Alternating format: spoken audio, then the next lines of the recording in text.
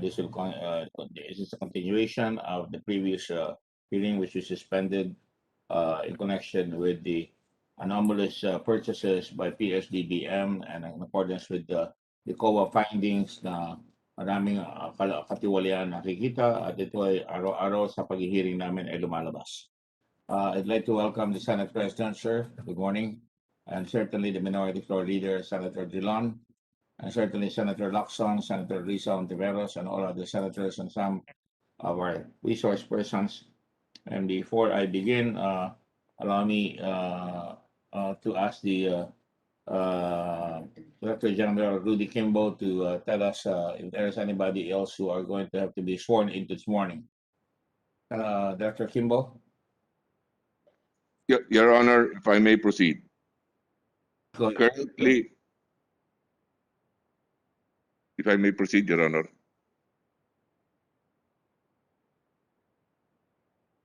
Go ahead.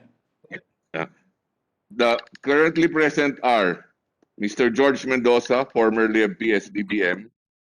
From the Commission on Audit, Ms. Rodora Ugay and Ms. Maria Carmelita Enriquez. From Asia United Bank, Mr. Jemar Villar, Branch Manager. From Banco de Oro, Ms. Maria Christine Leonardo, Branch Manager. Union Bank of the Philippines, Mr. Conrado Bustillos Jr., Branch Manager. From the Coalition of Philippine Manufacturers of PPE, Ms. Rosario Carrillo, Executive Director, Ms. Maria Teresita Hoxon Agoncillo, Board Advisor, and Ms. Jeanette Simpao, Compliance Officer. From Criotech and EMS, Mr. Ferdinand Ferrer. From New Life Pharmaceuticals, Mr. Girish Sitaldas. From Pharmally Biological, Ms. Rose Nono Lin.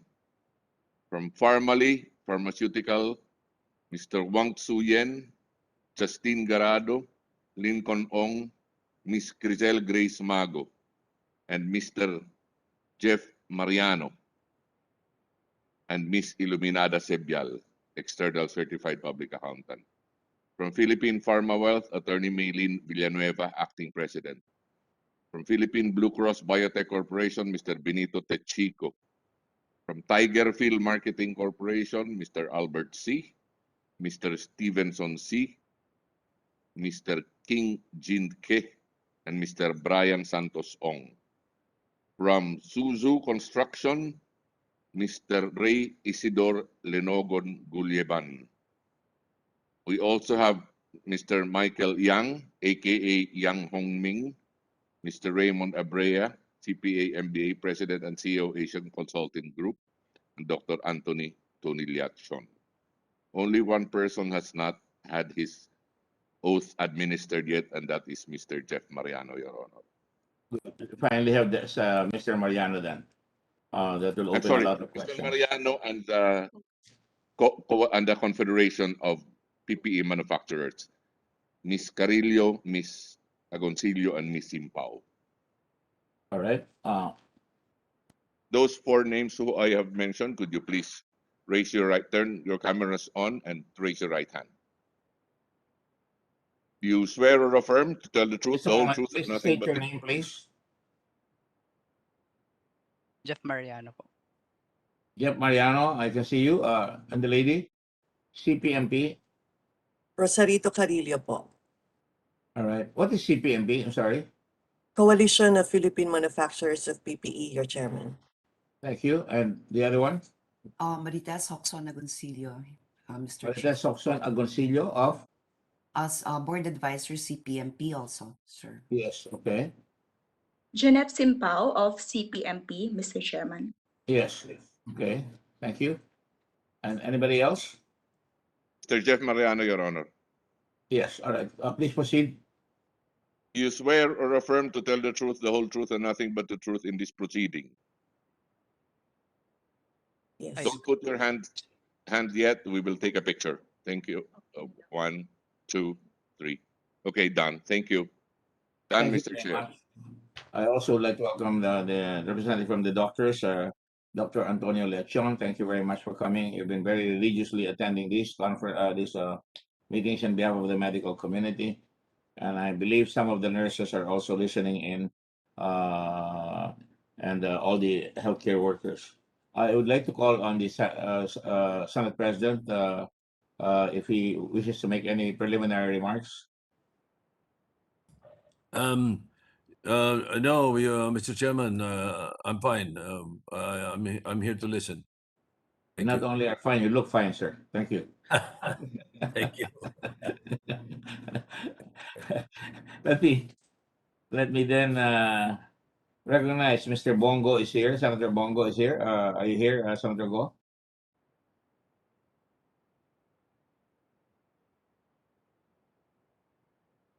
I just want to recognize Senator Bongo. I see his name. All right. Yes, that answered, but I see his name on the screen. Let me be very quick and try to be very quick because I have to recount the previous hearings. Last October 19, if I'm not mistaken, was the last meeting. And at that meeting, we discovered again a lot of glaring examples of tax evasion, even from Isuzu. We discovered, for example, that the cars were courtesy of Senator Risa Ontiveros. The car involving one of the folks here, luxury car came from a company. Senator Ontiveros, what is that company again? Yes, Mr. Chairman, that is Motostrada. Reportedly, Motostrada was the source of the Ferrari, which, according to the Facebook post under the name of Mr. Mohit Dargani, was being sold by Mr. Dargani. Motostrada is of interest to the committee, Mr. Chairman, because it is known to be one of the companies owned by Mr. Dennis Uy. So again, for the record, Mr. Chairman, because that is actually one of the loose ends from the previous hearing. Thank you, Mr. Chairman. Thank you. Speaking about that, alam niyo po, marami na ho tayong na-discover mga sasakyan dito at marami pang darating ngayong meeting na ito. Makikita ninyo at ito ay dapat natin pag-usapan sapagkat mahalaga ito sapagkat yung pera na nakuha dyan mukhang napupunta sa mga magagarang auto lalo na pagkatapos ng mga nabenta nila sa gobyerno di umano. At ang lumalabas po ngayon dito ay lumalabas na utang na isang nakita doon according to estimates by our expert Mon Abrea, lumalabas na at least 2 billion, more than 2 billion ang hinihintay na buwis na dapat sinisingil na ng BIR dito sa mga taong ito. At ang sinasabi diyan nga ay mahalaga na ma-check ang mga government suppliers kung nagbabayad ng tax dahil sa report ng BIR dahil talagang kumikita na sila ng napakalaki na wala sa lugar, hindi pa sila nagbabayad ng sapat na buwis at napatunayan na yan natin dito sa Tiger Field at yung iba pa. Pati na yung Chuchu na nag-operate dito na hindi nagbabayad ng tinatawag na income tax at saka nung iba bang mga buwis. Lalo na napakahalaga nito at ito ay pag-uusapan lalo na at ilalabas kami ni Senator Drilon dito na sinasabi ng Bureau of Internal Revenue on October 22 that it has padlocked 322 businesses nationwide during the first 9 months of the year, mostly for non-registration and non-issuances of receipts or invoices to their customers. At ang sinasabi pa dito ay most of the shuttered establishments were allowed to resume operations after selling deficiency taxes totaling to more than 1.8 billion. Ito po ay 322 negosyo na hinahabol ngayon ng BIR, pero ito ay isang kumpanya lamang. Halimbawa, ay umaabot na ng 2 billion ang estimated at lalaki pa yan dahil may mga fines at saka mga interest na sisingilin. Patuloy po natin ang ating pinag-uusapan dito at lumalabas din dito that the BIR has already filed 84 cases before DOJ to collect 3.15 billion tax liabilities. Busy po ang BIR pero dito sa mga nangungulimbat sa gobyerno, gusto po natin malaman kung anong ginagawa ng BIR, gusto po natin malaman kung anong ginagawa ng customs para habulin yung mga nagpapasok ng pera dito allegedly para maglagay ng business sapagkat yan ay nasa batas na dapat malaman kung may pinapasok ditong salapi. Para pag naglabas sila ng pera, meron tayong panuntunan kung saan galing yung perang yon na kumita dito at nilalabas sila para legal talaga yung ginagawa nila at hindi nagmamani laundering. Bago po yan, gusto kong paalam sa ating committee na napapasalamat po ang inyong lingkod at ang Blue Ribbon Commission sa National Privacy Commission or NPC. Lalo na po to the Honorable Privacy Commissioner Liboro na unaided and voluntarily made a statement noong nakaraang Webes or noong Thursday, October 21, sa kanila pong pagkukusa. NPC released an official statement kung saan nilinaw po nila, and I quote, the Data Privacy Act of 2012 does not prohibit the disclosure of personal or sensitive personal information, collectively personal data, when, kung kailangan para sa purposes of complying with validly issued subpoenas by government investigating bodies katulad ng Blue Ribbon.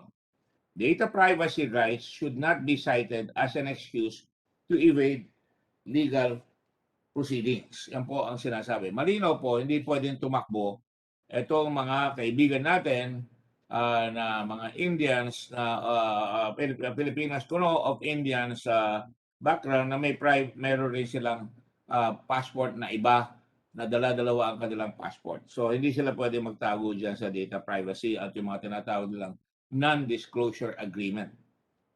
Ito po nakakalungkot sapagkat nung kita na natin na talagang umiiwas, wala pa po kaming nakitang diretsong sagot mula sa lahat dito, mula kay Andrew Ong, Andrew Ong at saka itong si Michael Yang. Ang medyo napilitan magsalita ng matuwid ay yung si Wang Chuyen at karamihan sa kanila kasama na nga itong mga sila Twinkle Dargani at saka si Mohit Dargani ay palaging umiiwas at ayaw sagutin. Sa kabila ng sinasabi nila ang tungkol nila ay presidente sila at sila ay nakikita talagang gumagalaw, pero pag sinabi na ang sabi raw ng abogado nila huwag sasagot dahil ito will incriminate them. Incriminated na po sila. Marami na tayong nakuha ng dokumento. At again, contemptuous yung ginawa nila habang siya ay nakasalang.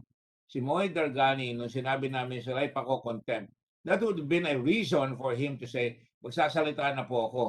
Ano po ang ginawa? Imbis na magsalita, nawala na lang po sa ating virtual meeting at hindi na po sumagot. Ibig sabihin, tumakas na at umiskapo na po at naging fugitive sa Senado at hindi na sila nagpakita silang magkapatid. At yan po ay nagpapatunay na may tinatagong kasalanan itong mga ito. At nagpapatunay na malalakas ang loob nilang gumawa dyan dahil may mga backers silang malalaki. Na tuwing magbi-meeting, gabi-gabi, nagsasalita ang Pangulo mismo na number one backer nila na ang dapat gawin sana ng Pangulo, hindi po ba dapat magduda kayo na yung mga nilagay nyo ay pinabura ng isang kumpanya ng Pharmally ng napakalaking pera na umaabot ng 9.5 billion so far na maaaring umabot pa hanggang 11 to 12 billion. Yung po, kung matino ang Pangulo, dapat yun ang unang tanungin niya. Di po ba? At bakit niya pinagtatanggol ang isang private company? Bakit niya pinagtatanggol ang isang taong nangangalang Michael Yang na tila sa akin lang po ito, wag po kayo magagalit Mr. President, sa akin lang po ay tumalabas sa akin na ito ay foreign agents. Lalo na at sinasabi na ni Senator Lacson na gusto niya na masiyasat mga 3,000 mga Chinese mula sa MLA in China ay pumasok dito na parang mga lumalabas na nagmamasid sa ating bansa. At ako rin po, with the permission of my chairman in National Defense, gusto ko po, with the permission of the Senate President and the Minority Floor Leader, tumawag ng isang hearing sa liderato po ni Senator Lacson na i-brief tayo ng Armed Forces of the Philippines, sa mga security agencies natin, kung talagang totoo napasukan na tayo dito, and I'm sure napasukan na tayo, ng mga tao na galing sa ibang bansa na talagang walang ginawa, lalo na may problema tayo sa West Philippine Sea na talagang pinapasok. Pero ang dapat nating ma-realize bilang mga Pilipino, yung pagkaka-appoint ng isang foreigner, isang banyaga na talagang kinultivate ang pagkakaibigan sa isang mayor ng Davao na nakapasok siya hanggang siya ay ma-appoint na economic advisor. At kung titignan ninyo yung kontrata ng pagka-appointment, nakalagay doon na malinaw, he is aware, quote-unquote, of the sensitivity of information he may have access to.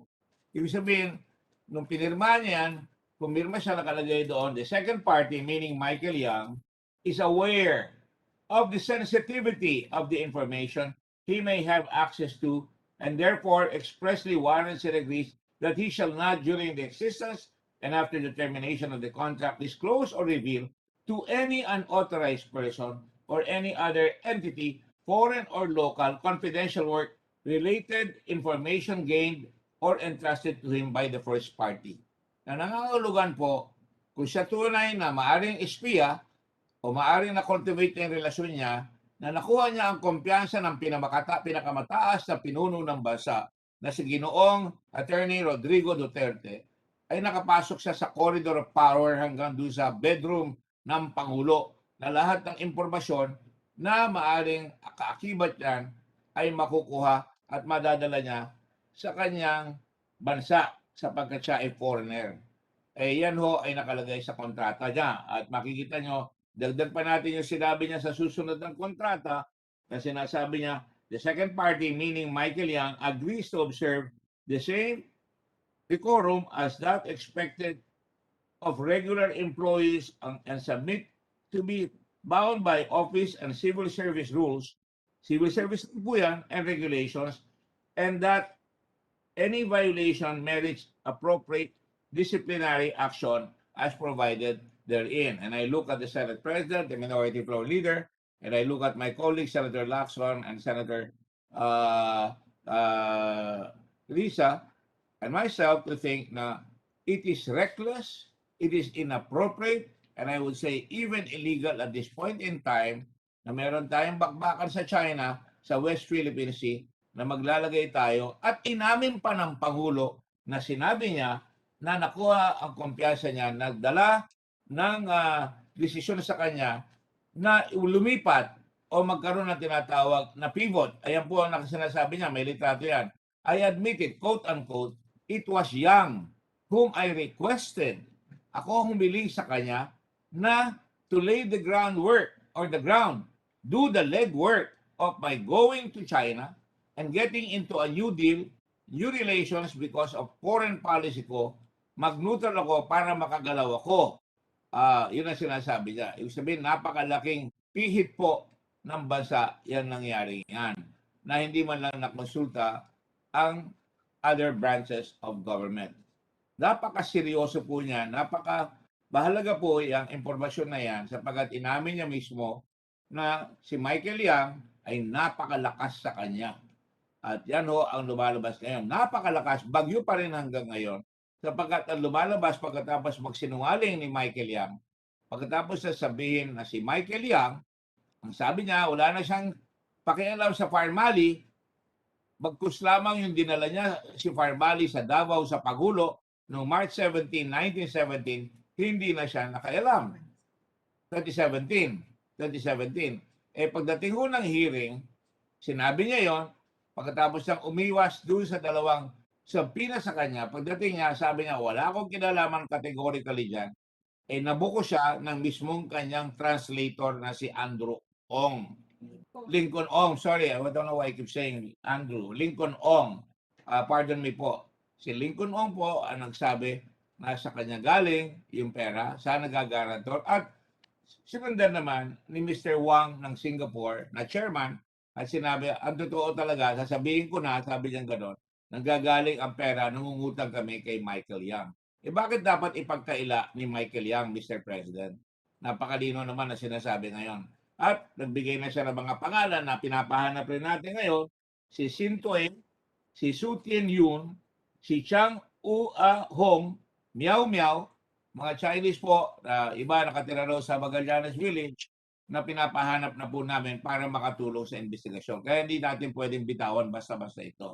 Sapagkat malinaw na pinasok tayo ng sawa ang ating poultry ng bayan at nilinggis lahat yung perang binayad ng tao para makatulong sana dito sa ating tinatawag na problema sa pandemya na napakalaki at napakalawak.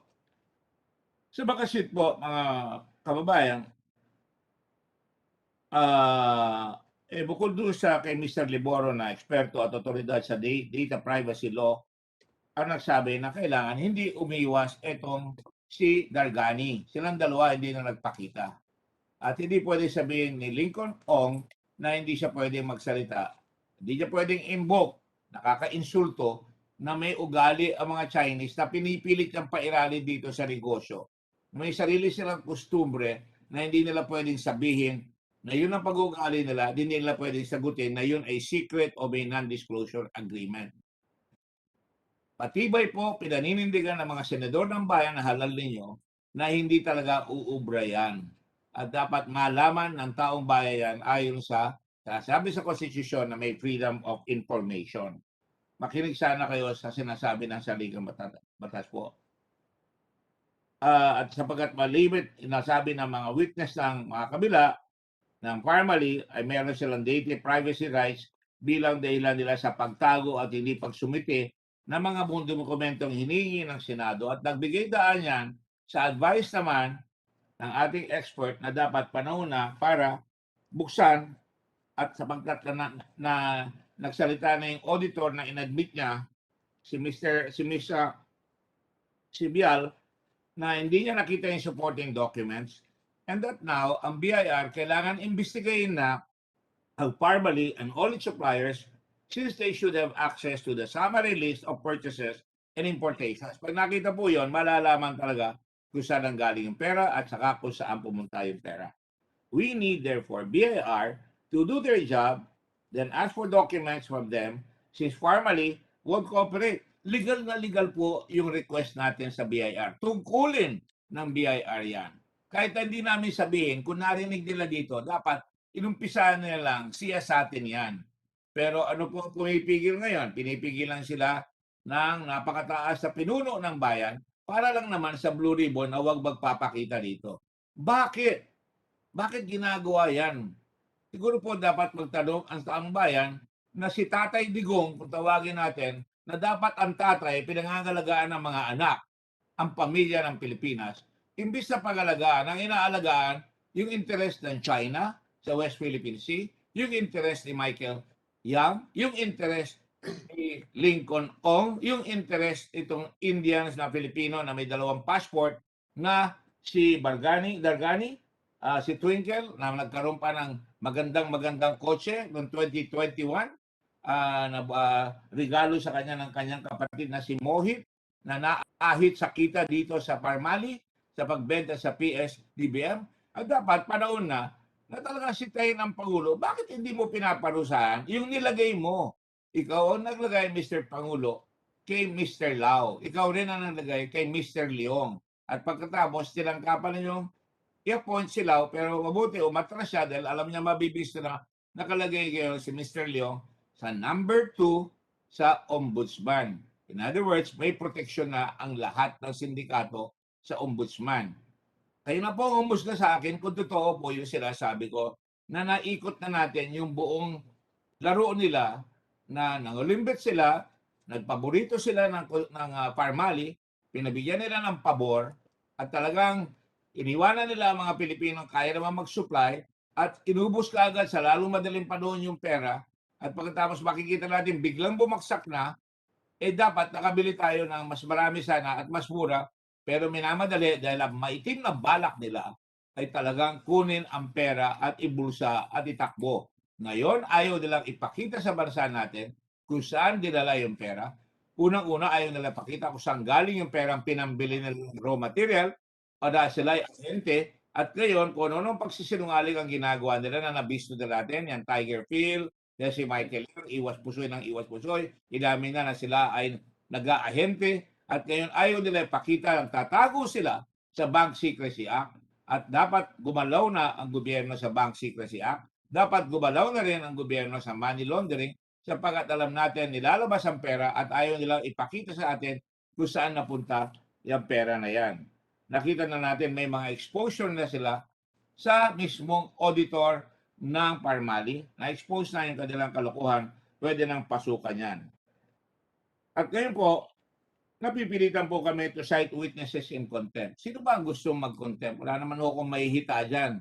Hindi lang naman po ako nagpapa-contempt. Ako lang po i-chairman. Pag nag-motion po at ito ay hindi hugas, I agree with any senator who will protect the integrity of the Senate and the prerogatives of the Senate to protect its rules and regulations, its powers to make sure that we can investigate in aid of legislation and discover malfeasance, misfeasance, and nonfeasance. Basahin ko lang po yung sinasabi sa inyo ng betrayal of trust na dinefine ng Constitutional Commission doon sa isang kaso ng Gutierrez, if I believe, versus House of Representatives, kung di ako nagkakamali.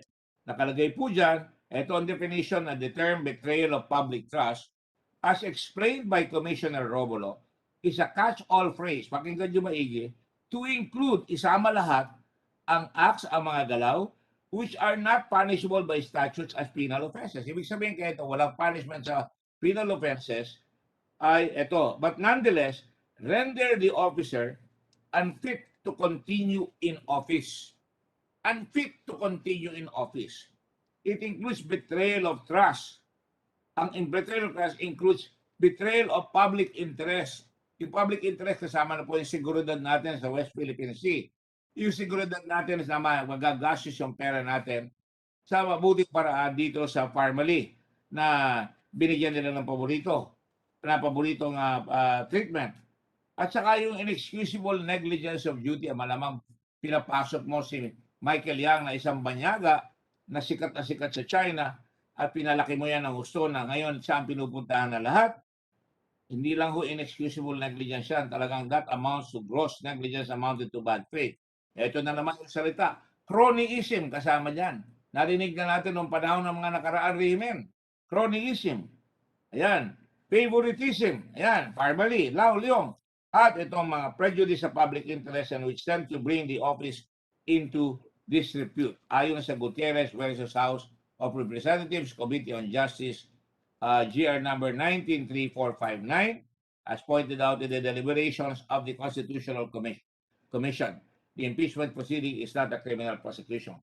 However, nakikita natin, it does not only cover criminal acts, but also non-criminal acts, such as betrayal of public trust, which is the main charge against petitioner in both the first and second complaint.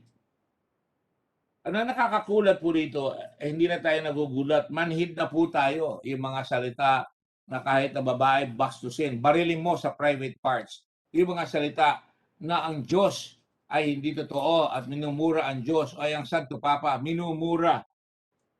Pope, putang ina ka, sinasabing ganun. Sorry po, I have to say that.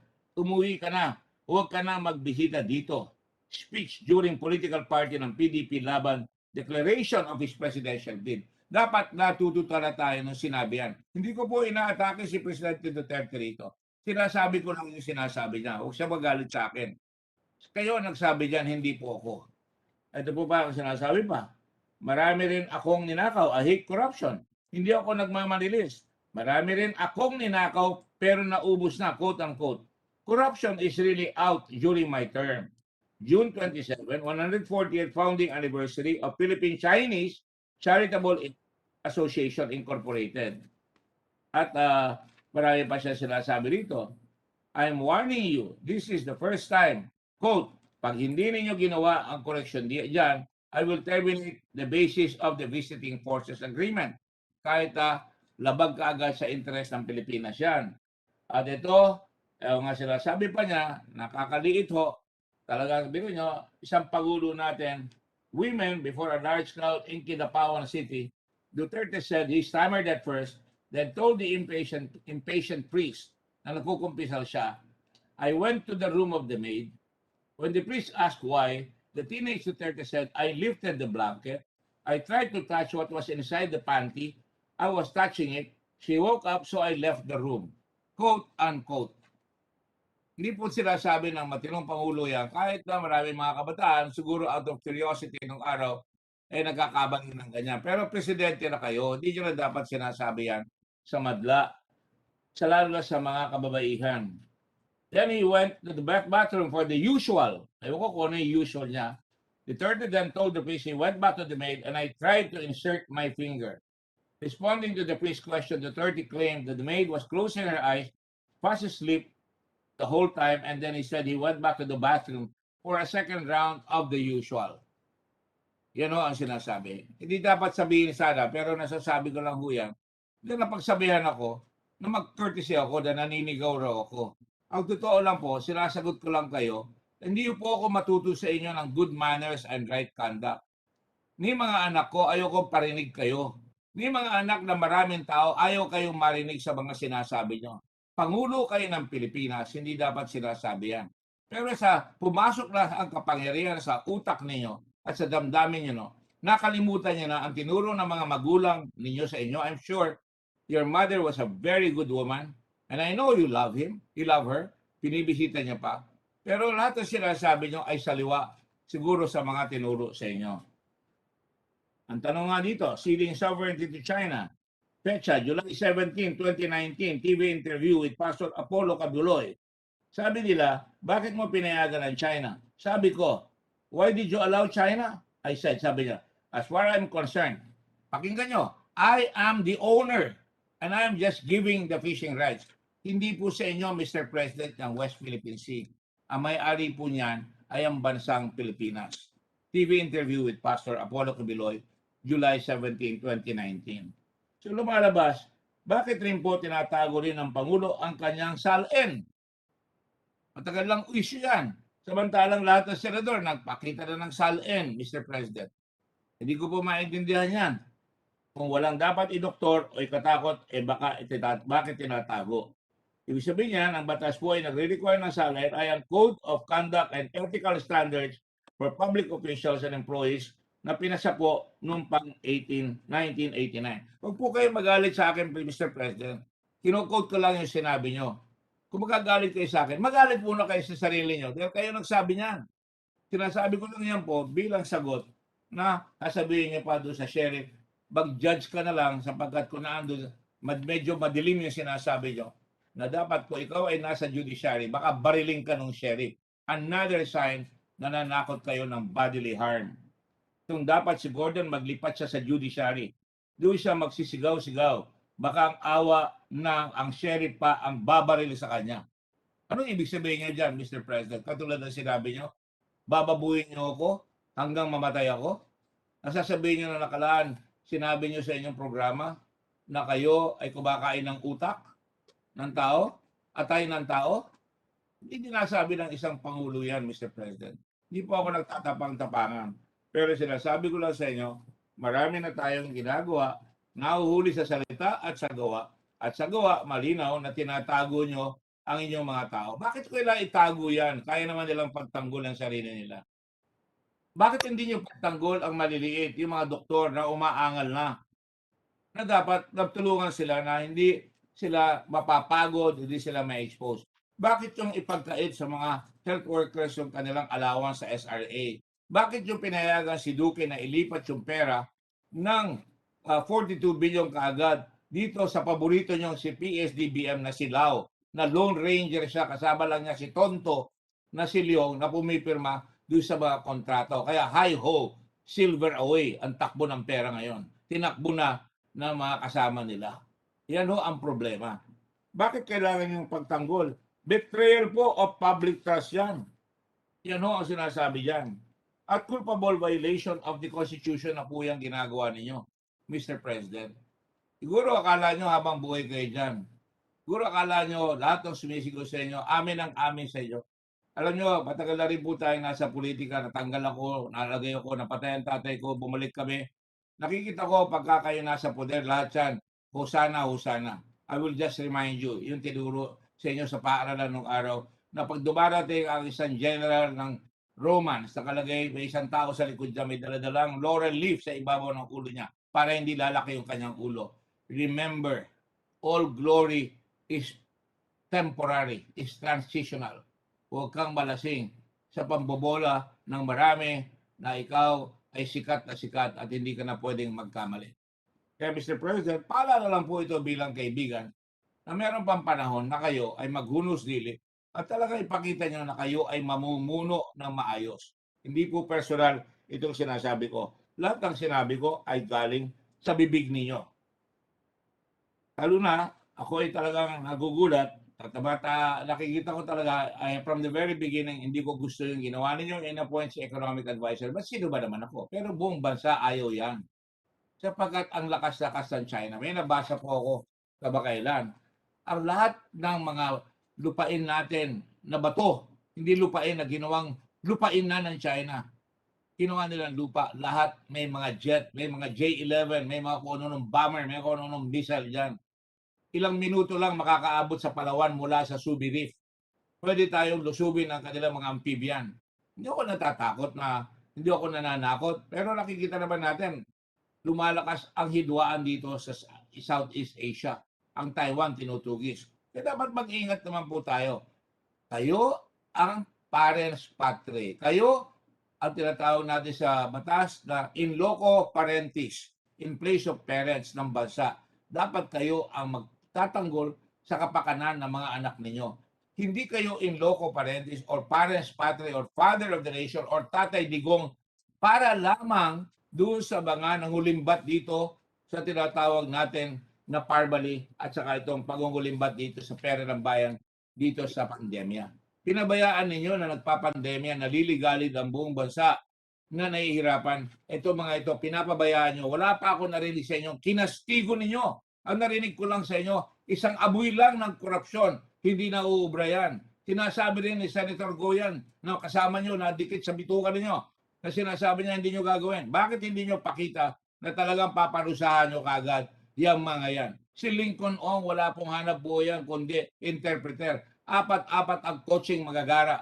Ito si mga Dargani, nakikita nyo, ang gaganda ng kotse. In time, conspicuous consumption of wealth. Nasa civil law yan. Mga kababayan, dapat malaman po natin sa panahon ng pandemya na maraming Pilipino ang naghihirap. Bakit puro banyaga ang namamayagpag? Para kanino ba talaga ang Pilipinas? Binigay nyo na ba sa mga banyaga at sa mga crony ninyo? Yan po ang lumalabas sa investigasyon. Kaya huwag nyo pong pigilin. Lalong nahahalata ng taong bayan na pinipigil ninyo na papunta sa inyo talaga. At alam na nila, galing sa inyo lahat ang kapangyarihan sapagkat kayo naglagay kay Lau, kayo naglagay kay Leong, kayo nagipag-meeting kay Pharmally, kayo rin ang nag-appoint Kalalaw at kay Leong, muntik na ma-appoint pa si Lau, si Leong na-appoint sa ombudsman. Bilog na po ang circle, hindi bola. Bilig na po ang circle. Pag pinagsabi-sabi niya yan, kasama na po lahat yan, pwede na tayo mag-conclude. Kaya nga ho, may pandinig ang Senado para tulong-tulong po bayanihan sa paggawa ng mga solusyon sa paglulutas sa mga butas sa batas kung meron para panagutin ang naisala at pati na po para po ba ibalik ang salaping ninakaw. Dapat ibalik mula sa kamay ng mga kawatan, pabalik sa kamay ng bayan. Pera po natin ito, wish nyo po ito, mga kababayan. So, hindi na po ako masyado pang magpapakahaba-haba pa rito sa pinag-uusapan natin. The executive harms the people by siding with a few abusive, already rich, unscrupulous individuals. Patak ninyo, ayaw sabihin ko saan galing yung pinagpatayo ng SDLA, yung DPLA sa Davao. Bakit hindi niya sabihin kung saan galing yung pera pinagpatayo ng mga malalaking mall ni Michael Yang? At pagkatapos, biglang nagpasok ng pera sa Pili. Ang pinasok ay 80 million, samantalang ang nakalagay sa capital stock nila ay 10 million lamang.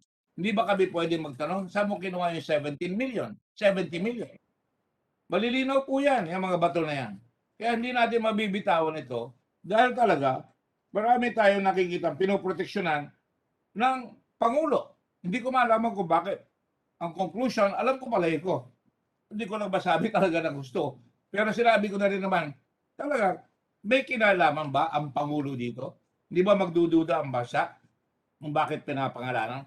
Ginasabi ko po ito kasi lumalakas ang loob nito si Lincoln Ong. Lumalakas po ang loob nito si Darwani. Lumalakas po ang loob ni Michael Yang. Lumalakas po lahab ng mga banyaga sapagkat kayo ang abogado nila. Kayo ang sumasagot para sa kanila. Kayo ang nagtatago ng kanilang katiwalian. Kayo ang dapat managot ultimately. Umaangal na po lahat ang bansa, lahat ng mga nag-iisip. Hindi po ako naniniwalang hindi marunong mag-isip yung DNE. Maring mabola sila katulad sa Ruso. Mga kababayan kong sinasabing kapuspalad, may hirap. Slogan lang yan ng mga gustong manalo sa politika. Pero talingo kayo, sa tagal-tagal ba ng eleksyon dito sa Pilipinas, gumanda na ba ang buhay ninyo? Ang bagong gimmick ngayon ay gimmick ginawa sa Russia. Sa Russia nung araw noong 1917, nung magrevolusyon sa Russia. Anong tawag nila sa Tsar Nicholas?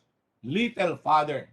Dito ang tawag natin, Father Digong, Tatay Digong, Kuya Bong. Yan po ang mga sinasabi ng mga tao. Para mapalapit sa inyo, ginawa ninyong tatay si Tatay Digong. Hindi gawain ng tatay na payagan makulimbat ang buong pera ng bansa at kinuha lahat ang pera at ngayon nahuli, kayo pa ang nagtatanggol. Ang dapat pagtanggol mo, Mr. President, ay ang taong bayan. Yan ang nakalagay sa oath of office ninyo. At kung babasahin ko yung oath of office ninyo, I, Rodrigo Roa Diserte, do solemnly swear that I will faithfully and conscientiously fulfill my duties as President of the Philippines, preserve and defend its Constitution, execute its laws, pairali ng batas, do justice to every man, bigyan natin ang katarungan ng taong bayan na naghihikaw sa pandemya, and consecrate myself to the service of the nation. Finally, hindi po ako nakikipag-away sa inyo. Kung may sinabi po ako sa inyo, galing lahat yung salita sa inyo.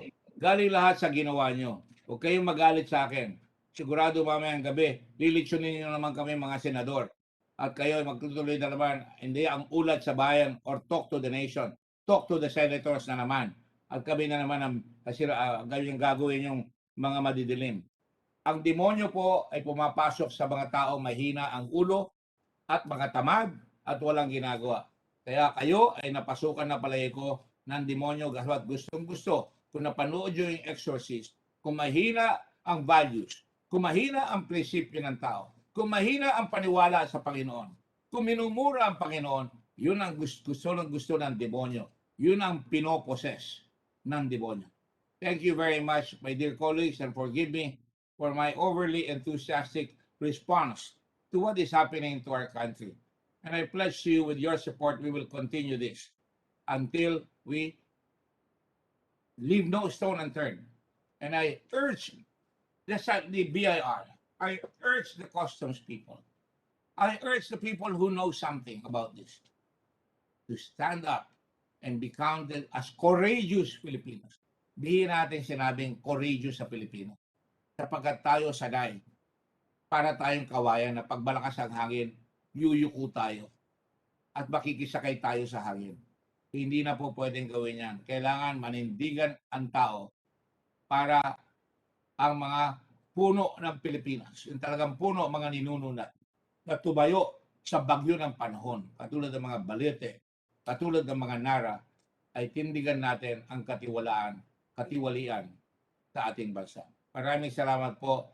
And I would like to ask for forgiveness for my friends in the Senate. And I would like to say, I forgive all these people, but I will not forget. Thank you very much. The chair will now recognize Senate President Minority Floor Leader, Senator Drilon. I believe you have a motion, sir. And I like to join in that motion. You are recognized, sir. Yes, Mr. Chairman, thank you very much. I discussed this with the chairman for the record before this hearing. And this is our desire for the government to look into the taxes paid by these suppliers. And this is prompted, Mr. Chairman, by the revelation done by Shushu Construction Machinery in the last hearing. Kung inyo pong maalala, noong nakaraang pagdidinig, ang kumpanyang Shushu Construction Machinery Corporation, inamin, hindi po sila nagbayad ng income taxes. Ni piso po, magkano po kanilang kontrata? 2 bilyon, 23 milyon, 2.3 2,230,000,000 ang kanilang kontrata na inaward noong panahon ng dating Undersecretary Lloyd Christopher Lau. Hindi po nagbayad, ni piso. 2,230,000,000 ang kontrata nila. It is in this context, Mr. Chairman, with the permission of my colleagues, that I will ask that we look into the tax liabilities of these contractors. To put it in context, we should not forget that 42 billion was transferred by the Department of Health to PS-DBM, which was flagged by the COA. We assume that the 42 billion was totally disbursed by the PS-DBM and paid to the suppliers to purchase face masks, face shields, PPEs, and other medical supplies. Ang tanong po, doon sa 42 billion na dinisburse ng PS-DBM sa mga suppliers, magkano buwis ang binayad nitong mga suppliers na ito? How much income taxes were paid by the suppliers who got a total of 42 billion in supply contracts from the government? In my computation, Mr. Chairman, there is a potential tax intake or income of approximately 7.5 billion pesos. I repeat, Mr. Chairman, subject to further verification, potentially out of the 42 billion in supply contract awarded by PS-DBM, the suppliers is supposed to have paid 7.5 billion pesos in income taxes. How did we arrive at that? 42 billion. If you deduct from 42 billion, 40%, which is the optional standard deduction allowed by the BIR for corporations, you would have a presumptive net taxable income of 25 billion, 25.2 billion to be more precise. And at a 30% income tax rate, 30% of 25 billion is 7.5 billion pesos. I am not saying, Mr. Chairman, that this is the tax due. I am just saying that potentially there is an income tax due of 7.56 billion pesos as a result of 42 billion in contracts awarded by the PS-DBM.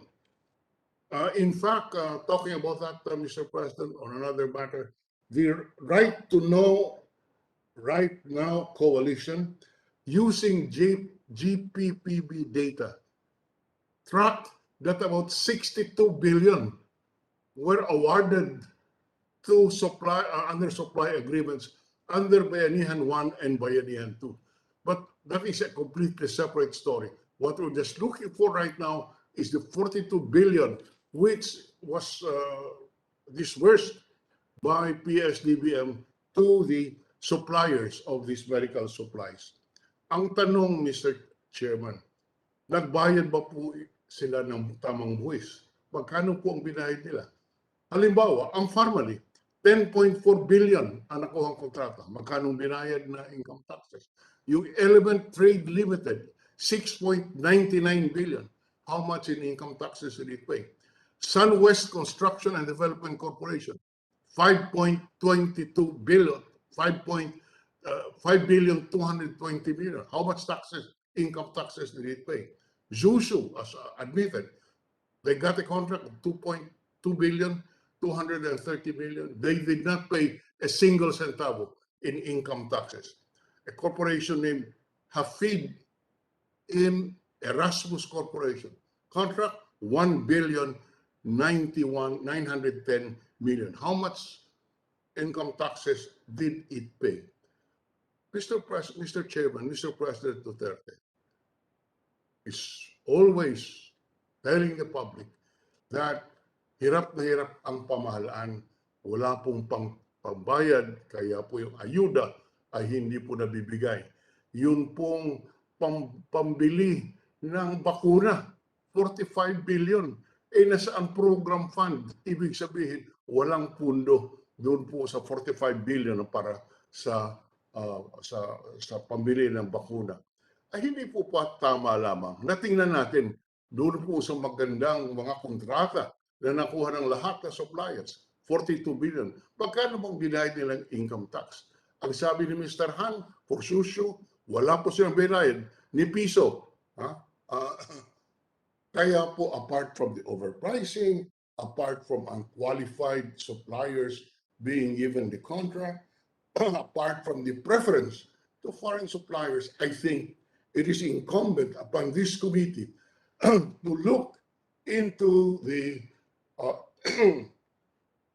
taxes paid by these suppliers. It is in this context, Mr. Chairman, that I move that the income tax returns which were provided by the BIR to the committee, which under the law should be given in executive session, should be made public because of what we have learned so far, and by under our rules of procedure governing inquiries in aid of legislation, it provides that testimony taken or material presented in executive session or any summary thereof shall not be made public in whole or in part unless authorized by the committee. That's our rule, Mr. Chairman. And therefore, on this basis, I therefore move that any and all documents submitted by the BIR pertaining to the returns to the income tax, to the returns of the following persons be made public pursuant to section 11 paragraph 3 of the Senate Rules of Procedure governing inquiries in aid of legislation. Mr. Chairman, these are, number one, the income tax return of Pharmally Inc. and its officers, employees, including Muhit Dargani, Twinkle Dargani, Lincoln Ong, and Justin Garani. The income tax return of Yang Hong Ming, the income tax return of Rose Nono Lin, and the tax returns of Zuzu Construction Machinery Group. I so move, Mr. Chairman. I second the motion, Mr. Chairman. We should reveal to the public the tax returns of these people. I know this was supposed to be an executive session, but this was supposed to be materials for the executive session that was discussed. And since we have already been able to take a look at all this,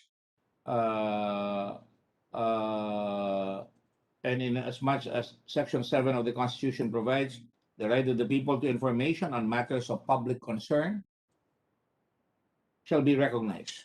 Access to official records and to documents and papers pertaining to official acts, transactions, or decisions, as well as to government research data used as basis for policy development, shall be afforded the citizen, subject to such limitations as may be provided by law. The Senate is empowered, the committee is empowered to declassify this information on the basis of the motion right now of President Minority Floor Leader Senator Drilon, and has been properly seconded by the gentle lady from Panay Island and from Rizal and other areas. Are there any objections to this motion? There being none, the motion is carried, and the proper orders will be done right away, and they should be able to publish all this documentation. And it is my hope that the BIR will continue to supply us with the necessary information. Senator Dillon? So Yes, ordered. consistent with that last statement of the chairman, may I also move that the committee adopts a resolution urging the Bureau of Internal Revenue to form a task force for the specific purpose of a special audit on the returns made by the suppliers of the medical supplies worth 42 billion. I so move, Mr. Chairman. This is a simple motion urging the BIR, consistent with the opening statement of the chairman, that they should give special attention to this. I join the minority floor leader, and I'd like to say I just want to Yeah. expand it to all those who were partook of this money that was for the pandemic appropriated by the Congress properly, and I'd like to expand that into that area as well. Is there any second to the motion as explained by the chairman? I second the motion, Mr. Chairman. Okay, it's been properly moved and seconded. And are there no objections? There being no objections, the same is approved. And right away, we urge the BIR that to take urgent notice of this and urgently act on all these matters so that we can finally get to the bottom of this. Is there any comment from Senator Lacson on the matter? Senator Lacson, do you have any comment? I just saw your picture. I don't know whether you were able to. No, just checking the rules of the Senate, and the minority leader is correct. The motion which has been seconded is proper, Mr. Chairman, because the committee can authorize to make public testimonies or documents made in an executive session. So I support the motion of Senator Dillon, Mr. Chairman. Thank you. Thank you, Senator Lacson. Just to be sure, gusto natin sabihin sa publiko, pinag-aralan po lahat ito at talagang nakikita talaga, nakakaiba talaga ang nangyayari na talagang kung hindi natin gagalawin ito, makakatakbo na naman ito at makakaalpas. At hindi natin po dapat payagan itong mga bagay na ganito. And also, in addition to that, I urge the Customs Department as well as the appropriate authorities at LTO to find out itong mga kotse na binili nila at madadagdagan pa ngayong meeting na ito kung saan talaga binili yan, kung pumasok yan formally o pinasok yan na smuggled at para malaman natin kung talagang nanakawan na naman tayo hindi lang sa mga gamot at hindi lang sa mga vaccines at saka sa mga PPE, saka sa mask, ngunit pati sa buwis na binanggit na ni Senator Dillon at saka ni Senator Antiveros at Senator Lacson and the representation, ngunit pati na rin doon sa ibang mga fruits of the corruption, katulad dito mga kotse at mga bahay. So I'd like to urge the Customs Commissioner, I'm sure they're all listening, to do that. Concomitant with that, I'm sure the members of the committee realize that we're being watched by all these government agencies, from the Department of Justice to the Ombudsman and to all the BIR. And I understand the Ombudsman is already initiating certain investigation. I hope that is the case. And also, BIR, I understand, is already pursuing leads coming out of that, and we thank them for that. And I hope it will be like the RITM that investigated the Subic laboratory that was, I understand, being forced to come out with a negative report. Eventually came out with a positive report that everything done in the test was good. I urge them to do so in the interest of the Republic, in the interest of the suffering people of this country. Having said that, go ahead, Senator Dillon, you have a comment? I can see your hand being raised. As a supplemental motion that these government agencies who we requested to make the appropriate investigation, particularly the BIR and the Customs, be required to submit the results of their investigation to this committee as part of our effort to look for what possible laws and legislation we can pass in order that this will not be repeated again. Thank you very much, Mr. President, Mr. Chairman. I second the motion, Mr. Chairman. Was there a motion? If there is a motion, then I will. Was there a motion?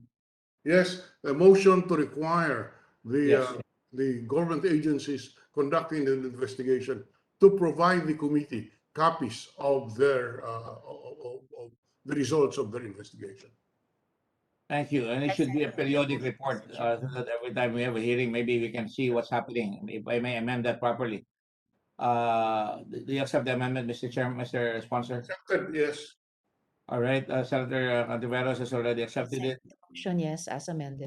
There is no objection on the members, and the motion is carried without any objection. Let the appropriate manifestations be sent to the agencies concerned so that they can move post haste. Mabilis na lang gawa ng paraan itong ginagawa ito because ang order so far ng Presidente at di pa tayo nakakapunta sa Supreme Court at papunta na tayo ron ay for their appearance. Pero hindi nangangahulugan yung mga dokumento at investigasyon nila ay mapipigilan itong pagpigil o pagposa sa ating investigasyon ng Pangulo ng Republika ng Pilipinas. Ang nangyayari dito ngayon ay talagang maganda sa demokrasya yan na matututuhan ng tao na walang isang tao lamang ang pwedeng humadlang sa katarungan at katotohanan at lumalaban rin ang inyong Senado, ang inyong Kongreso. Even I'm sure in the House of Representatives there are people who want this, but there are also certain people that I call jukeboxers na pag hinulugan mo ay tutugtog ng tugtog ng mga talagang matatapang na tumanggap ng pera sa mga tao na talagang katiwalian. Kaya natutukso sila. Hindi naman lahat ng House of Representatives ay kasing sama itong mga ginagawa nito. Kaya ang tukso sa kanila ay sila ay member ng House of Representatives. Ilang gusto ko sabihin. Pamisa-misa naman dapat makatikim ng konti para matauhan at mahimasmasan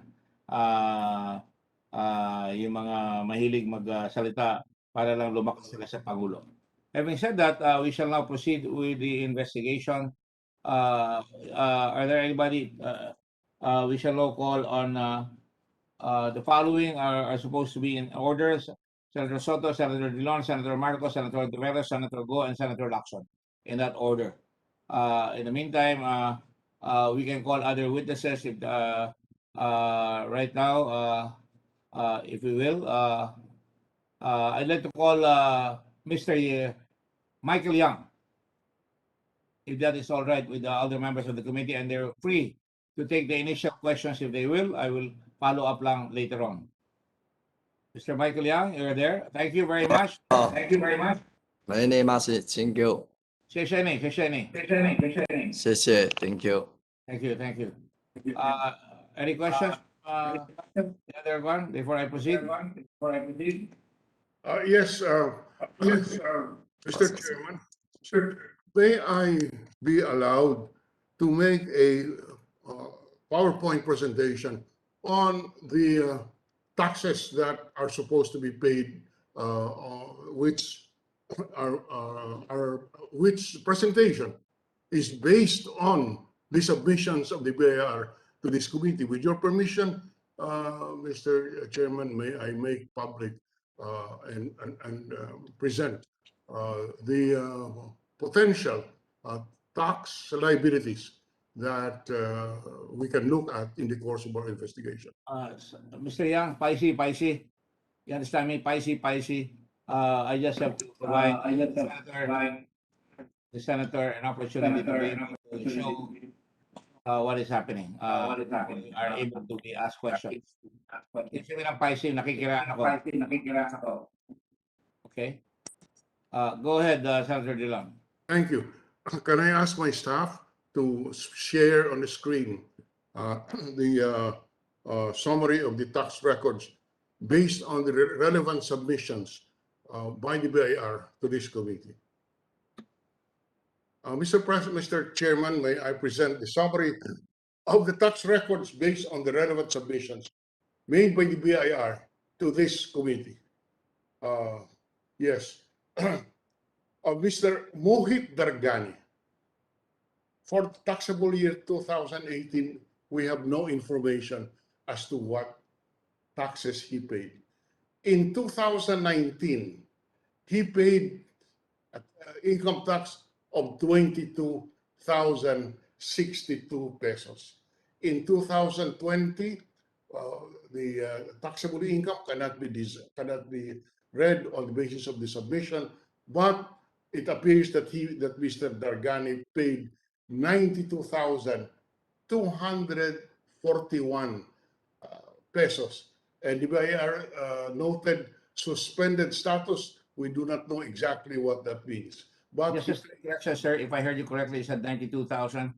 The PowerPoint presents 97,000. I'm sorry, 97,241 pesos.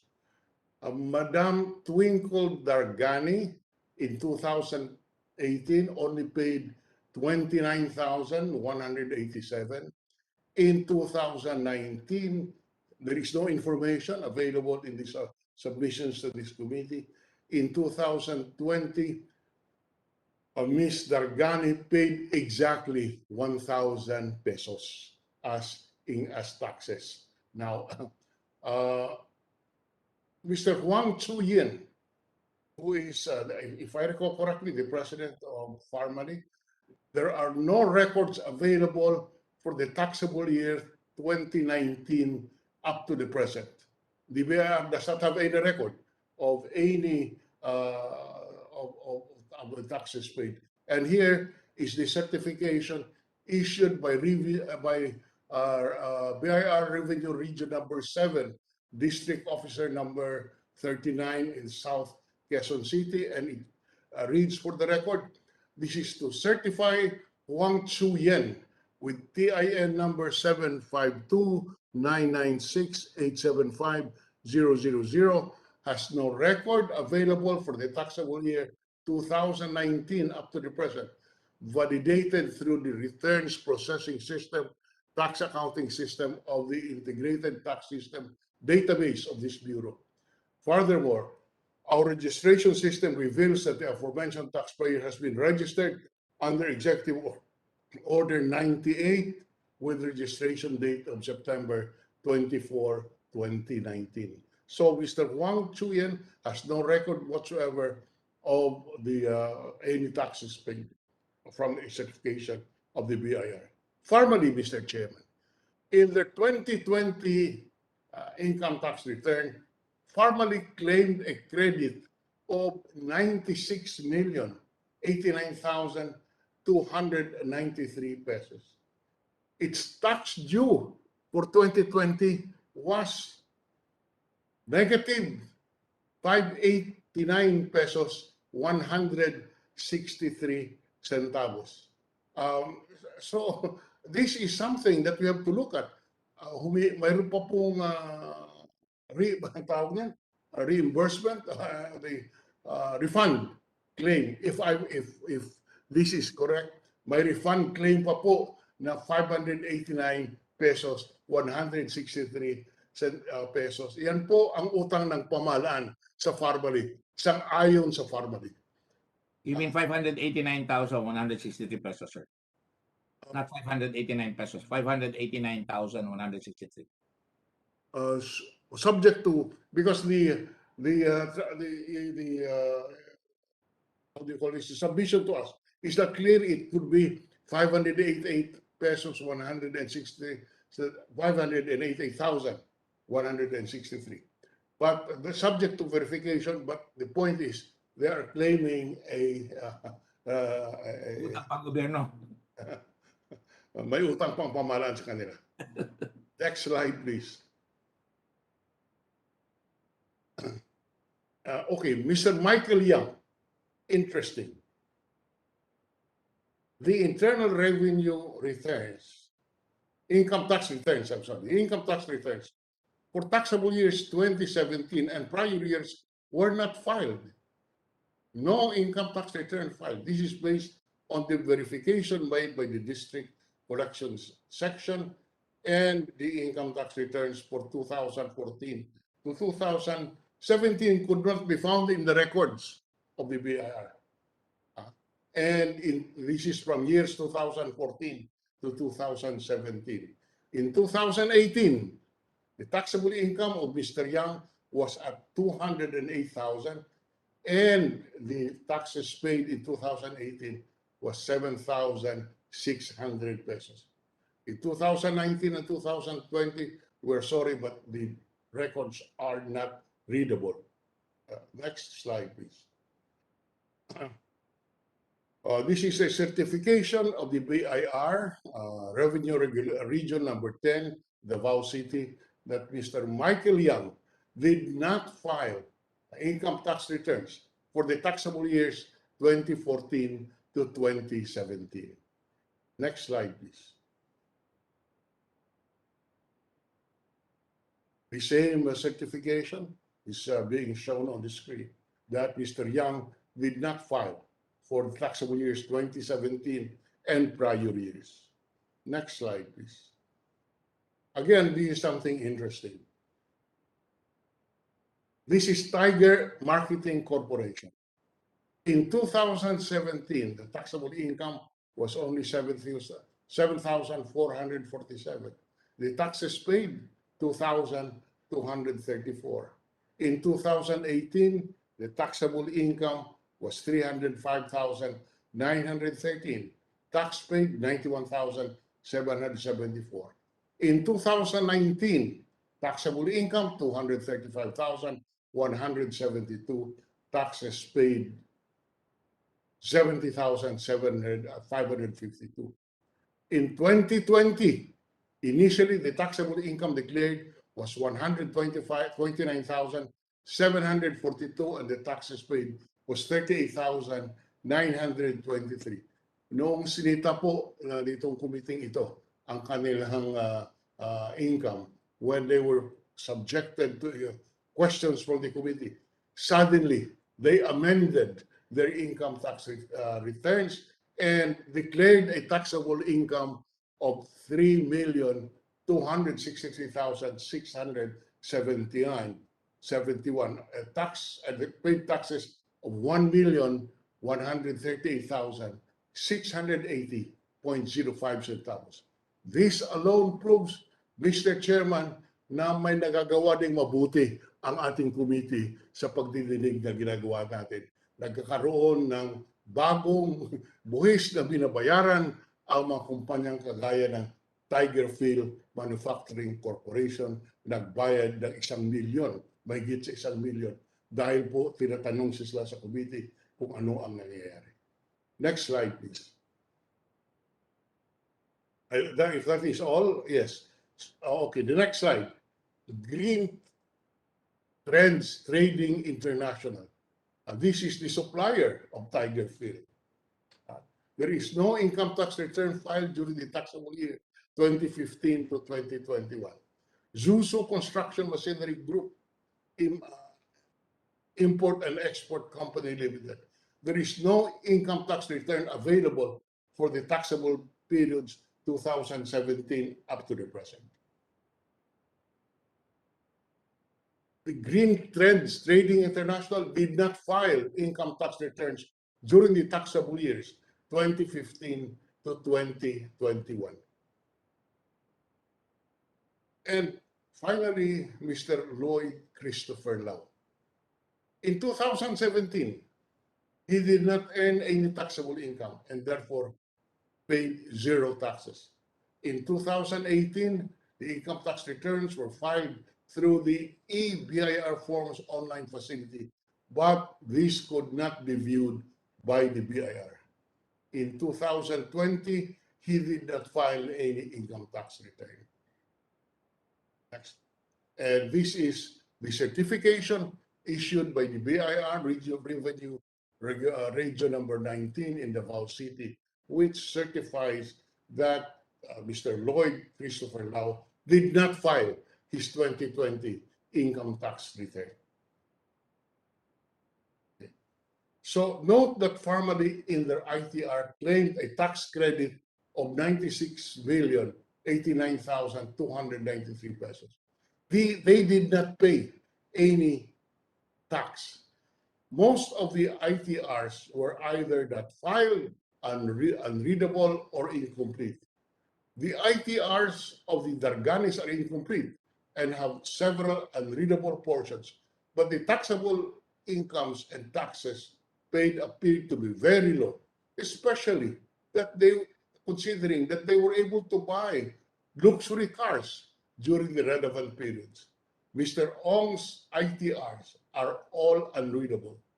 Tigerfield's taxable income from 2017 to 2019 may be underdeclared considering the big jump in taxable income for 2020, which return they amended after the revelations at the Blue Ribbon Committee. Shushu has no ITR from 2017 to 2021. We are presenting all of this, Mr. Chairman, because under the law and under the regulations, those who bid for the supply of medical supplies, PPE, etc., should submit a certification of the taxes paid, etc. So this again would indicate the need for us to closely review how the PS-DBM is able to get away with all of these apparent violations of our existing laws. We submit that, Mr. Chairman. You know, we could have asked government officials if they were allowed to appear. Since they are not allowed to appear, then we have no choice but to make this presentation. And it's up for them to appear here and dispute what the BIR records indicate. Thank you very much, Mr. Chair. Thank you very much, Senator Don. Indeed, that is very revealing, and that's because the Blue Ribbon asked for this tax returns to be presented to us. And you can see, not only is it extremely bothersome because they got so much money and they're even demanding may sukli pa ang gobyerno na babayaran sila. Na laki-laki lang na nakuha na nila, meron pang utang ang gobyerno sa kanila, tayo pa may utang na loob. At if you will allow me, pakisabi lang yung last slide, pakipakita lang yung last slide. Nakita ko si Lincoln Ong doon eh. Pagkandaan niya si Lincoln Ong, gusto ko makita yung reaction niya na nakalagay doon. Sa last slide, can you ask... Yes, can we have the staff put back the last slide, please?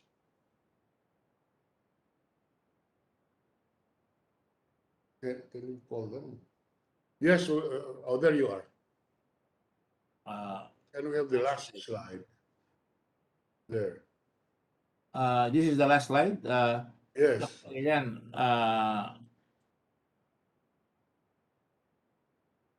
There. Yan eh. Slide, yes. Pharmally, and their ITR claim tax credit, humingi sila. Most of the ITRs ay hindi final, unreadable. Yun ang kanilang strategy, unreadable para mahirapan talaga magbasa. Hindi ko malaman sa pagkatakalan ko, digitize sa lahat yan. The ITRs are incomplete. Yung mga darganis are incomplete and have several unreadable portions. But the taxable incomes and taxes paid appear to be very low. Especially considering that they were able to buy. Nakabili sila ng luxury cars pero ang baba-baba ng buwis. Eh kaya talagang tatakbo talaga yan, di ba, Senator Dillon? During the relevant periods. Lincoln Ong's ITRs are all unreadable. Does that mean that he did not pay any taxes, sir? Tiger Phil's taxable income, nakita natin, nag-jump, underdeclared considering the big jump, but I understand meron pa siyang babayaran dyan. And si Tiger Phil, dahil hindi nangangulugan, libre na siya. Dito ay Twinkle Dergani, nakalagay, did not declare her additional income from her brother's donation to her of the Lamborghini SUV worth more than 25 million, pero lumalabas dito 18 million on the donation alone. Twinkle owes the BIR at least 6 million pesos in income taxes. I just wanted to put those observations para naintindihan ng mamamayan na nakikinig sa atin kung gaano kahalaga itong ginagawang investigasyon. Na sinabi na nga natin last week pa na napilitan magbayad itong napakaliit na kumpanya na yung pinakamaliit na in-order na noong unang-una ay ang utang pala nila ay malabas na 1.8 billion kung di ako nagkakamali, ang dinagdag 1.8 million ang dinagdag nila. Let me just ask si Juan, si Mr. Abrera. Yes, Mr. Abrera? Chairman. Yes, would you like to comment on some of these because we consult you on this. Do you have anything to say about this? Mr. Chairman, number one po, wala pa po akong access sa mga pinresent ni Senator Drilon. Kasi po diba yan po yung sinabit ng ni Commissioner at kayo lang po naka-access. So, hindi ko pwede bigyan, pero ngayon pwede ka lang umaccess dyan. Dine-classify na namin. Yes, Mr. Chairman. But Mr. Chairman, I would like to comment also dun sa mga potential tax exposures or tax evasion. If I may be allowed to briefly present something, Mr. Chairman. Please go ahead. It will be very helpful to us. Mr. Chairman, over the since our last hearing po hanggang nitong weekend, nag-overtime po kasi yung mga trolls at bashers at nasabihan po tayo na naggagawa daw tayo ng kwento at inakusahan natin ng tax evader si Pharmally at yung ibang supplier.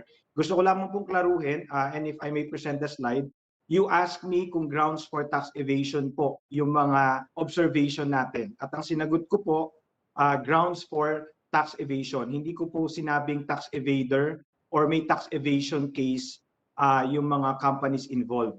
Malinaw po sa ating National Internal Revenue Code sa Section 254 na kahit sino na hindi nagbayad ng buwis, hindi nakarehistro sa BIR, whether warehouse yan, facility yan, hindi nag-file ng tax return at lalo na kung hindi nagbayad, at yung mga nag-under-declare ng kanilang sales or nagke-claim ng mga expenses na walang supporting documents, lahat po yan ay criminal violations at of the tax code at grounds for tax evasion po, Mr. Chairman. Ulitin ko lamang po, hindi ko po sinabing may tax evasion sila. Ang sabi ko po, grounds for tax evasion dahil ang may mandato po para mag-assess, mag-imbestiga, tulad ng sinabi ni request ng ating Senator Drilon, BIR po, hindi po ako. So nag-comment lang po tayo based dun sa audited FS nila. Then gusto lang ko lamang din pong i-highlight kung bakit mahalaga po ito maliban sa importante ang role ng BIR sa pangongolekta ng buwis, malaki po kasi yung penalties na haharapin ng mga tax evaders. Kasama po dyan ang fines, surcharge interest, pagkakakulong or imprisonment, at masasama sila sa listahan ng mga tax evaders dito sa Pilipinas. So aabot po sa 10 milyon. Fines pa lang po to, Mr. Chairman. Ang ibig sabihin po, babayaran pa rin po nila yung dapat nilang bayaran, pero may multa hanggang 10 milyon. Ang penalty po ay 50% surcharge, 12% interest, at may imprisonment na hindi bababa sa 6 na taon hanggang 10 taon, Mr. Chairman. Then, na-criticize din po tayo dun sa estimated tax liabilities na kinoment ko po, Mr. Chairman, last hearing. Lilinawin ko lamang po, ito po ay base doon sa hindi pagpo-provide ng source or supporting documents ng Pharmally. Ang ibig sabihin po, bilang dating BIR examiner po, Mr. Chairman, meron kami tinatawag na best obtainable evidence rule. Ibig sabihin po kung may fraud or hindi nagpakita ng mga dokumento, hindi po pwedeng i-claim yung mga expenses. Tulad po ng paulit-ulit na tinatanong ni Senator Drilon na 7.2 billion purchases, kung wala po tayong makikitang invoices or mga supporting documents, hindi po natin pwedeng, sa BIR po, pag in-assess po nila yon, madi-disallow po siya.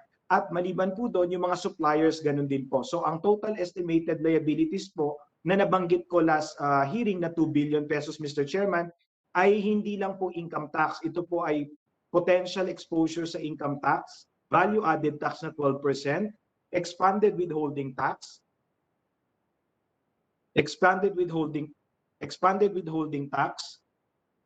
documentary stamp tax, withholding tax on compensation, donor's tax, improperly accumulated earnings tax, ito po ay 10%, at ang fringe benefit tax para po doon sa mga nabibigyan ng pribilehiyo na tumira sa mga kondo or bahay na ang nagbabayad yung kumpanya, or yung mga nabibigyan ng mga sasakyan ng kumpanya dahil sila ay officers or part ng management. Ito po ay subject sa fringe benefit tax, Mr. Chairman.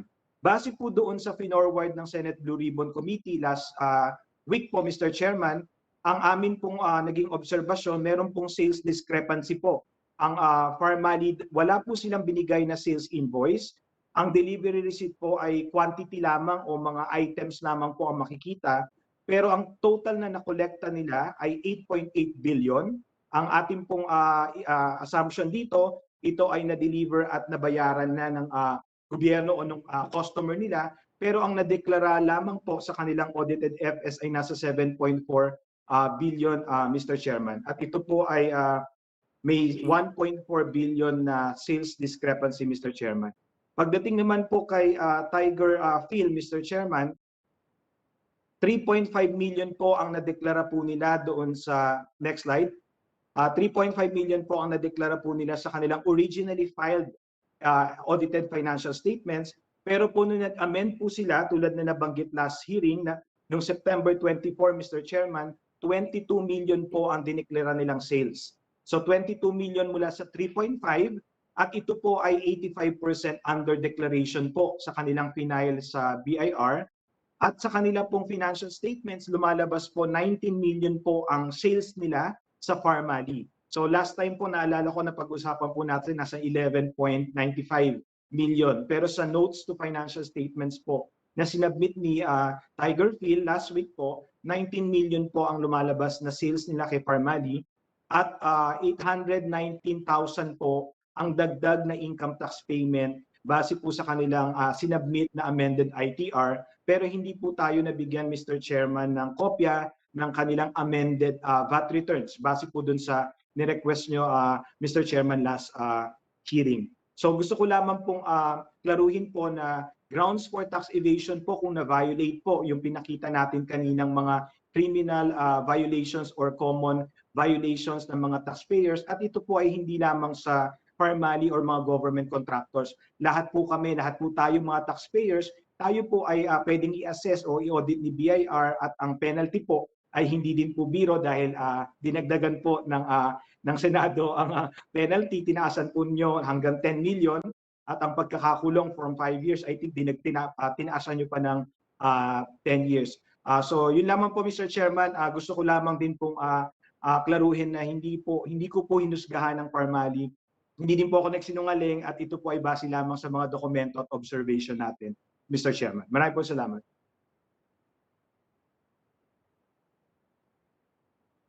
Samantalang ninanakawan sila nitong Pharmally kung talagang tutuusin. Huwag ka na ma-surprise kung sila ay ginagawa nila yan. Pero talagang nakikita natin na talagang ang tawag natin with ignominy na ito eh. Hindi na talaga tinatawag na talagang parang nangungutya pa sila na mayroon pa silang return na makukuha sa gobyerno. So having said that, thank you for your Senator Dillon, and thank you for your presentation. Also, it proves that talagang we are diligently searching for all these things, and that's why the hearing is important. The hearings are important, and there will be more and more revelations as we go along. I hope the public will see to that already. Nakita natin nagbayad na ng extra yung Tiger Phil, at sigurado magbabayad ng ibang yung mga yan. Now, are there any other questions that you want to raise? Yes, Senator Dillon. Yes. Do I see Mr.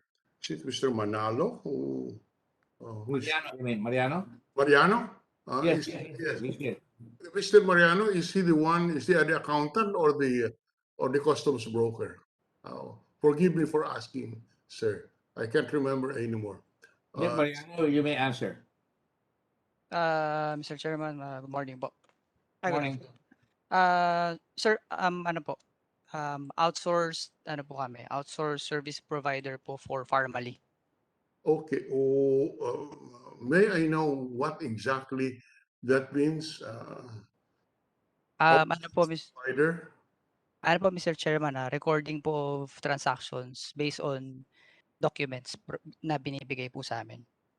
Recording transactions based on the documents presented to you. So you are familiar with the audited financial statements of Pharmally. Yes po, Mr. Chairman. All right. Just some preliminary questions. Did you have access to the claimed cost of sales, the documents supporting the cost of sales of 7.2 billion? If I recall correctly? Po, sir. I had access po. You had access. Do you have copies of all of those documents supporting the cost of sales of 7.2 billion? Copy po, Mr. Chairman, wala po. Nasaan na po ito ngayon? Lahat po, Mr. Chairman, ng original records and further copy nasa client po, nasa Pharmally po. Yung duplicate, wala po kayo? Kahit sila. Pag po kasi, Mr. Chairman, pag outsource po, we don't, lalo pag maramihan po, hindi po kami nag-duplicate. Kumbaga, punta lang po kami doon, mag-record, and then when the day is done, everything is left din po sa premises. So you are a service provider. You are, as you claim, you are not Hindi po executive employee. employee of Pharmally. Hindi Is that correct? po. Yes po. Yes. Did you coordinate closely with Miss Iluminada Sibial Yes po, for the FS po. for the FS? Now, did you examine the claimed 33 million in donations claimed by Pharmally as a deduction? To clarify po, Mr. Chairman, no, pag outsource po kasi, we are not required din naman po talaga to examine.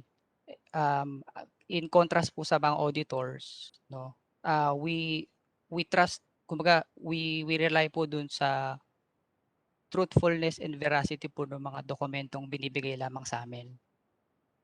Yeah. Are you a bookkeeper or an accountant? I'm an accountant by profession po. You're an accountant by profession now. Okay. Now,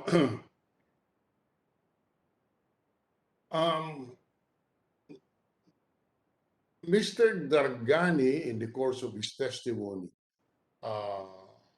mentioned that Pharmally aided him in the purchase of the cars that he gave to his sisters, 18 million, etc. Do you recall how Pharmally recorded the 18 million transaction with Mr. Dargani? Sir, cars po ba yung nabanggit nyo? Cars? Kotse po? Kotse po, kotse. Ito po sa kotse, sir, I have no idea po dyan. I believe, sir, parang personal transactions po yung sa cars. Okay. Hindi ba pinunduhan ito ng Pharmally ang pagbili ng auto? Wala kasi sa record, sir, pero noong 2020 naman po, there was no such instance. 2021, Yeah. memory serves me right, wala po. Because it becomes Kung more funding po. mysterious how Mr. Dargani funded this 18 million, which he claimed was a gift to his sister.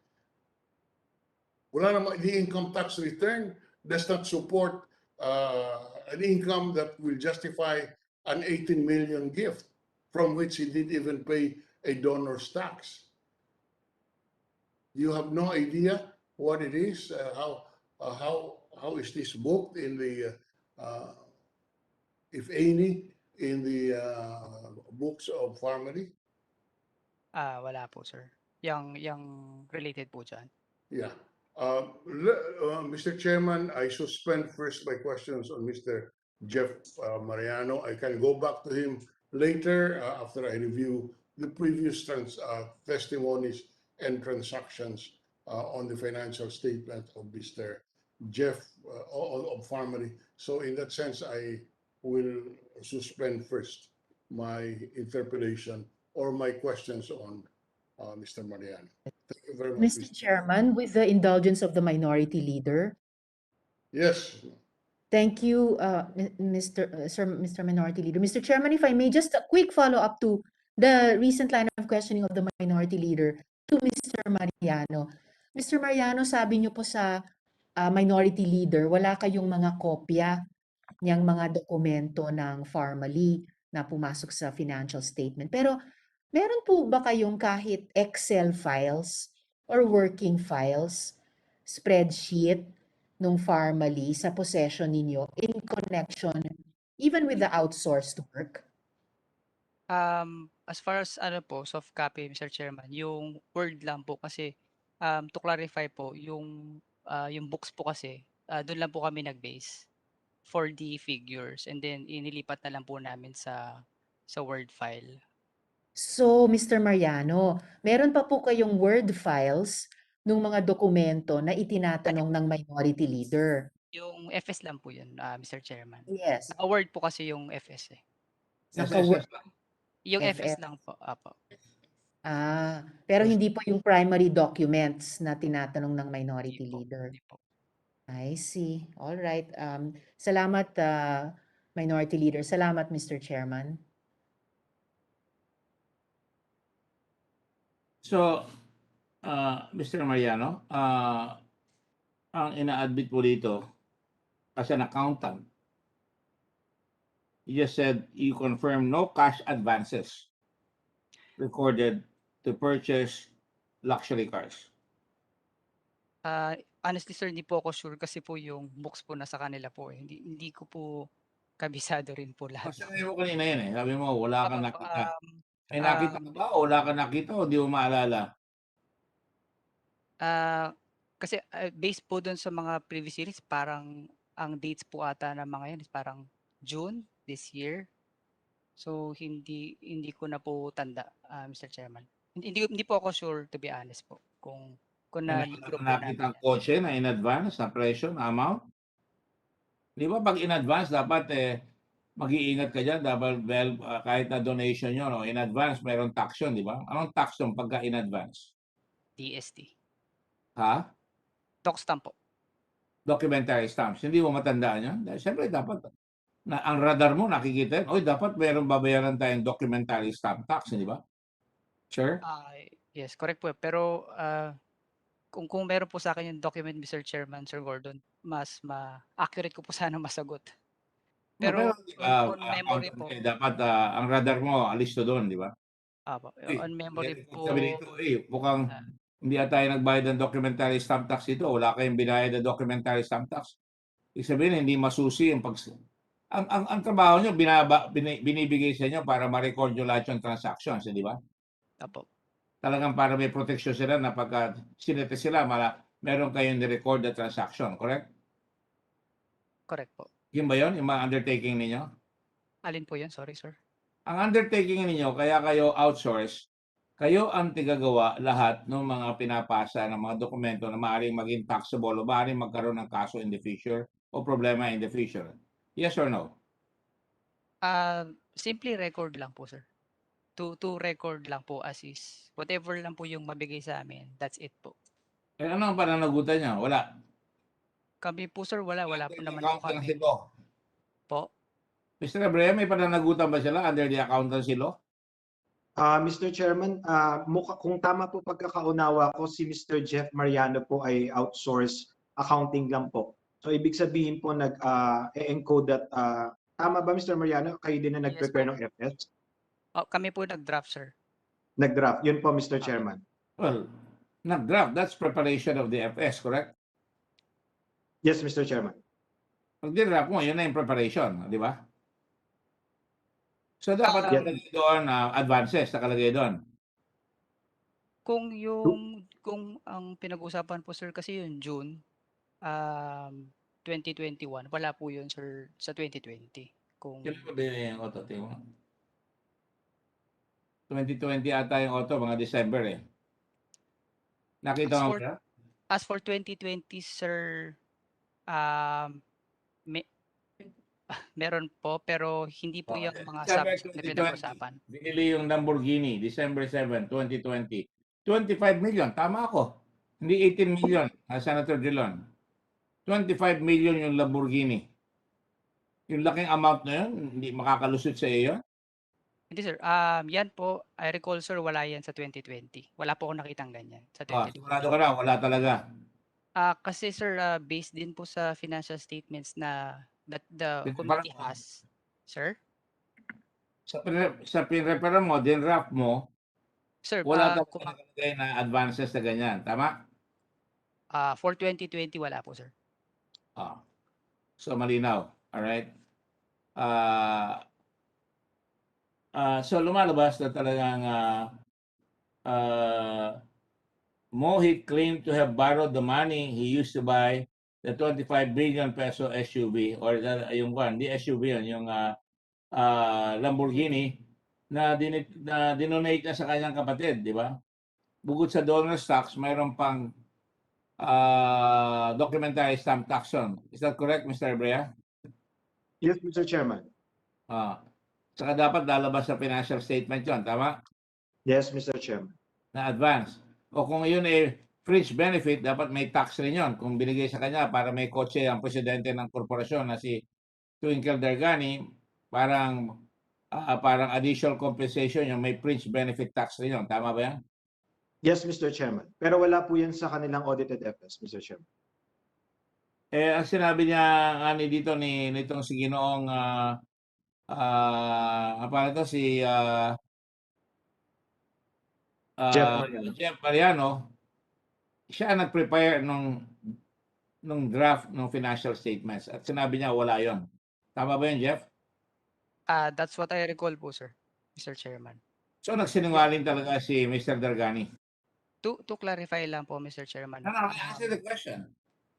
Sinabi niya sa amin dito, under oath, na binigay yon, cash advance, sinasabi mo, ikaw nag-draft, wala doon sa financial statements, wala kang nakitang ganon, so lumalabas, nagsinungaling siya. Ano sir, wala po akong nakitang cash advances related to a car. Yun po yung ibig ko sabihin, sir. Mr. Chairman. Huwag ka naman masyadong magpadulas dahil sinabi mo na kanina ikaw nag-draft eh. Apa. Hindi pwedeng parang goma yung sinasabi mo na oo ngayon, tapos baka hindi ko nakita o sinabi mo na wala kang nakita kanina, correct? In relation, I'm sir, holding you to to the that. car po. Ha? Po, sir, in relation to the car po. Kotse naman ang pinag-uusapan dito eh, di ba? In relation to car, sir, wala po kung malalang cash Oo. advance. Ano sasabihin niyang cash advance? Hindi mo ba tinatanong kung may cash advance, hindi mo tatanungin kung saan ginamit yan? Hindi na po, sir, kasi taga-record lang naman po kami. Kung cash advance po, Mr. sir. Brett, di ba, pagka naglagay mo cash advance, dapat may rason nyo kung ba't binigyan ng cash advance. Would that be correct? Saan ginamit yung cash advance? Mr. Chairman, normally po kasi pagka nag-record, Mr. Chairman, ang reference nila dapat is yung request na in-approve po siya ng management. Lalong walang nakita siguro to si Jeff. Meron ka ba nakitang ganon? Yung request sa management? In relation to car, sir, wala po eh. Or any cash advances? Normally po kasi, sir, pag management po nagsi-CA, plain CA lang nakalagay. I don't understand what a CA is. Sorry po, cash advance po. Cash advance Normally po. po pag management po. Okay. Ganun I lang. just want to be sure. Kasi pwedeng commission appointment yun or pwedeng court of appeals. Bibiro lang ako. Just to be very precise. Alright? So lumalabas talagang wala. So nagsinungaling na naman si Mr. Dargani dito. According to Mr. Dargani, I don't remember this, but when sinasabi sa akin ng staff ko, nakita niyo ba sa TSN ito? Sabi niya, in-approve raw ng Board of Directors. Verbally. Now, again, I go back to our expert.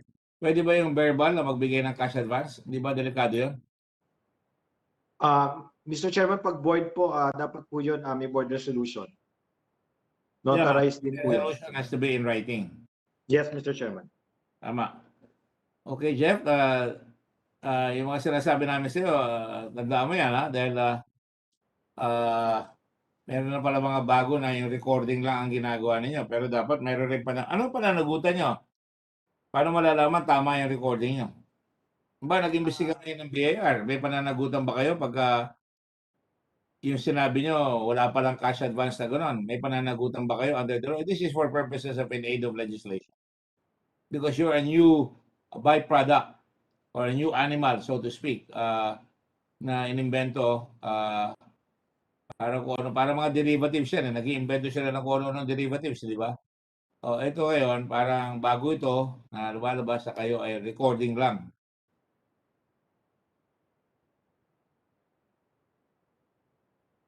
May pananagutan ba kayo? Siguro, sir, kung mali lang po yung kasi po mangyari, bibigyan nyo kami ng documents, tapos siguro kung nagka-typo po kami or transposition numbers, siguro up to that extent po. Pero whether ano po yung nature of the transactions, in reality po kasi, sir, pag encoder, wake of the ship na lang po kami. Ano yan? Wait off, ha? Wake of the ship na lang po, sir, tapos na po eh. Nangyari na po. Nangyari na sir, po. Wake of the ship, sir. Wake. Kumbaga, dumaan na po yung barko, sir, tsaka lang po kami. The wake of the ship. Bago yun, Yes po. Okay. Layo doon sa accounting nun. Wake of the ship. Para ba ang sinasabi mo, yung barko ninyo, you're like two ships in the night that pass, hindi na malayan yung isa. Hindi mo na malayan na mayroon palang cash advance. Hindi naman po sagot ko. But tapos na sir, I mean, i-question nyo lang po kanina. Hindi, It's tinatanong ko. responsibility. Kasi Opo. ginagamit mo Chair. maritime terms. Tatanungin kita, can you answer, yung bang, pumirma ka ba doon sa FS? Financial statements? Because an accountant signs the FS. Hindi po sir. Ang pumipirma lang po dyan Alam sir. mo sino pumipirma ng FS? Sorry, go answer my question first and then the follow-up question. Ayun sir, to answer sir, hindi po ako pumirma sa FS. Sa pagkaalam mo, sino pumirma ng FS finally? Based on yung sa kanila, ayan sir, in general po kasi ang required is President, Chairman, Treasurer, tsaka yung external auditor. And this external auditor, si Illuminada ba yun? Yes po. At sinabi niya na pumirma siya, binayaran lang siya ng 4,000 pesos. Is that fair? Kung is that fair sir? Is that fair? 4,000 para pumirma ka tapos ikaw sasabit kung sakaling may mali-mali. Mr. Rebrea, is that fair? Hindi fair yan, di ba? 4,000 po? Oo. Hindi po. That's so cheap. In other words, may exploitation pa ng tao na siguro para lang magkaroon ng kliyente. Wala naman sinabi si Illuminada na binayaran pa siya ng iba. Just goes into the nature of the character of these people. Yes, Senator Ontiveros. Mr. Chairman, just a follow up on the chairman's questions to Mr. Mariano. Bilang non-accountant, I just can't seem to get this out of my mind. It's bugging me eh. Mr. Mariano, sabi niyo nga po kanina, yung mismong financial statement, nasa Word file. Pero habang hinahanda niyo po yung FS, saan niyo po nire-record yung mga amounts, yung mga dokumento, habang in the process of preparation po kayo ng FS? Sa Excel file mo nga po ba? Sa spreadsheet nga po ba? Until you complete yung preparation ng FS. Saan po niyo nire-record yung mga yon? Sa manual books po. Manual books. Saan po ngayon yung mga manual books na yon? Sa office po ng Pharmally. Sa office ng Pharmally. Sa office po ng Pharmally ninyo, hinanda yung FS? Yun po ba yung sinasabi nyo? Apo. Okay. All right. Salamat, Mr. Mariano. Okay, I to don't know, continue, Mr. Marino, may I ask you this question? Who signs off on the transactions that you as an encoder make? Does the encoder check if each entry was authorized to be entered in the books? If so, who authorized the entries? Authorized as in approved po ba sir, Mr. Chairman? Yeah, kailangan may authorization yan, di ba? In the process Transaction po, that an encoder makes. Siyempre, pinipirma mo yan, tama? wala pong signature sir sa encoding. Ano pala ang undertaking niyo kung wala kang pirma? Pwede mong i-deny. I-record lang po sir kung ano po yung binigay sa amin. Yun lang. Can you help me here, Mr. Ebrea? Pwede ba yan? Mr. Chairman, to my understanding po kasi kapag record keeper o bookkeeper, literally nire-record nila sa either manual, tulad na nasabi ni Mr. Mariano, books of accounts, or sa accounting software, Mr. Chairman. Ang hindi ko po sure, Mr. Chairman, kung ano po yung source document na tinitingnan nila, Mr. Mariano, Mr. Chairman. I mean, it's very loose arrangement kung ni-record niya lang, wala na siyang pananagutan. Wala ba kayong pananagutan? Again, in aid of legislation yan, tanong ko yan. Dahil bago yung animal na nagre-record eh. Would that be in the right direction, Mr. Abrea? Pag sinabi ko yan? Yes, Mr. Chairman. Kasi marami naman po talaga ngayon ina-outsource yung kanilang accounting department, Mr. Chairman. Dapat may authorization talaga.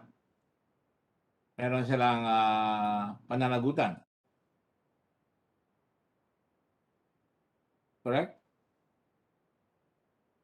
Mr. Chairman, hindi po ako sure kay Mr. Mariano kung nakikita po niya yung mga invoice sa bank statement, Mr. Chairman.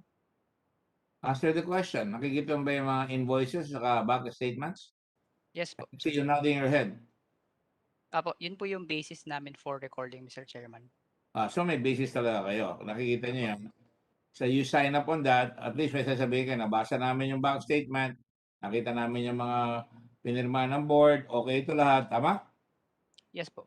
Pero So, there's wala no talagang physical walang loss. invoice o wala talagang cash advance na nakalagay doon, wala kayong mapipirmahan, correct? Pirma in the sense of pirma, Mr. Chairman, wala po Pirma kasi na kami. nabasa na nyo, na-record nyo lahat. Apo, kung ano po yung So, sa nabasa. undertaking is, I hereby sign na record ko lahat yung binigay sa akin na dokumento. Yung wala akong responsibility ron. Tama ba yan? Apo. Tama po. Would that be an accurate description, Mr. Abrea? As bookkeeper, yes, Mr. Chairman. All right. Now, having said that, meron kang dokumento pinagbabasihan pa nag-encode ka, correct? Yes po. So, wala ka talaga ma-encode kung wala talagang board resolution tungkol doon sa cash advances, correct? Correct po. Pinililinaw ko lang para malinaw na malinaw. You understand my question, right? Yes po. Do not. Please answer yes or no. Yes po, sir. Yes po, Mr. Chairman. Now, let me ask you a question. Or for that matter, all of us, I'm a lawyer, Senator Dillon is a lawyer. Acceptable ba, Mr. Brea, as an accountant, na based on oral approval ng board, pwedeng i-record na sa accounting document yun, may approval na oral? O kailangan may board resolution? No, Mr. Chairman, at the very least po, meron pa ring document na as proof po. Kasi po, dapat po ang accountant, nagbe-base lagi siya sa supporting documents, Mr. Chairman. Kasi ang sinabi ni Mr. Dargani dito, I asked for stakeholders advances from the company this year. Diba? So, humingi siya ng advance. Ayan, no? So, tuloy mo, yes sir, sabi niya yung Dargani, I requested the board, who's handling this? If I can, yes, sabi ng board, sabi niya, yes. And do you have a document? Sabi ko gano'n, to prove that. Sumagot bigla si Mr. Wang, the usual lifesaver and chairman. Ang sabi ni Mr. Wang, it's verbal. I think it's a verbal agreement. Mr. Dargani, I think it's a verbal agreement. Sabi, sinigundahan niya yung sinabi ni Mr. Wang. Ang sabi naman, yung abang lingkod, si chairperson, verbal agreement, and you know that when you have an advance payment from your company, you have to pay documentary stamp tax. Kaya hindi pwedeng verbal dahil magbabayad ng documentary stamp tax. Would that be an accurate statement to show that there must be responsibility on the part of the board because they have to pay the government a documentary stamp tax? Mr. Abrea? Mr. Chairman, hindi po kasi siya dinisclose sa financial statement. So, it appears na their agreement, hindi po lumabas na business transaction siya. Kaya that's a ground na sinasabi, hindi sila talaga nagbayad ng documentary stamp tax. Yes, Mr. Chairman. May avoidance na, may evasion na, right? At ano We nangyayari? follow that, Mr. Chairman.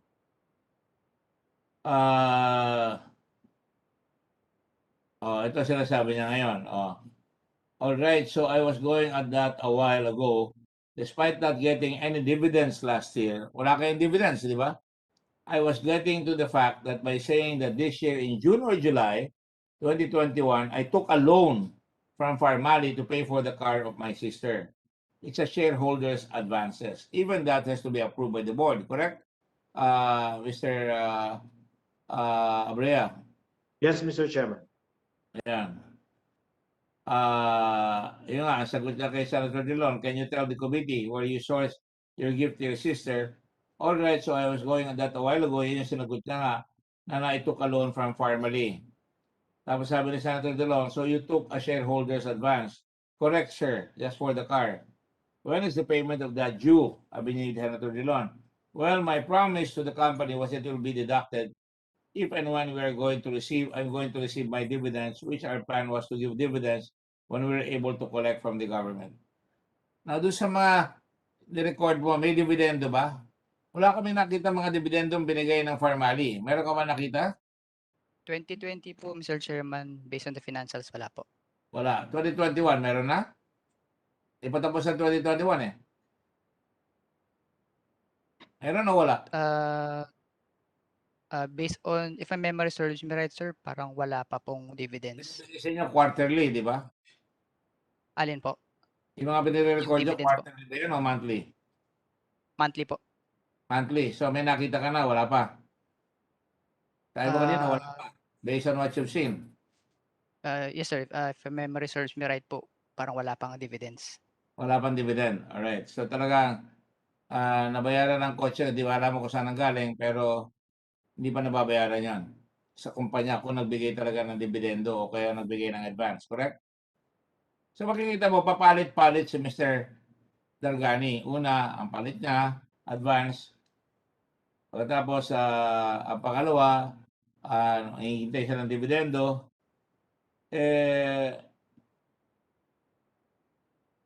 Ang lumalabas dito, ang palabas mo sa amin, outsource ka lang, job order ka lang, kanina pa sinasabi niya.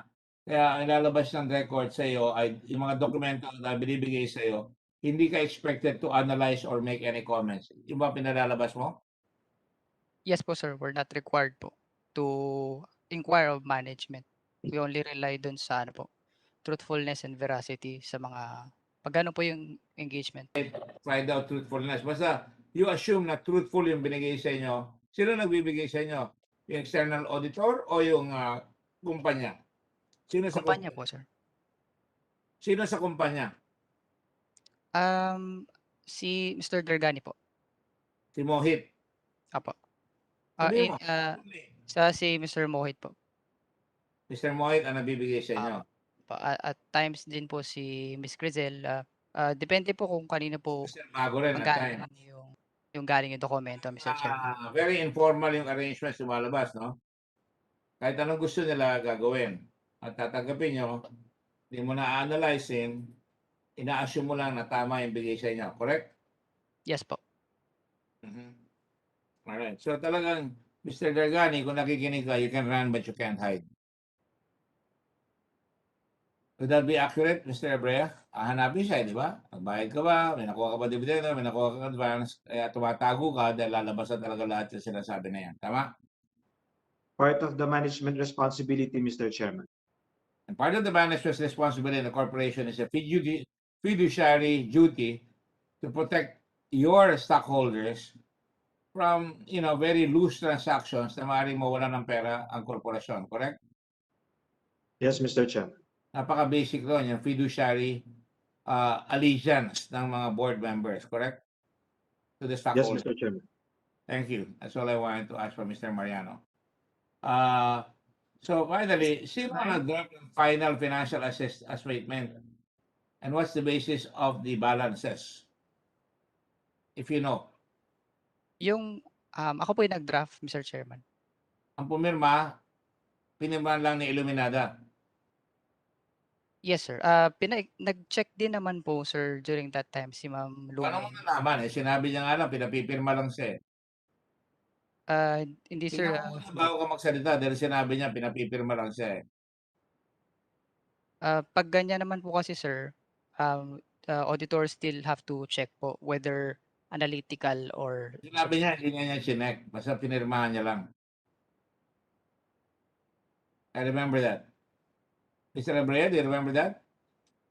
Mr. Chairman, ang sabi po ni Ms. Illuminada, Ms. Abial is listahan lang po ang nakita niya, Mr. Chairman.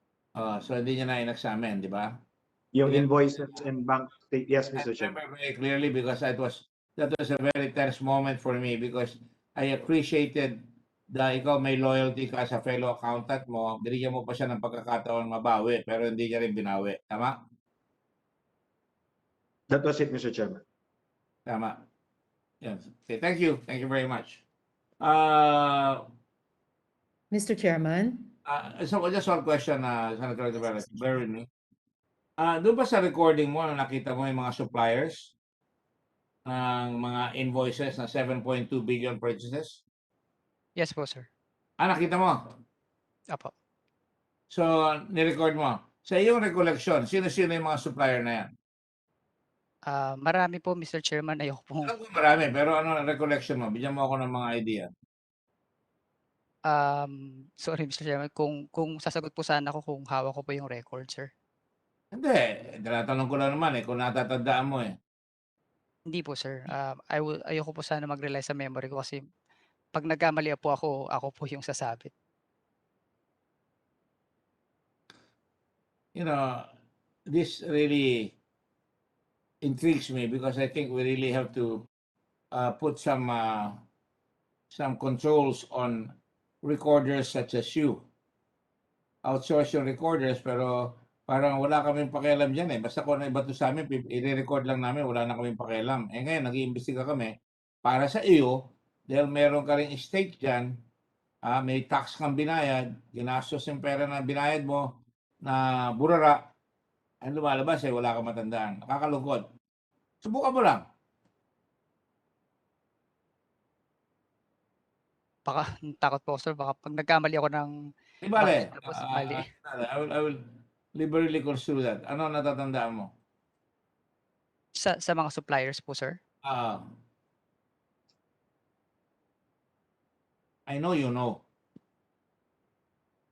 Laking halaga yan eh.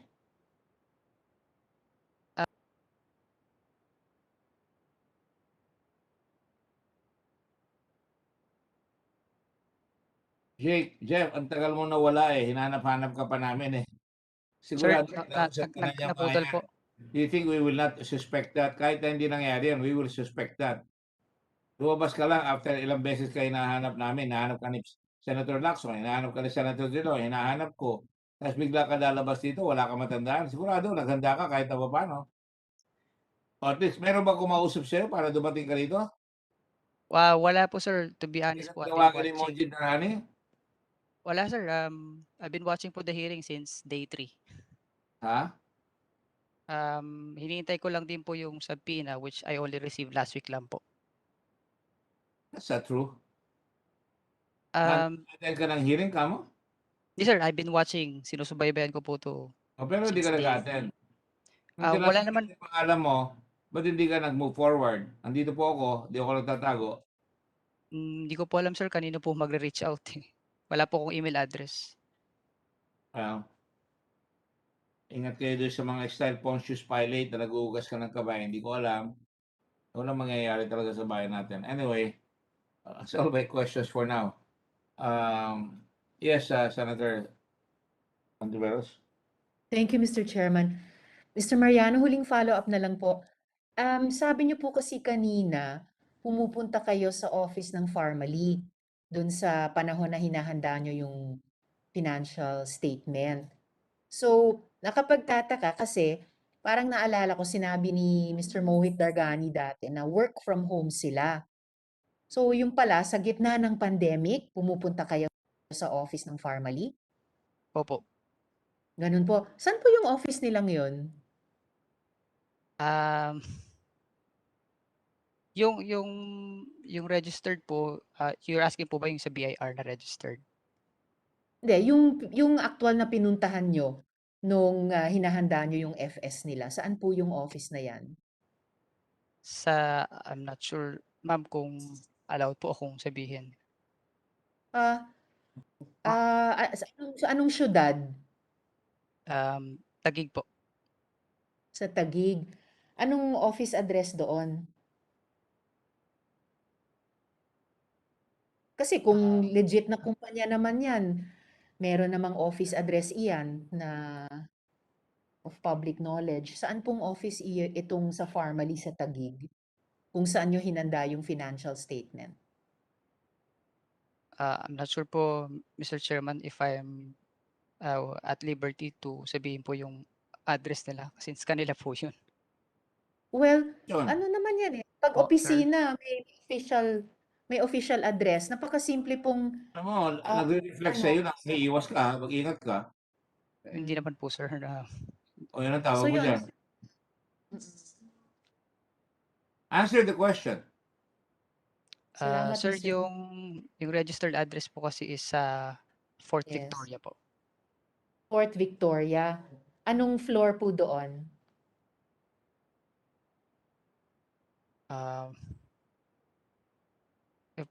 If I may defer nyo na lang po kila Mr. Lincoln Ong kasi address naman po nila yun. No, Mr. Mariano, actually, mula nung simulang nagpapadala ng imbitasyon, nagsiserve ng subpoena ang komite, ay Alam naman namin yung address eh. Fort Victoria, hindi na po bagong pangalan sa amin ito. Tinatanong ko lang yung address ng opisina ng Pharmally, kung saan kayo pumupunta sa gitna ng pandemya para Yung, ihanda yung yung, financial sorry. statement. Pero saan kayo pumupunta? Ito rin po yung address, ma'am, nasa financial statements is There. Unit 8, Unit 8 and 9, 22nd Unit floor. and 9, 32nd floor, Fort 22 po, Victoria. 22. 22nd floor. Apo, based po on the financials. Sure, fine. Okay, Fort Victoria. All right. Salamat, Mr. Mariano. Thank you po. I thought here, sorry Jeff nakita mo ba yung mga bank statement? Dahil ikaw nag-draft di ba? Ikaw talaga nag-draft ng financial statements, correct? Yes po. You already answered that. I just want to be verified that again. Yes po. Yeah, yes po, Mr. Chairman. Ikaw nag-draft ng financial statement. May dollar account ka ba nakita ng Pharmally? Napaka-easy answer yan, ha? Hindi po ba ako ma-implicate, sir, ng AMLA? Hindi ko po sure. Or Ano ng ka bank ba? secrecy. Ang tira mo takot palagi para may tinatago ka. Wala naman po, sir. Ayoko lang po makasuhan. Lalong lumalabas siya pag ganyan, nawewet yung appetite namin na may tinatago ka. Yan ang sinasabi namin. Kaya kami tumataas ang tension pagka yung witness nagiging evasive. And you're already exhibiting signs of that.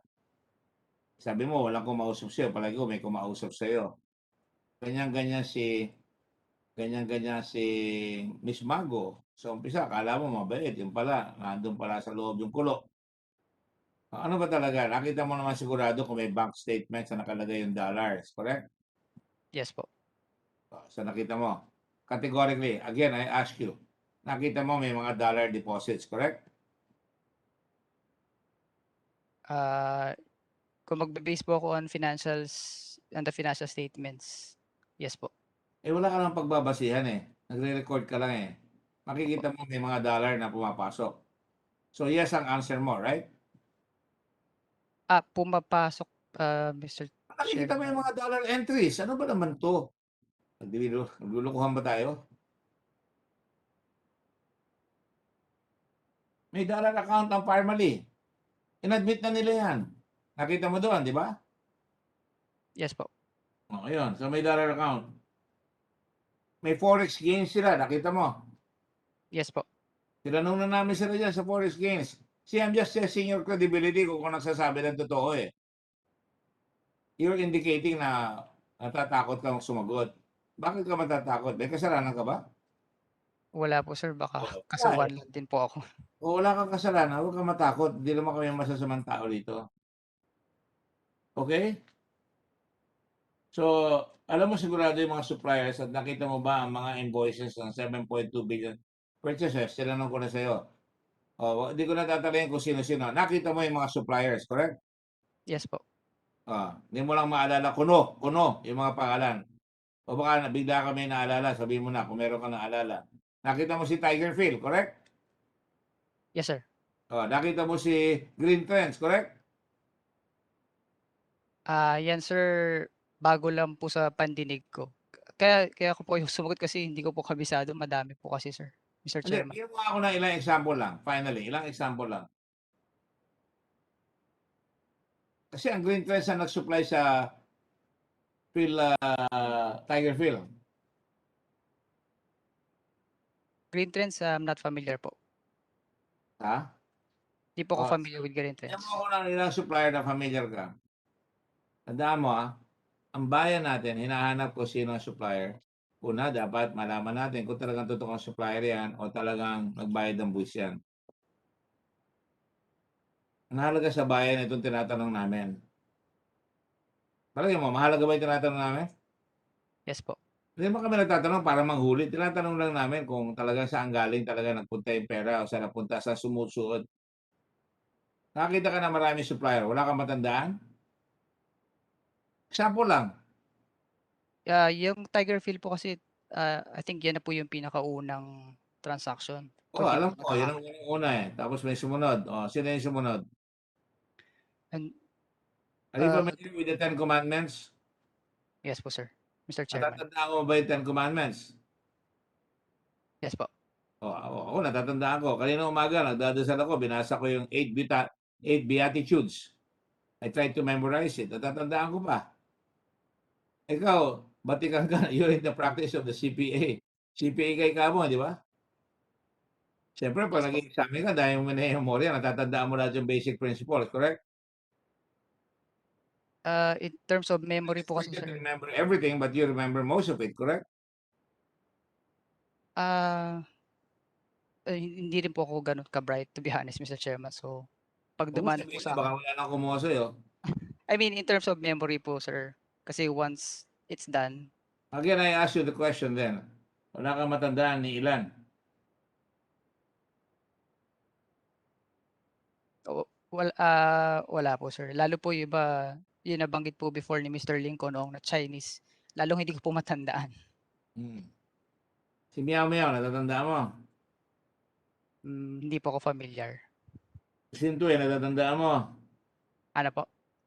Sintue. Hindi Mga rin po Chinese ako ba? Mga familiar. Chinese ba lahat? Chinese lahat? Hindi naman po. Oh, may Pilipino. Dapat matandaan mo yan.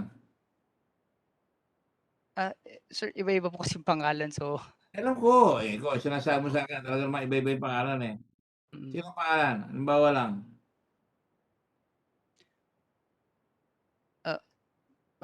forgive me, sir, hindi ko kung wala ho akong records dito. Kasi, to be honest, hindi lang naman po sila. But anyway, hindi ko na hahabulin kita. Yung payment sa creditors, nakita mo? Hindi mo makita yan. Nagbayad sila sa creditors. Creditors po is loans po yan, sir. Yung mga inutangan nila para magdala ng produkto, di ba? O inutangan nila ng pera. Yung mga persons po ba, Mr. Chairman? Come on, you're an accountant. You borrow money from a bank, from a corporation, or from an individual. May nakita ka? Loans po,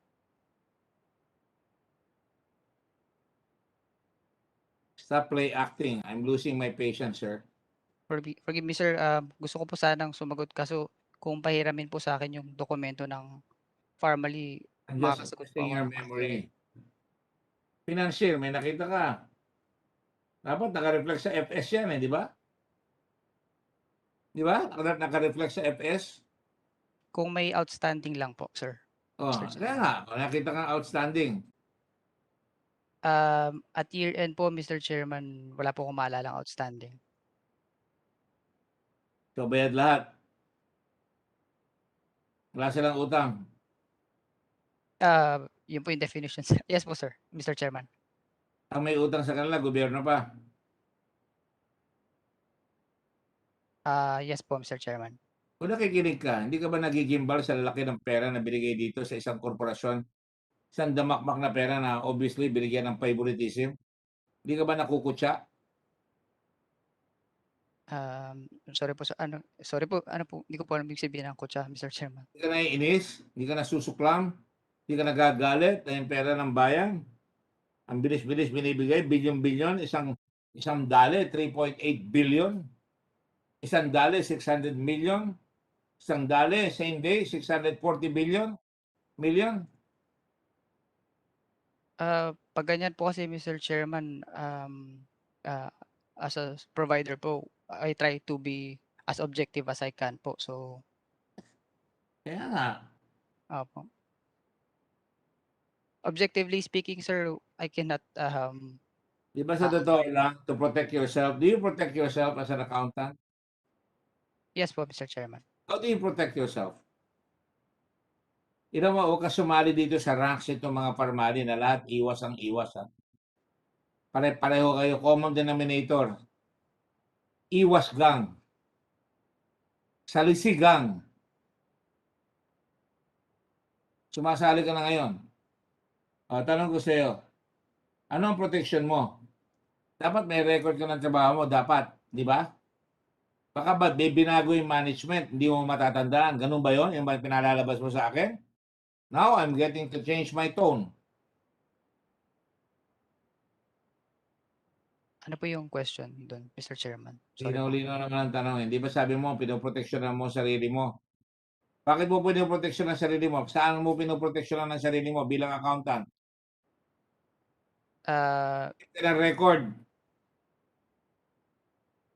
iba-iba po kasi Mr. Chairman yung Yes or no? situation. Nakikip ka ng record na sarili mo. Depende on the engagement Bakit po, ka sir. magkikip ng record? Depende ka mo eh. Pero bakit? Kung depende, bakit ka magkikip ng record? For future reference po. Oh, future reference. Ibig sabihin, kung binago ng management yung report mo, malalaman mo. Tama? Pag tinanong ko lang po, sir, Mr. No, Chairman. ibig tinanong, pag binago, there will be liabilities down the stream. Lalo na kung crook yung mga ginagawa mo. Crooked yung mga kliyente mo. Pag binago po kasi nila, sir, at hindi po kami na-advisean, hindi ko rin po malalaman, sir. Ito na nga, nalalaman na natin eh. Okay po. Oh. Hindi ka nag-protection dito. Binago po yung records po ba, Mr. Chairman? Kasi kung ano lang po yung What school did you graduate? Anong accountant school?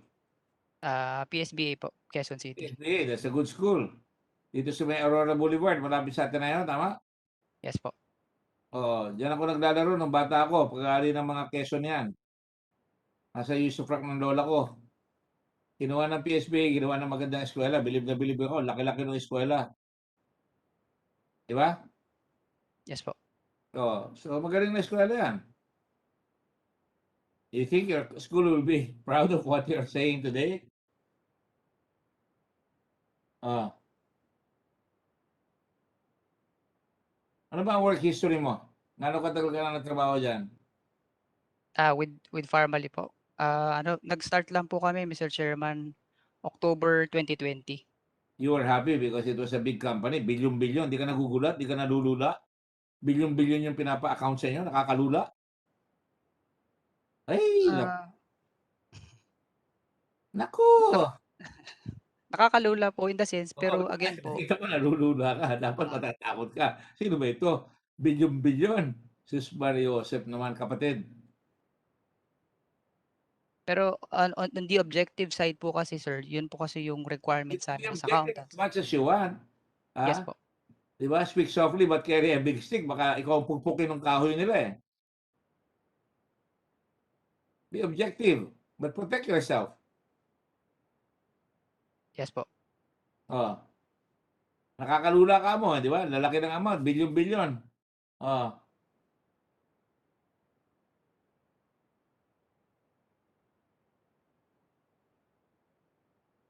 Sandali lang. Tinatanong kita, paano ka na-hire ng Pharmally? Ikaw ba sa iyo ba yan o sa iyo? Sa kumpanya nyo? Sa ano po, company po namin, Mr. Chairman. Sino may-ari? Ako po. Ha? Ako rin po. Oo, ikaw pala may-ari. Hindi lalo ka dapat mag-ingat. Naintindihan ko, dapat protection mo dahil bilyon-bilyon peso itong account na ito eh. Nakahawa ka na ba ng ganyang kalalaking pera? Hindi po. Hindi. O, dapat natatandaan mo. Di ba? What do you think, Mr. Abrea? Pag umahawa ka ng bilyon-bilyon peso, matatandaan mo. Tama? You'll be worried. Yes, Mr. Chairman. You will be worried, right, Jeff? Come on, Jeff, protect yourself. Don't be like that lady who got paid for it. How much did they pay you? Is it enough to ruin your reputation?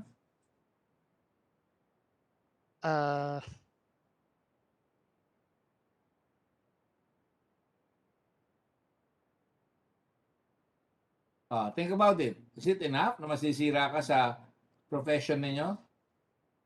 Magagalit ang tao sa inyo dahil sa pinoproteksyonan mo ito na bilyon-bilyon na nawala sa bayan natin at the time na may pandemic. Meron ka bang kamag-anak na nasaktan ng pandemic? Ako po, nagka-COVID po. Wala po. Wala pa naman po. Kaya siguro ganyan ang pakiramdam. Meron ka bang pandemic na nataranta sa pandemic, yung dinala sa ospital? Na kamag-anak mo, nag-worry ka? Yung household po namin, nagka-COVID po lahat. Household, hindi ka nag-worry. Worry din po. Yan dapat mapunta yan eh, sa proteksyon ninyo ng mga kababayan natin. And yet, you're telling me, ang laki-laki nito, ikaw pala ang may-ari nito, Pinoproteksyonan mo yung bilyon-bilyon nila na pasamantala, pero yung reputation mo, kakalimutan mo. Hindi ako makapaniwala, hindi ka makatanda kahit ano eh. Ah, ah, ano sir, in my defense naman po kasi, hindi lang naman po sila yung may ganito kaming transaction Ganito na may kalaki, services. bilyon-bilyon? Bilyon-bilyon, Ah, meron ka mga iba pa? Ano mga kliyente mo? Mga pogo? hindi po, wala po. Wala eh. Oh. Pero I'm not going to waste my time with you. Don't join the ranks of the liars, the evaders, people who don't give a damn, na niloloko ang bayan. I don't think you are like that. You're soft-spoken, you're starting your company. How long have you been in the business of accountancy? In the profession, right? 13 po. 13 Mr. Chair. years. Before that, what were you doing? Were you with SGV? Hindi po sir, Huh?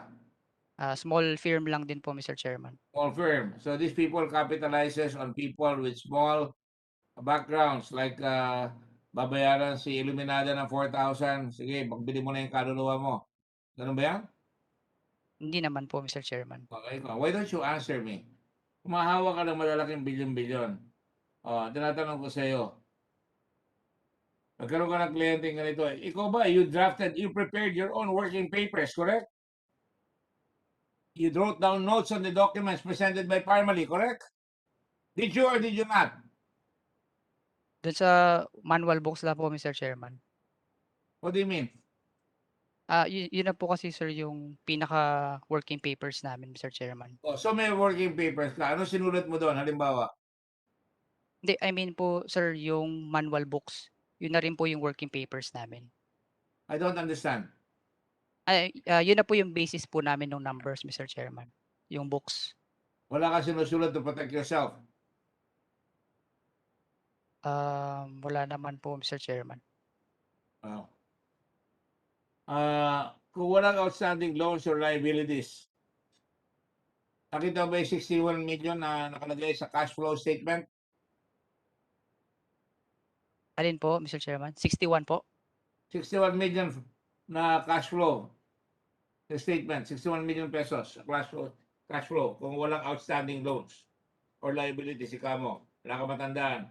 Ano yung 61 million pesos sa cash flow statement?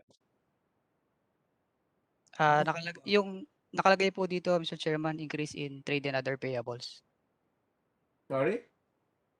Yung isa lang po yung nakikita kong 61, Mr. Chairman, based dun sa FS. So may tinitignan ka dyan. Ito po sir yung word file, Mr. Chairman. So, ano nakalagay dyan sa word file mo? Increase in trade and other payables po. So may payables. Kanino may payables? Sa gobyerno? O sa creditors? O kanino? Suppliers po. Ha? Suppliers po, Mr. Chairman. Ano nakalagay na supplier dyan? Sa financials po, wala pong disclosure ng suppliers. Name po ba? Wala po. Wala ka nakikita pangalan ni ano? Sa financials po, wala po. Financial statements. Sa supplies in kind.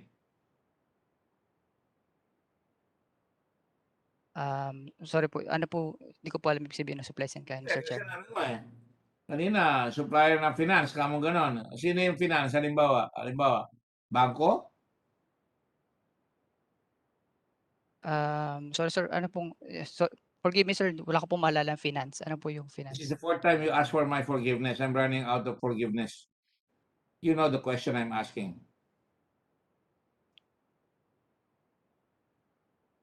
Ang linaw-linaw ang tanong ko na nakita mo sa cash flow, may 61 million. Saan galing yon? Payables, kamo. Sino yung kinukuha mo ng payables? Nasa harap yung word. Nasa harap mo yung word, di ba? Opo, ito rin po sir yung financial statements na meron po kayo. Same lang po. Para mo nalaman, wala akong tinitingnan na financial statement dito. I mean sir, yung nasa committee po, sorry po. Sige, ano nakalagay dyan? Increase in trade and other payables po, Mr. Chairman.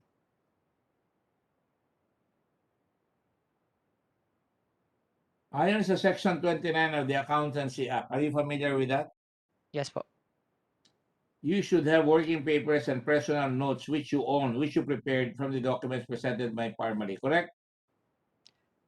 In an examination po, Mr. Chairman. No. You just have to have it, right? If Aren't you I called to may, examine when you record? You don't examine? Are you a robot? depending po Are on you the a engagement. robot?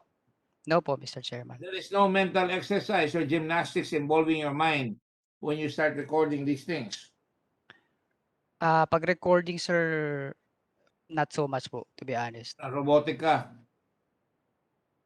No question clear- in your mind. Billions ito No curiosity occurs in your mind.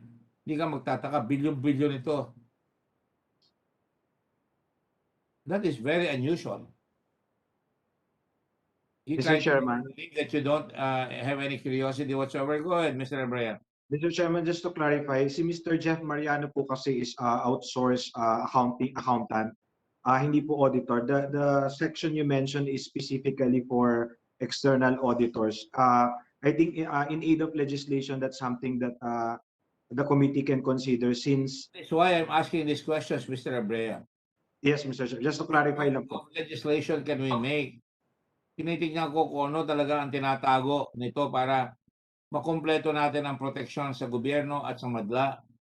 Hindi ako nagtatanong dito for my curiosity. Lumalabas, aire libre sila kahit ano pwede nilang gawin. Wala silang accountability. Do you see that accountability, sir? Mr. Abreu? No, sir. No, Mr. Chairman. Are you saying that they have no accountability whatsoever as a professional recorder? That they cannot testify on how big the accounts are, and that when you account for it, you cannot say, ang lalaki po ng account, and you will just say to protect your client, I don't remember? Mr. Chairman, That's the what I mean by looking for legislation. yes, Mr. Chairman. Based on my experience, Mr. Chairman, ang mga outsourced encoder, Mr. Chairman, they simply record, Mr. Chairman. So why don't you just get a tape recorder and record everything? In other words, they're like medical stenographers, outsourced. Lahat ng binigay na ang tawag doon, yung prescription, dire-record. Ginawa sa California, ginawa sa New York, babato rito sa atin sa Pilipinas, dire-record nila, ganun lang. They're not responsible kung ano yun. But in case nagkamali, titingnan yon. May record sila, correct? Yes, Mr. Chairman. As simple as encoder, Mr. Chairman. Titingnan yung records nitong recorder na gumawa, correct? So that's what I'm looking at. Kung merong bolilyaso rito, pwede kong tingnan dapat you require the recorder to have records, correct? Like in this particular case, yung tanong ni Senator Dillon kay Illuminada, wala siyang masabi. Ibinato dito sa recorder, kaya binabato na naman niya kay Illuminada, di walang makukuha ang gobyerno, correct? Agree, Mr. Chairman. Oh, yun ang tinatawag kong in aid of legislation. So why don't you help us, Mr. Jeff Mariano? Yes, sir. Mr. Chairman. Yes. Did I bore you? No, sir. Alam mo naman tinatanong ko, kaya ko tinatanong yun para doon. Obviously, you don't want to cooperate. I want to cooperate, sir. Okay, then tell me. Wala ka natatandaan kahit ano doon sa mga tinatanong ko. Yung 61 million, saan galing yun? Payable. Kanino payable yun? Various po kasi yun, sir. Various suppliers. I'm sure it's various. Apo. That is something that we are asking you that we do not know. May kumpanya, may tao, may ano? Michael Yang, is his name there? I don't recall po, sir. Si Wang, is his name there? Not familiar, sir. Anong pamilyar siya yung pangalan? Ito nga po kasi, sir, masyado po siyang marami in terms of details. Kaya ho, Bakit marami? Nagsusupply ba sila ng tornilyo? Nagsusupply ba sila ng thread? Nagsusupply ba sila ng bulak? Ayun ba yun? Hindi naman Hindi, sila sir. supplier ng manufacturer eh. They are just a go-between. Tumutubo sila. They are the preferred partner of choice na hindi sila manufacturer, wala silang technical capability to manufacture what the government is requiring, wala rin silang financial capability because ang ginagawa nila, laway lang ang kapital, lakas lang ni Michael Yang, lakas lang nila kay Lau, ang kanilang kapital para makakuha sila ng produkto, tapos tutubo sila. Kaya tumubo si Trends, tumubo si Phil Tigerfield, tumubo sila kay Pharmally at tumubo si Pharmally sa taong bayan. Correct? Correct, sir? Yes po. Now, you see, I raise my voice because nasasama ang loob ko sa kapwa ko Pilipino na nagsisinungaling sa atin. That's only normal. Out of frustration. Putya na, niyari na, sorry, excuse me. Niyari na ang tao natin. Hindi na nasusweldoan yung mga nurses. Hindi na nasusweldoan yung mga healthcare. Wala na silang allowance.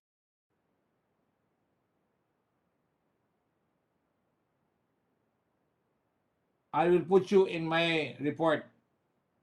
Kung ilang ang sagot mo.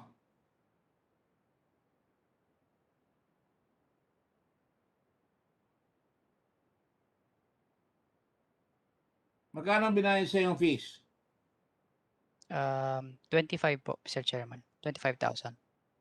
For the whole recording session? Monthly po. Monthly? Nagbayad ka naman siguro ng taxes doon, no? Opo. Oo, tumoy ko, nagbayad. Sila hindi. May utang pa ang gobyerno.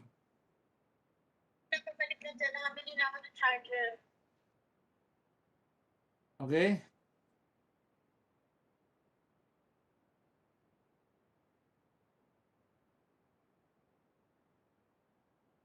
Can you take a look at note 10, breakdown ng liabilities?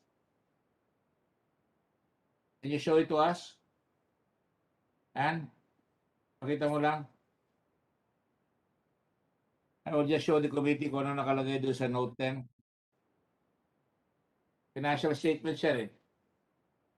Are you familiar with that? Yes po. Dali mo na doon. Huwag mo na akong hintayin. Sir, this is the same Nag-aaral rin naman kami dito. Hindi naman kami mga tongo eh. Ano nakalagay sa note 10? Sa note 10, sir, customer advances from officers and employees, payable to government, accrued expenses. Magkano yan? Total of 1.7 M po. So, may customer advances na 1.4 million. Yes po. Nakita mo yung mga in-advances ng customer? Yes po, Mr. Chairman. Wala kang matandaan? Ni Wala isa, po, wala sir. kang matandaan? Wala, sir. Yung nitty-gritty po kasi, sir, nasa libro lang po lahat yan, sir. Hindi ko tinatanong yung nitty-gritty, tinatanong ko kung may tandaan. Yung mga sagot na ganyan, iwas yan eh. Wala akong matandaan. Wala po, sir. Magtaka kung ba't wala kang matandaan. Wala po, Mr. Chairman. Okay. You're painting a picture of yourself. Advances from officers and employees, 78,000. Ayan siguro dapat yung kay Kwan, di ba? Kay Pharmally, yung kay Mohit, yung favorite mo. Dalawang kotse yung binili niya. 25 million sa kapatid niya, si Twinkle. 78,000 lang ito. Di, sigurado, wala na yan. Tama ba yun, Mr. Ebrea? Yes, Mr. Chairman. Hindi na papasok yung 25 million niyan. Kapos na. Yes, Mr. Chairman. Hindi po siya kasya. Payable to government, 16,507. Ano kaya yon? Yes, sir. Payable to government po consists of withholding taxes and other statutory payables. Nakita mo yung sinabi ni Senator Dilong kanina eh. Halos walang binayad, may utang pa ang gobyerno eh. Yeah. Yes. Senator Dilong. Mr. Chairman, with your indulgence, just on that point, Yes, on the refund, if I may ask questions, just to clarify. Please go ahead, sir. Yes, Mr. Mariano, hingi lang po ako ng paliwanag. Doon po sa financial statements na ginawa ninyo, mayroon kayong entry doon, income tax paid, 95,501,130. Tama po ba yan? Ulitin ko lang, yung financial statement nakalagay, income taxes paid, 95,501,130 pesos. Is that correct, sir? Yes po. Okay. Doon po sa ITR, income tax return, ng Pharmally, nakalagay income tax due, 95,501,130 pesos. In other words, your financial statement indicate that you have paid income taxes of 95,501,130, and this is also the income tax due under the ITR that you filed. Tama po ba yun? Yes po. O ngayon, ano itong tax credit na kiniklaim nyo na 96,089,293 pesos, which results in a claimed refund of 589,163? Certificate of, ano po yan, Mr. Chairman, based on the certificate of taxes withheld po. Eh bakit ang kiniklaim nyo sa financial statement nyo, ang income tax paid is only 95,501,130 and not 96,089,293? Kung itong tax credit, kasi kinitingnan ko yung inyong, hindi ko talaga maintindihan. Ano ba ito? Can you help here, Mr. Abrea? Mr. Chairman, ito po yung binanggit ko last time na meron po silang dinifer na tax, Mr. Chairman. May deferred tax po sila na related din po sa foreign exchange gains, Mr. Chairman.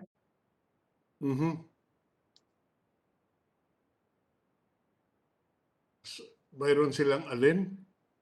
Meron po silang nirecognize na deferred tax na related po doon sa unrealized foreign exchange gains po nila, Mr. Chairman. Yung foreign gain. Kaya yung tax credit nila is 96,089,293, ganun ba? Hindi po, yung tax credit, Mr. Chairman, base po yun sa withholding tax ng government kay Pharmally, which must be supported by BIR Form 2306, Mr. Chairman. Yes. With So are you saying, Mr. Mr. Abria, that the claimed refund of 589,163, just simply looking at these financial statements and the ITR is in order?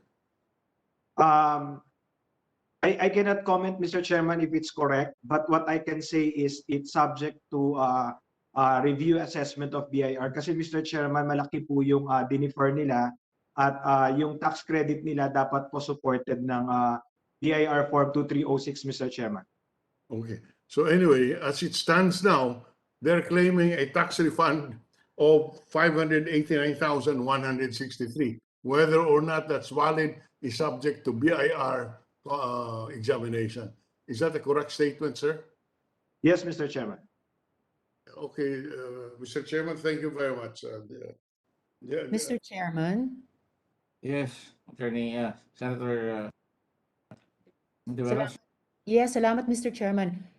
Follow up ulit, Mr. Mariano, kasi kanina ang narinig ko lang sa inyo, hinanda nyo yung financial statement ng Pharmally. Pero ngayon lang, sinabi nyo na kayo rin yung naghanda nung income tax returns nila. So, una po, ni-record nyo ba yung creditable withholding tax ng Pharmally? Yes po. You did. Nakita nyo ba yung BIR Form 2307? Yes po. Okay. Sino po yung nag-file ng VAT returns monthly ng Pharmally? Kami po, Mr. Chairman, October 2020 onwards. October 2020 onwards hanggang ngayon, a Yes year po. later kasi October 2021 na, Mr. Mariano. Okay. Therefore, kung kayo po ang naghahanda at saka nagfa-file ng returns ng Pharmally, buwan-buwan, isang taon na, may kopya po ba kayo nung lahat ng Form 2307 nila? Wala po, Mr. Chairman. Nasa kanila rin po yan. Nasa kanila rin yun. Wala ba kayong kopya bilang kung kayo yung nag-file nung kanilang Form 2307 na isang taon na? Mr. Chairman, ano po, to give light lang po dun sa process ng 2307, ang nagbibigay po kasi niyan, yung payor. Mhm. So, pag na-receive lang po ng company, ifa-file lang po as in physical filing sa folder, ganun lang po siya. Kanina pa ako nakakarinig ng panay physical, pero alam naman natin na mostly, completely or in large part digital ngayon yung mga transaksyon, pati yung pag-fulfill natin ng ating tax obligations. Yung file 2307 ba ng Pharmally na isang taon na kayo nagfa-file, naka-file ba sa RDC? Hindi ko po alam yung RDC, Mr. Chairman. I'm sorry, my mistake. Naka-file ba sa RDO, Mr. Mariano? Ang 2307 po kasi, Mr. Chairman, hindi po yan fina-file sa RDO. Saan po? Ano po yan, ang mangyari po, if kayo po yung supplier, babayaran niyo ako, mag-withhold kayo, tapos you give me a copy of the 2307, tapos yun na po yun. Hindi po required yung payee to file with the RDO nung 2307.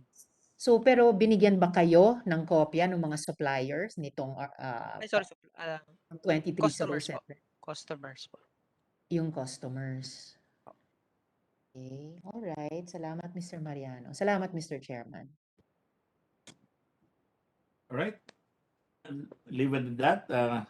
Obviously, the witness knows more than he's saying. Ikaw ba rin pala nag-file ng ITR? Ganun ba? Ikaw ba nag-file? Did I hear that correctly? Kami po yung nag-draft, Mr. Chairman. Iba yung nag-draft, iba yung nag-file. Ano ba yun? Ano ba kaibahan nun? Pag nag-draft ka, pipirmahan na lang ng kliyente tapos ipa-file niya. Ganun ba yun? Yes po. If I'm not mistaken po, Mr. Chairman, pag filing po kasi, ito na po yung subject ng SMR, Statement of Management Responsibility. O sino nagpa-file nun?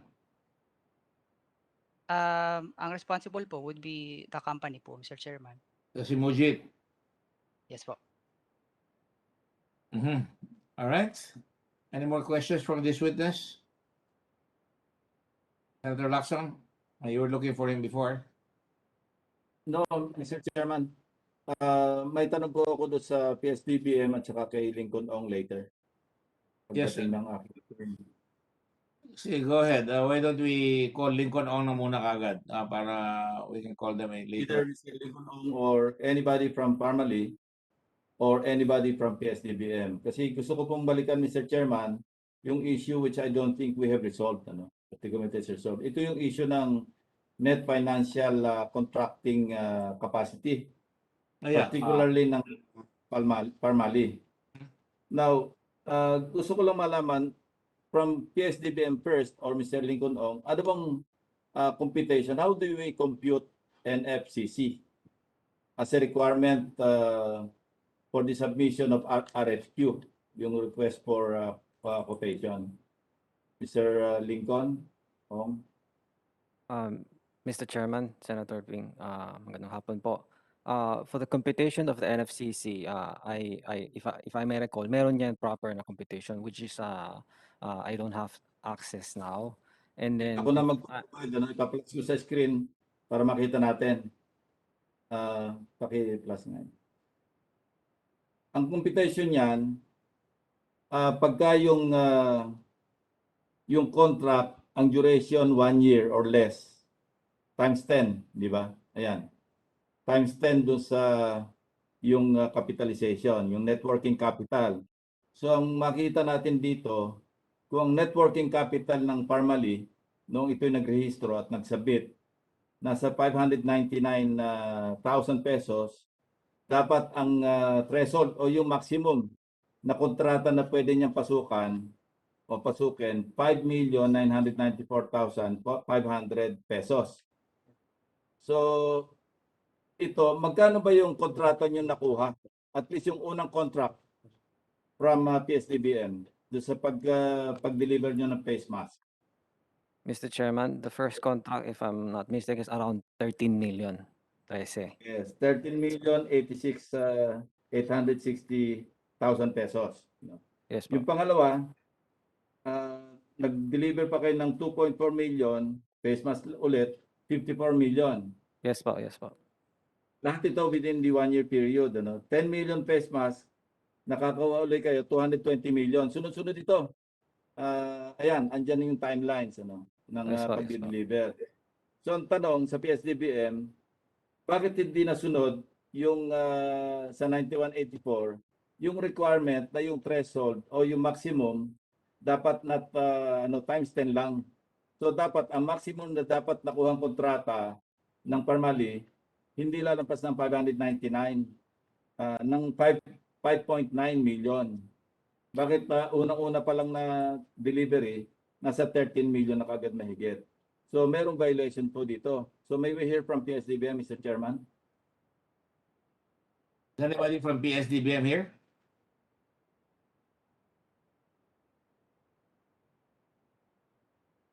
The reason why I'm bringing this out, Mr. Chairman, is maybe you can include in your interim or preliminary committee report na mayroong maliwanag na violation dito, and this is a violation of anti-graft law, no? Because this is an administrative requirement which was not followed. Kasi hindi dapat nabigyan ng kontrata na mas mahigit pa sa times 10 ng kanilang networking capital. Lumampas sila. Hindi lang yon, nasundan pa ito ng katakot-takot pang mga deliveries. No? Alam niyo yung 500... Senator Lacson, that they have no financial capability. They have no financial capability, pero pinapasok nila. That's correct. So, favoritism. Giving yes, advantage. Ang argument ni Mr. Lau dito, Attorney Lau, if I recall it right, sabi niya, hindi raw requirement yung NFCC. And I'd like to find out from the resource person from PS-DBM, requirement ba ito o hindi? There is nobody from PS-DBM, Mr. Lacson. They're all covered by the... I saw Mr. Carlos Mendoza ba yun? Taga PS-DBM. Nakita ko siya kanina. He just receives the supplies that arrive from abroad. But he should be knowledgeable sa mga requirements, Mr. Chairman. Ayan, nandiyan siya. Just for the record, may we just hear from him? What are the requirements para sa RFQ? Opo, ano po, no? Sinabi po ni Paul, hold on. Kami po ay sa inspection po. We do not do with the, yung sa pre-qualification or the bidding process or how the manner of procurement po. These PPs were, then, basically, wala po. So, Mr. George, wala man lang kayong, hindi nyo alam kung ano yung mga requirements para sa RFQ? Wala kayong idea? Most like during the kasi sa ito, isa bayanihan 1 and 2 na po ito. Pero Hindi ko tinatanong ko sa bayanihan naman, kung alam nyo ba yung mga requirements pagsabit ng request for quotation? Since this this procurement po is under bayanihan 1 or bayanihan 2. Ang familiar lang po ako with the procurement law, yung normal procurement law natin, RA 9184, kailangan po talaga yung NFCC. So Okay. with very with under po ng under po ng bayanihan 1 and 2. So, mag-agree kayo sa akin na in-exceed ni Attorney Lau yung kanyang authority o hindi niya sinunod yung alituntunin sa procurement law na dapat times 10 lang yung maximum based sa networking capital. Kasi kanina pinakita ko sa slide na ang limit lang niya is 5.9 million pero umabot siya ng 13.8 million sa unang kontrata. But within the 1-year period, nasundan pa ito ng 54 million and another 220 million. So mag-agree kayo sa amin o sa akin na maliwanag merong binayulate si Mr. Lau. Your Honor po, no, sa ano po yan, no, sa RA 9184. Yun nga, aside said po kanina, I'm not very familiar with the, ano po, the Bayanihan 1 and 2, ano po yung mga provisions doon. That extent po, no, I'm not very, ano po.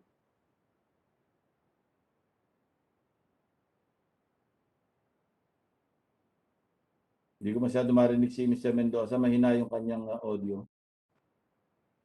Opo, Your Honor, opo. Yung NFCC po na binabanggit, at ay, ano po, no, I'm familiar with. RA 9184 requirement po niya. As I've said po kanina, I'm not familiar with the Bayanihan laws, no? 1 and 2. Sige. Mr. Mendoza, ipapamiliarize ko na lang kayo kasi yung sa Bayanihan, naglabas ng GPPB resolution. Di ba kung natatandaan yung discussion dito before? Yung 03-220, 2020 at saka yung number 16-2020. Ang sinasabi ni Mr. Law noon, balikan lang natin yung nakaraan kasi baka nakalimutan na natin, no? Sinasabi niya, they commonly used yung common ano tawag doon, CSE, no? Commonly used items and equipment, commonly used. Yeah, anyway, kinay-claim niya pang infrastructure lang daw, but doon sa GPPB resolution 16-2020 kasama yung goods, no? Yan, commonly used supplies and equipment. So doon sa resolution 16-2020, so saklaw ito yung face mask.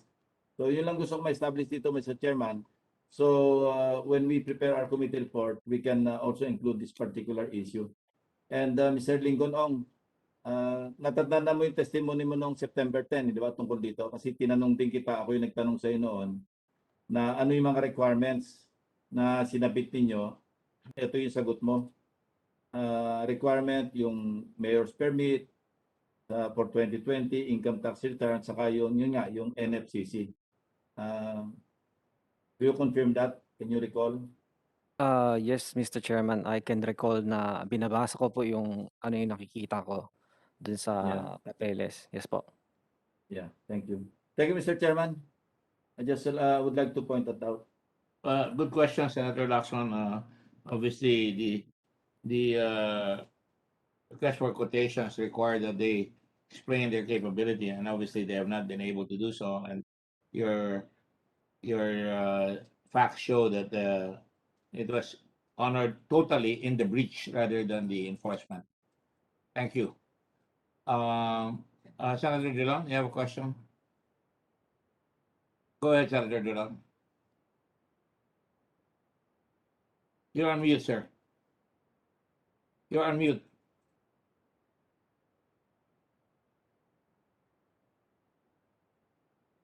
You're still on mute.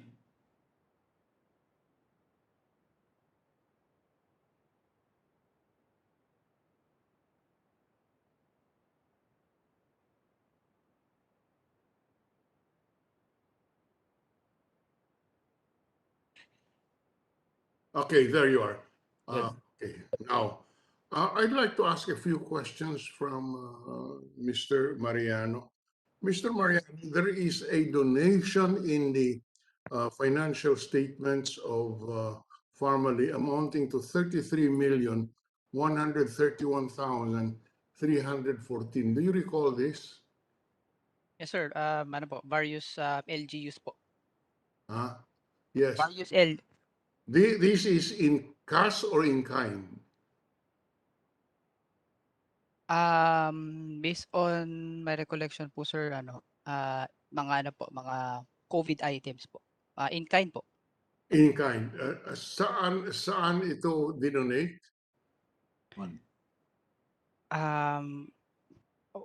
Wala po ko listahan, Mr. Chairman. Kung pwede ko po i-request from Pharmally. Pwede mong i-request yung source documents nito? Yung ano po sir, yung nasa box po kasi siya, Mr. Chairman. Nasa box po siya. Nasa book siya. So, kung kanino binigay, kung kanino dinonate, nandun po yun. Yes po. Mayroon, kung sabi mo this is a donation in kind, mayroon bang delivery receipts ito na pinirmahan to show receipt of the donation in kind? Yes, I recall meron po. Mayroon. So, can you request that from Pharmally? Sige po, Mr. Chairman. Okay, now.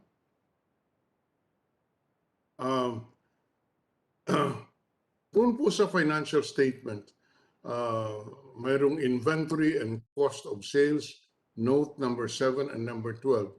The inventory purchases is 7,227,252,622 pesos. Now, mayroon bang, have you seen the support documents to confirm the inventory purchases of 7.2 billion? Yes po, Mr. Chairman. Mga supplier bills po yan. Supplier. Yeah. Do you have copies of this? Wala po, Mr. Chairman. All with Pharmally po. All with Pharmally. But did you have an opportunity? Were you just shown a list or you were shown the source documents? The source documents po. You were shown the source document. And you have gone through the source documents? Yes po, Mr. Chairman. You have no copies of the source documents? Due to high volume, sir, kaya po kami hindi nagkikip. We don't have po, Mr. Chairman, due to high volume po.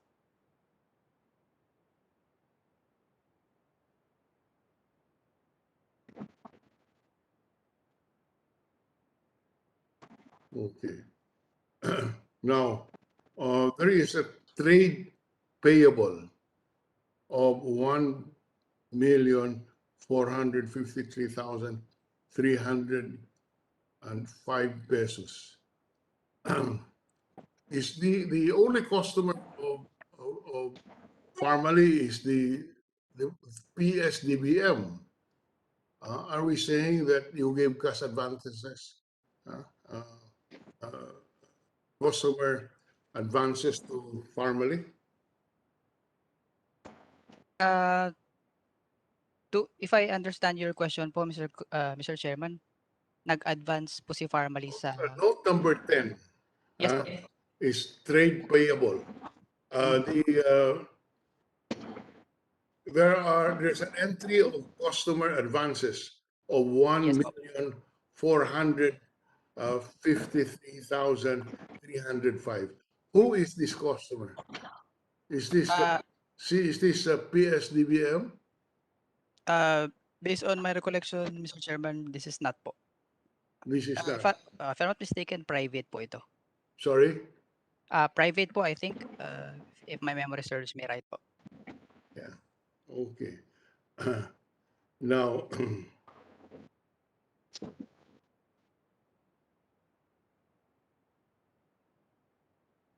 there is advances to suppliers under note 6. Advances to suppliers of 2,998,033. Does this mean that Pharmally gave cash advances to the supplier? There are cases po kasi gano'n, Mr. Chairman, mga advance payments po. Sorry? There are cases po, yes. There are cases that that cash advances were made. Yes po. Suppliers.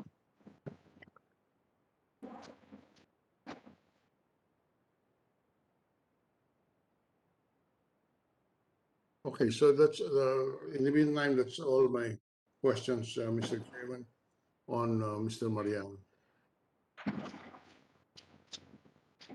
Mr. Chairman?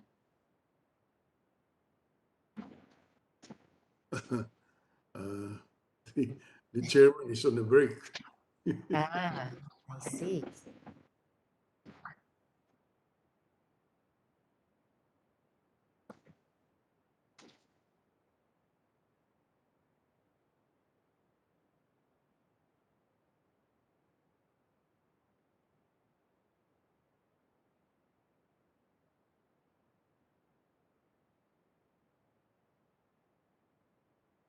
let's have a 1-minute break while the chairman is attending to some other Thank you, Mr. matter. Chairman.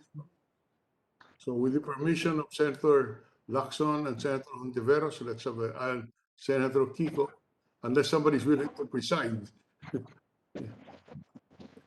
Let's have a break until the chairman comes back. Thank you, Mr. Chair.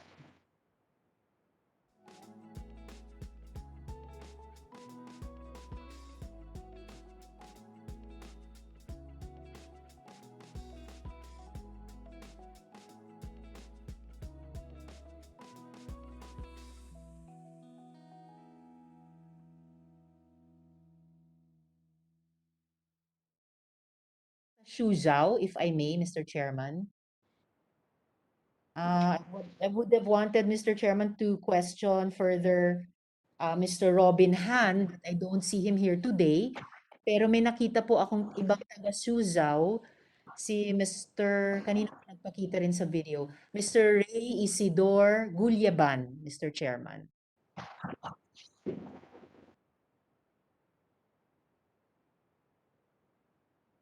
Mr. Gulyaban. Hello? Yes, Mr. Chairman, may Mr. Gulyaban be recognized to speak? Yes, Your Honor. Good afternoon po. Salamat, Mr. Chairman. Salamat, Mr. Gulyaban.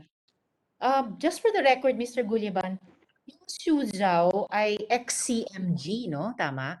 Correct po, Your Honor. Okay, so XCMG stands for Suzhou Construction Machinery Group. Sino po yung chairman ng XCMG sa ngayon? I'm sorry, Your Honor, but hindi ko alam ngayon kung sino ang chairman ngayon ng XMG. Okay, well, Mr. Chairman, I'd like to show a slide of the chairman. So here it is in a moment, Mr. Chairman. So Mr. Gulyaban, pwede nyo bang i-confirm na yung chairman ng XCMG ay itong si Mr. Wang Min? Siya po ba?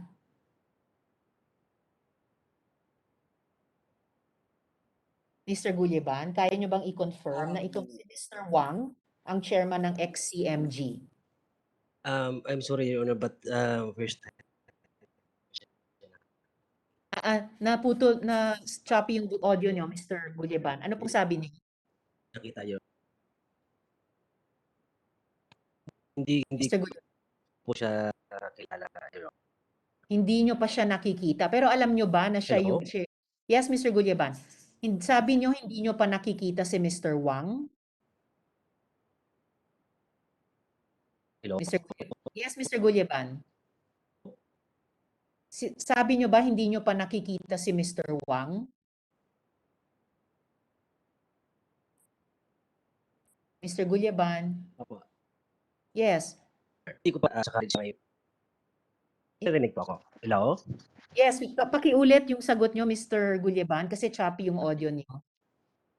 Hindi ko pa ho siya nakikita, Your Honor. At saka hindi ko po masabi kung siya ang current chairman, Your Honor. Okay, well, for the record, Mr. Chairman, ito yung batse sa aming research, chairman ng Suzhou. Pero dito sa photo, Mr. Gulyaban, kilala nyo ba kung sino itong taong ito? Hindi po. Hindi nyo rin kilala. All right, but for the record, Mr. Chairman. With your Yes, permission, Mr. Chairman. Yes, just Mr. want to Chairman. qualify the witness muna, no? Because Yes. ayoko mamaya babawiin nila. You are the authorized representative here of Suzhou, right? Correct po, Your Honor. And you're authorized to appear here and represent them in this meeting, correct? That's why you're here. For now, Your Honor, last hearing po kasi, Your Honor, ako sa kasi si Sir Han ang umattend. Okay nga, pero kung wala siya, ikaw ang sasagot, di ba? May in behalf ng company, Your Honor, very limited lang yung pwede kong masagot, Your Honor. Kasi sabi ko nga ho last hearing, Your Honor, ang participation ko lang ho talaga dito sa transaction na to, parang liaison lang ho kasi ako dito. Hindi ko alam kung paano kita tatratuhin. Baka palayasin ka nila kung sumagot ka rito. Hindi ko alam yung liaison. Ano ba talaga? Nandito ka, may authorization ka na humarap dito. Iniwanan ka niya, di ba? So siguro tinanong ka niya, o pag tinanong ka, ikaw sasagot. Yes, Your Honor. Oh, malinaw yun ha? Aalis ako, ikaw sasagot. Di ba? Apa. Oh, lakas mo. Yes pa, Your Honor. Okay, sige. You're under oath ha? Sige, okay. So you're authorized. Go ahead, Senator Ontiveros. Salamat, Mr. Chairman. Okay, Mr. Gulyaban, and Mr. Chairman, gusto kong magpakita ng another couple of photos ni ex-CMG Chairman Wang Min. Ito po yon. So, dalawang photo po, si ex-CMG Chairman Wang kasama si Presidente sa harap nung presidential seal at flag. And then, isa pang photo, si Mr. Wang, chairman ng ex-CMG, andyan sa kaliwa, kasama sa isang meeting, no? Kay Presidente din. Tapos, Mr. Chairman, merong lumabas noong February 2017.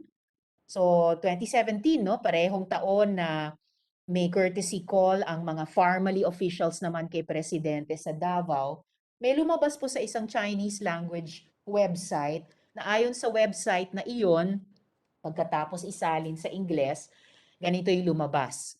Na from Feb 23 to 27, Wang Min, chairman of ex-CMG Group, led a delegation to a visit to the Philippines.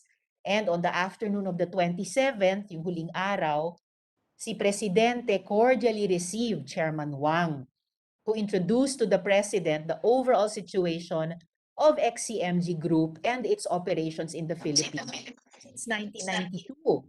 So medyo matagal-tagal na rin, Mr. Chairman.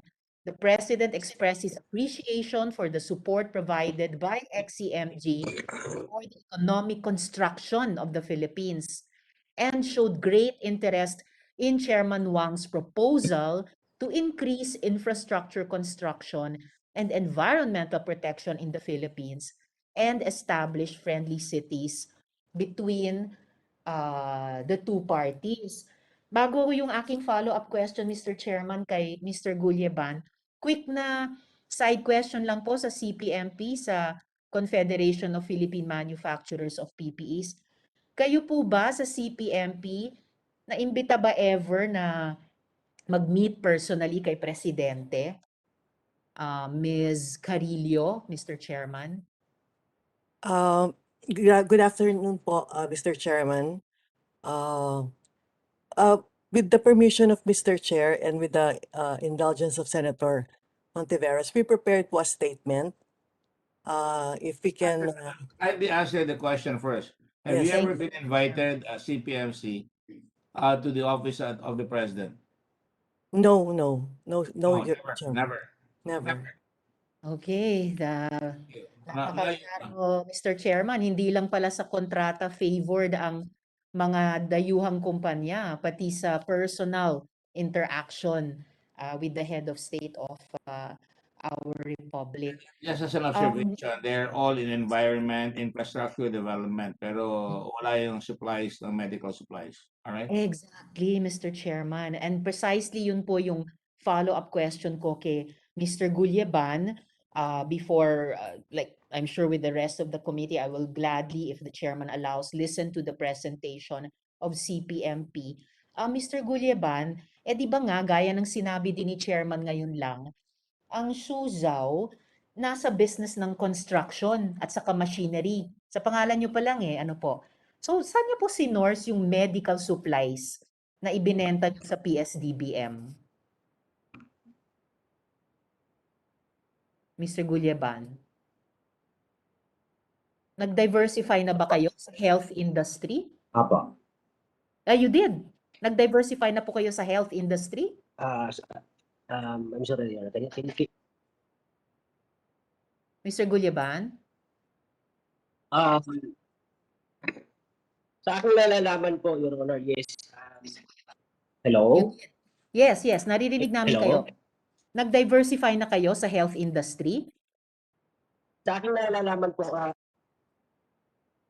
yes po, Your Honor. Okay, saan nyo po sinorse yung medical supplies na ibinenta nyo sa PS-DBM? I'm sorry, Your Honor, pero yung question po, Your Honor, si Mr. Han lang po makakasagot po niyan. Naku, eh bakit wala Kasi, dito si Mr. Han? Naku, Mr. Gulyeban, kaya lalong magtatanong po ako at baka yung mga kasama ko, bakit wala si Mr. Han dito? meron po siyang, Your Honor, meron po ata siyang pinadalang sulat dyan sa inyo, sa committee, na parang hindi po siya makaka-attend gawa nung nagka-COVID po ata. Oh my God. Well, I hope gumaling sila kaagad for his own sake at para din sagutin itong mga tanong ng aming komite. I guess until gumaling na, until Mr. Han gets well, Mr. Chairman, I will have to wait for the answers from him na saan nila sinorse itong medical supplies na binenta nila sa PS-DBM. If indeed, no, kaya ng sinabi ni Mr. Gulyeban, if indeed talagang nag-branch out na sila sa health industry. But at least for today, Mr. Chairman, for the record, yung mainit na tinanggap sa Malacanang noong 2017, as the minority leader also graphically illustrated earlier, tax evader pala ngayon. So parang may pattern na nag-e-emerge dito sa mga pinaborang mga dayuhang kumpanya to the detriment din. Di lang ng ating healthcare workers, di lang ng ating mamamayan in general, but also to the detriment ng mga Pilipinong kumpanya, Mr. Chairman. Those are my questions for today for Su Zhao, ex-CMG, Mr. Chairman. Salamat po, Thank Mr. you. Chairman. Tanungin ko lang si Ray Isidoro, no? Ray Isidoro, kailan ka naging representative nitong kumpanyang ito?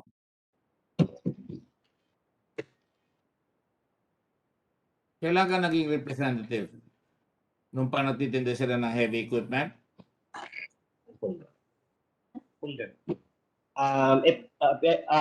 Sa binigay nila sa akin po, Your Honor, na authorization, Your Honor, is April 1, 2020 po.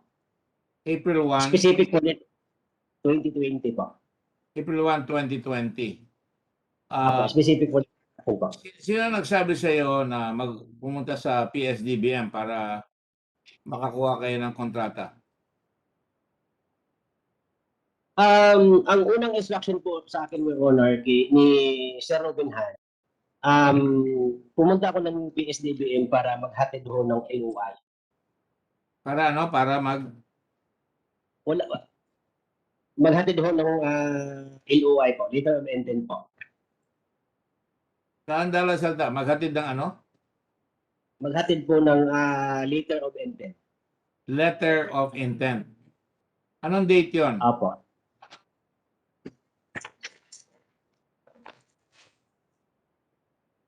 Pwede bang pakidala mo dito sa amin yan, letter of intent na yan?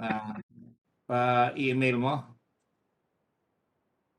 Apo, pwede po. Sige, pakukuha namin kagad. Tatawaan ka lang kung saan mo i-email. Mr. Chairman? Yes. Thank you, Mr. Chairman. Follow-up question, Mr. Gulyeban. Sorry, Mr. Chairman. Muna ako, Senator. Yes, Mr. Akala ko tapos ka na eh. Sorry, I was going to follow up the chairman's question. I will wait. Thank you, Mr. Chairman.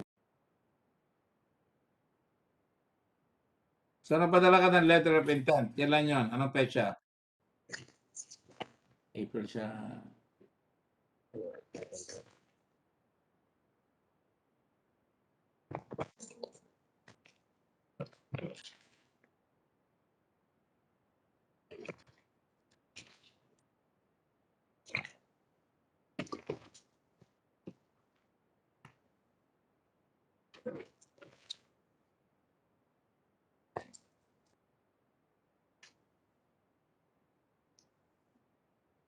Hello?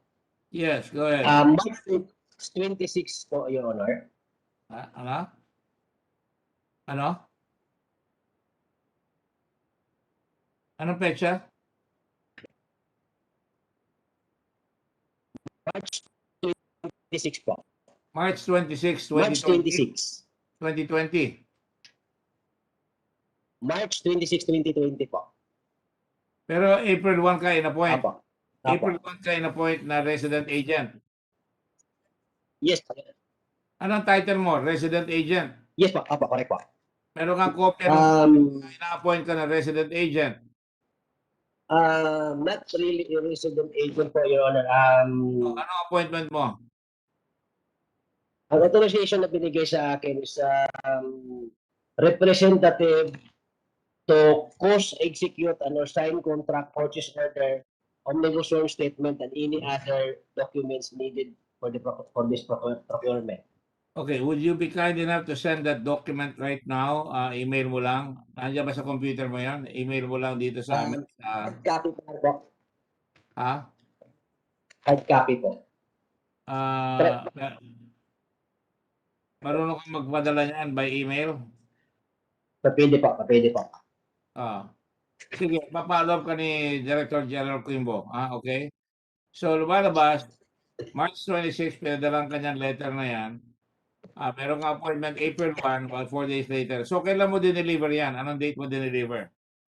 Start po ng delivery namin, Your Honor, is April 10 po. April 10 mo dinala yung letter of intent? Sorry po, Your Honor. This letter of intent, Your Honor, is March 26 po. March 26. Apo. Kailan mo dineliver? Ikaw, kailan mo dineliver yan? Sa PS-DBM? March 26 po, Your Honor. Hindi ka pa appointed nun eh. Ano lang naman po, Your Honor, pinadala lang, binigay sa akin ni Sir Han, dinala ko lang po sa PS-DBM, pinareceive lang po sa guide. So, dinala mo. Alright? Apo. Tapos binigyan ka ng appointment ng April 1, correct? Apo. Alright. Ano nakalagay doon na nag-deliver kayo kaagad kamo ng April 10? Apo. Ang bilis Anong dineliver nyo in April 10? Ang delivery namin, Your Honor, start po ng April 10, natapos po kami ng Ano ang dineliver mo, ang tanong ko? PPE o mask? una po, mask po. Mask? Apo. Are you sure?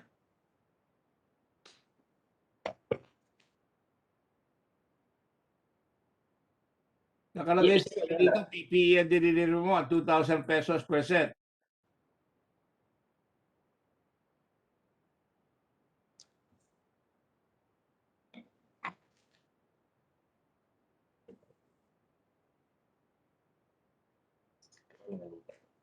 Ano ang sagot sa iyo doon sa letter of intent? Deliver mo kagad, ganun ba? No po, Your Honor. Napareceive ko din, nabigay ko yung letter of intent ng March 26. No, April 1, April 2, binigyan nila kami ng RFQ. RFQ. Sino nakapirma? Si Lau. Tingnan mo. Nakapirma, si signed by Warren Leong. Tama ba? I check po, Your Honor.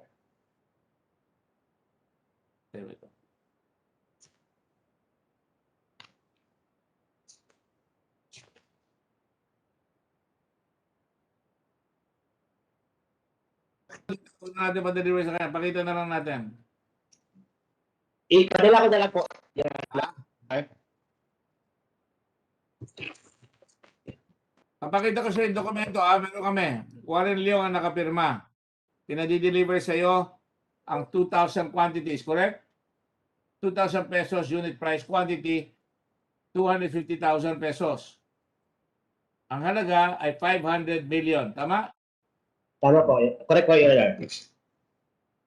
Malinaw sa lahat 500 million. Nag-deliver ka. Sabi sa iyo, April 1, nadala ka ng RFQ, pero ang bilis mo mag-deliver. Na-deliver ka agad on April 2.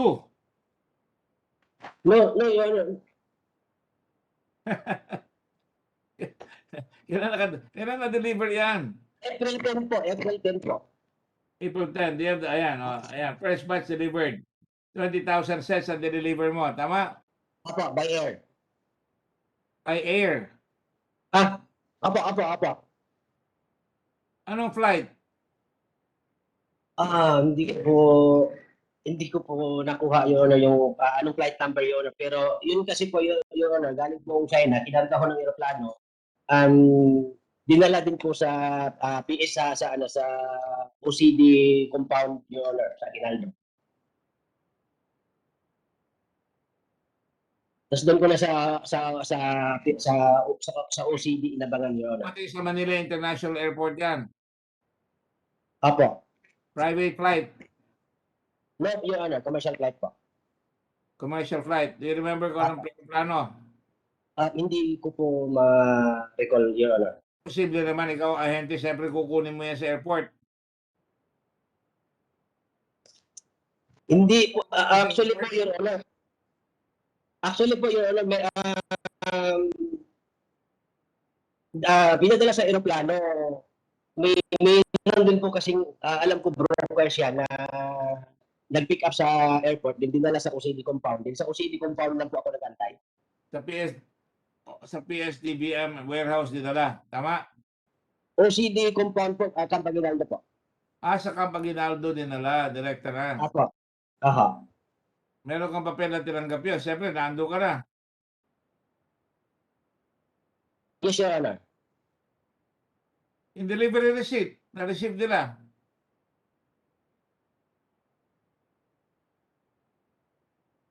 Pakiulit po, Your Honor.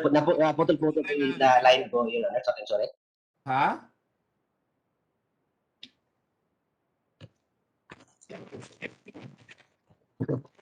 Relax ka lang. Tatalayan kita. Dinala ka mo sa AFP compound. Sumunod ka doon para makita mo kung dumating. Tama o hindi?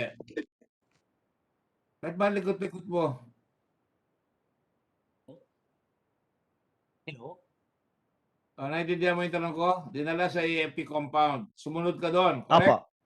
Sumunod ka doon. Apo, Your Honor, correct. So may papel ka nakuha na... Ano kasi, Your Honor, hindi ko marinig. Nag-headset po ako. Hindi, huwag kang magalaw. Apo, Your Honor. Sit tight. Diyan ka lang. Apo. Sit mo, nakita mo dumating doon. Apo, tama po. Nakuha ka ng papel na natanggap nila. Tama po. Meron kang papel dyan na hawak.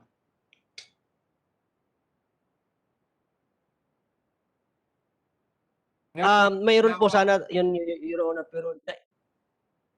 Apa. Anong opo? Mayroon po sana yun. Apa. Opo, ano? Ngayon, Your Honor, wala po. Pero the time na dineliver namin yun, Your Honor, mayroon po. Wala po ngayon. Saan yung papel na yan ngayon? Wala na naman. Wala po akong papel ngayon na hawak, Your Honor, na na-receive nila doon. Pero nung time na... Bayaran na kayo? Wala po. Do we have payments records? Hello?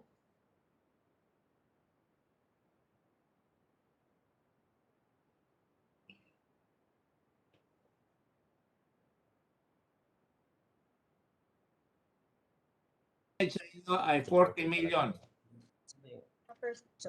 Asan tablet? First batch pa lang yun, 40 million, hindi face mask, PPE.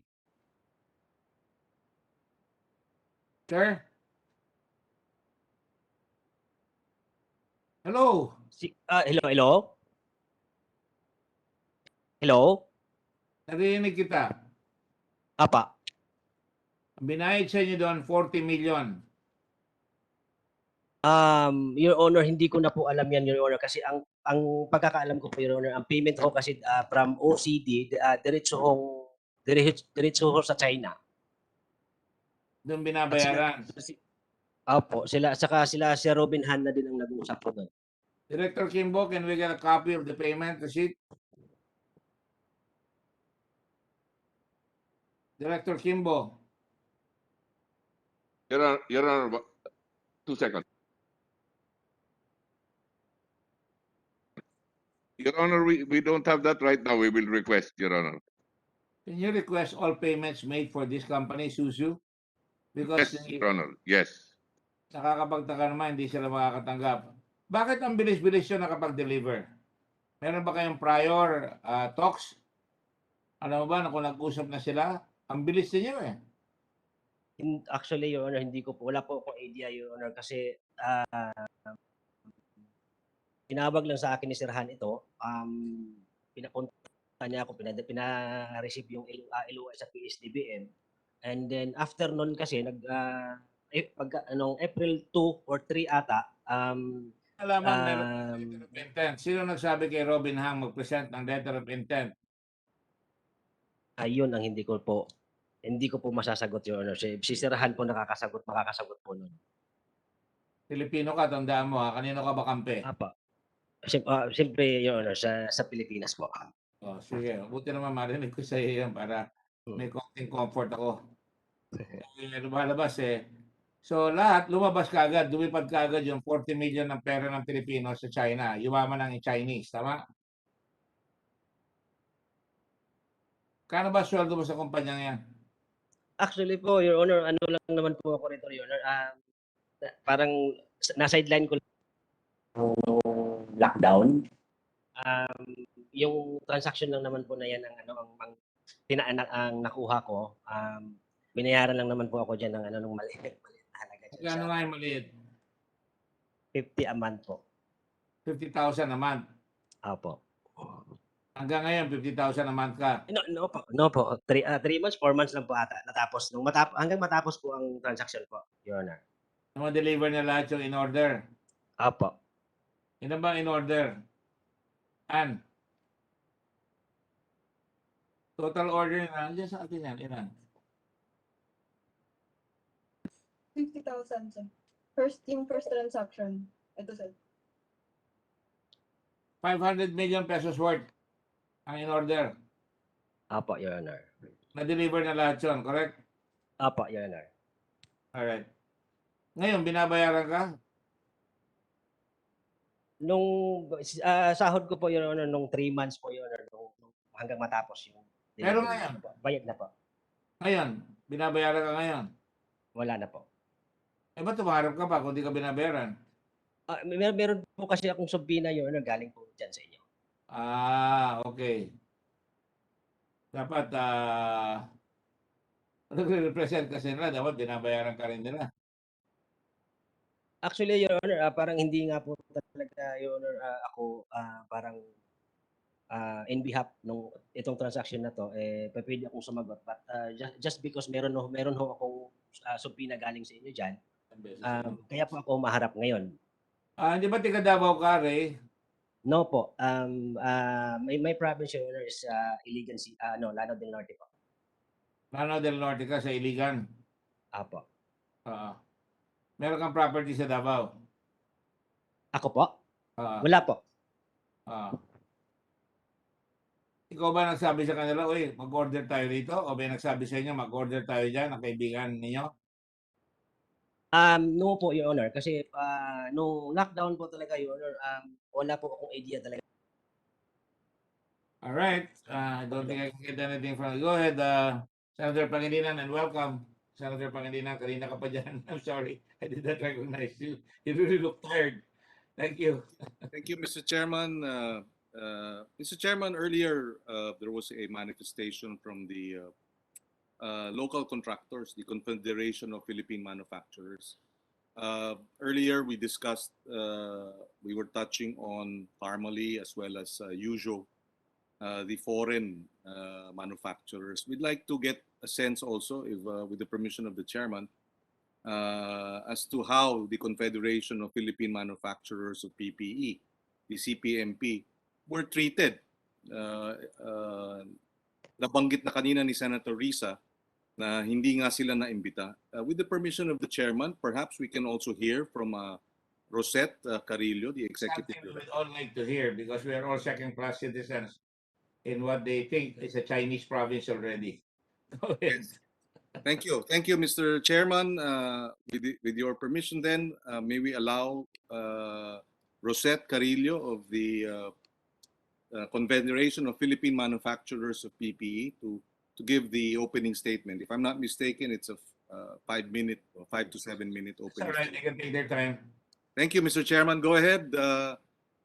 With the permission of the chairman, Ms. Carillo. Okay, good afternoon and thank you, Mr. Chairman. Your Yes, Honor. welcome. On behalf of the Coalition of Philippine Manufacturers of PPE or CPMP, Mr. Chairman, honorable senators present, other government officials and other invited groups, magandang hapon po. And thank you for inviting us to this session. I'm Rosette Carillo, Executive Director of CPMP. With me is our board advisor, Marites Hoxon Agoncillo. She's also the Executive Director of the Confederation of Wearables Exporters of the Philippines, or CONWEP. We prepared a joint statement, and thank you for allowing us to read it into the records. CPMP was formed because of the pandemic. CPMP was established primarily to provide every healthcare worker in the Philippines with locally manufactured medical-grade personal protective equipment, PPE, that conforms to international standards. Secondly, to attain national health security by creating a national stockpile of medical-grade PPE that can be readily tapped during a public health emergency. We are here today po in aid of legislation and to plead that the Senate act with immediacy on the proposed Pandemic Protection Act pending before both houses of Congress. When we joined the repurposing program of the Department of Trade and Industry, or DTI, we encountered many of the problems that have been the subject of this committee's ongoing investigation. With your indulgence, Your Honor, allow us to narrate these concerns and how the proposed Pandemic Protection Act can resolve them. Our first concern is the standards and testing in the current government procurement process. From the drafting of a terms of reference to the issuance of a purchase request, there is no emphasis on the importance of PPE as a medical device, or the need to pass international standards for testing PPE, or the validation of certifications on the testing. For example, the procurement services of the Department of Budget and Management, PS-DBM, technical requirements for bidding on PPE masks do not include any requirement to comply with performance standards. PS-DBM merely states that PPE masks should be, quote, surgical, disposable, ear loop, 3-ply wired, unquote. Imported masks are not even expected to have a certificate of product registration from the Food and Drug Administration, or FDA. Now, it might be asked why a less stringent set of requirements would be a cause for concern. It's because if this is unchanged, CPMP will be no match to traders that merely repack substandard PPE. CPMP members, being global players, have to conform to global standards. For instance, a member, Medtex International, exported nearly 46 million PPE masks from January to April 2020. It would not have been able to do so if it did not pass certain performance tests. Another member, EMS, went through the same testing process. The whole point to wearing masks is to protect a person from COVID-19. Merely having masks that are, quote, surgical, disposable, ear loop, 3-ply wired will not do that. Another example is the presence of an unclear criterion and PS-DBM's technical requirements for bidding on PPE coveralls. While PS-DBM appears to have set a criterion in requiring conformity to the ASTM F1671 standard or equivalent, the use of the term equivalent is problematic. Without specifying what other standards may be considered an equivalent, the term becomes open to interpretation. For CPMP, whose PPE conforms to the gold standard of ASTM F1671, this loophole is extremely unfair. But for Filipino healthcare workers, this loophole can be fatal. Under the proposed Pandemic Protection Act, this loophole is plugged. Locally made medical-grade PPE must pass international testing standards administered by certifying bodies that are accredited by DTI's Bureau of Standards, or FDA, and not partner with said government agencies to allow quick validation of certifications presented.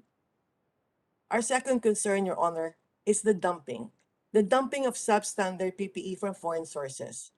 CPMP and other local exporters are unprotected from importers whose predatory pricing endangers healthcare workers as well as the Philippine economy. Every time substandard PPE made by a foreign worker is dumped here, a Filipino worker is always marginalized. The issue of dumping worsened our already bleak prospects during the pandemic. We foresaw in our wearable sector, export sector, cancellation of orders and massive layoffs. While we could do nothing about canceled orders, the jobs of our Filipino workers could still be saved.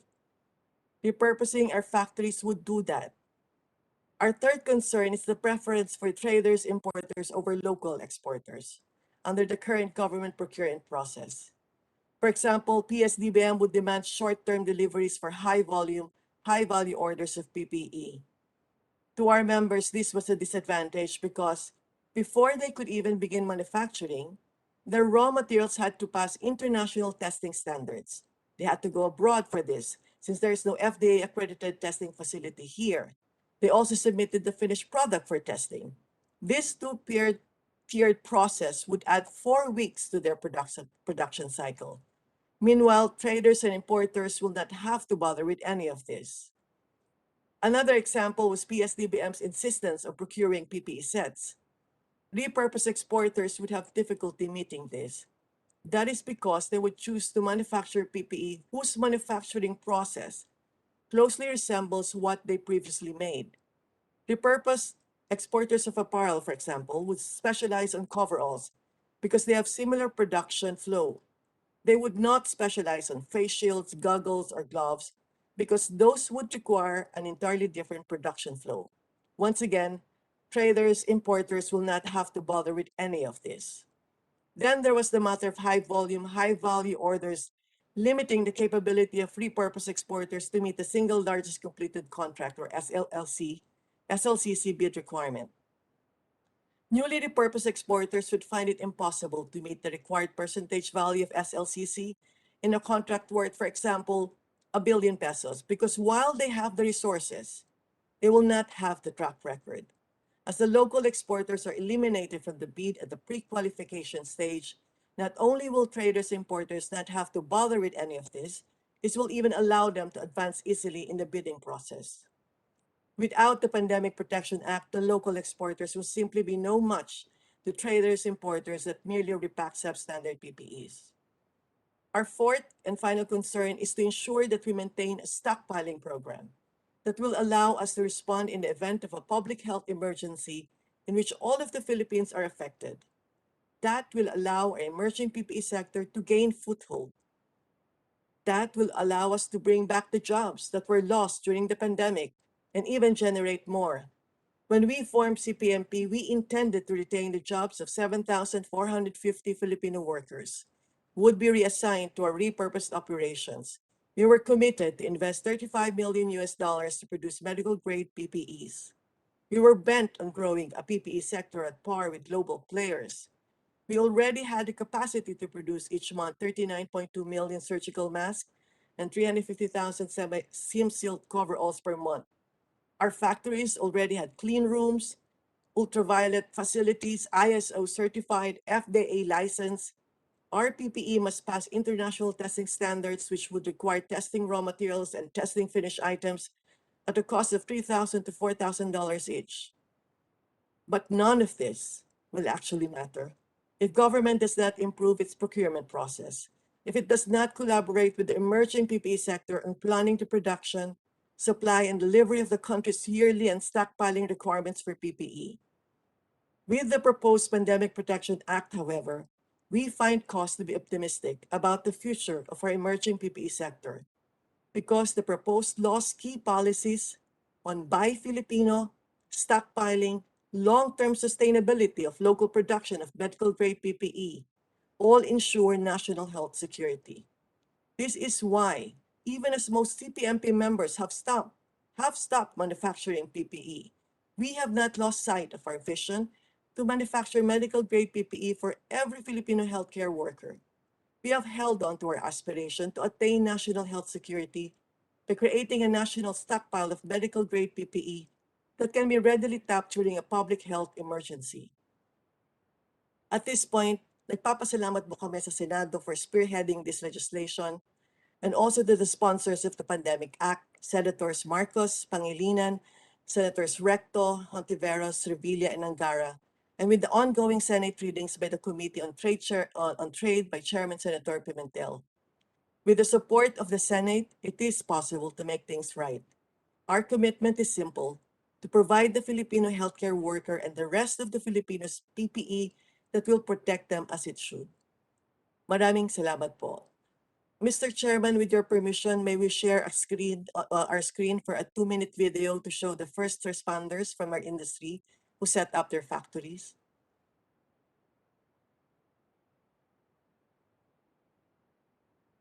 Go ahead. Thank you, sir. Thank you, Mr. Chairman.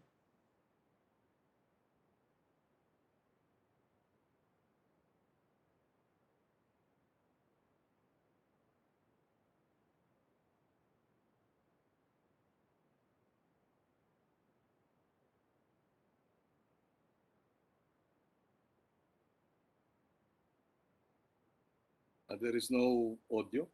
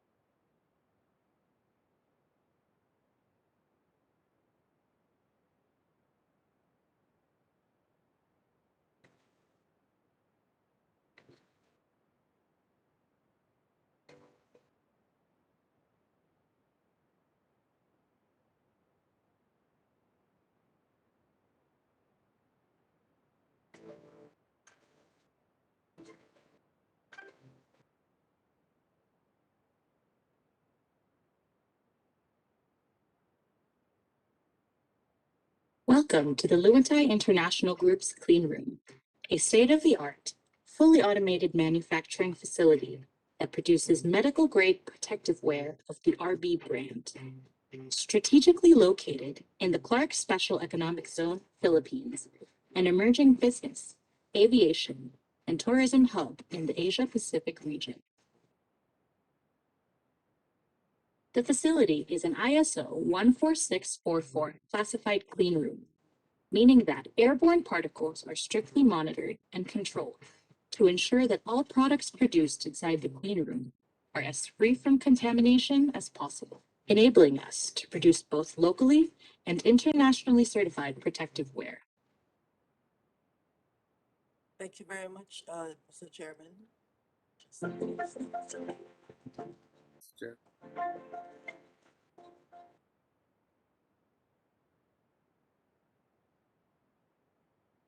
Thank you very much, Mr. Chairman.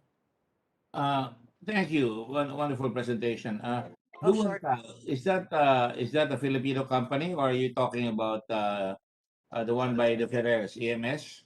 Yes, sir. Is that EMS as well? Yes, sir. The second video covered EMS. And Lumental is a separate company. Is that correct? Yes, Mr. Chairman, that's correct. It sounds foreign though. Is it German or something? No, it's a publicly listed company in Hong Kong, but it's been an investment set up here in the Philippines for more than 30 years. Unlike EMS, which is totally Filipino, that switch that retooled their company from computer parts to medical products. Is that correct? That is correct, Mr. Chairman. Reliance That is Producer the Cooperative. model that I really want to see, flexibility, that when there is sudden demand, we can actually retool. And that is experienced by countries like America in World War II, where they retooled their car companies to create airplanes, trucks, munitions, etc. And that's what we need to do. And we commend you. I commend you personally for this effort. And I'm only sorry that EMS got the raw end of the deal from our own government. And that's why I asked that question earlier that Senator Antiveros started, that we are not even given the kind of day so long as it's foreign, they get an appointment with the president, and there is really no flag being waved by the president to encourage Filipino ingenuity and production. Would that be correct and accurate, ma'am?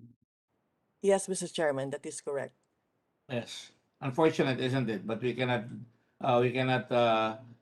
just keel over and die. And for our part, at least as far as I'm concerned, please be assured. I think I filed a bill also requiring TUCP to encourage Filipino companies.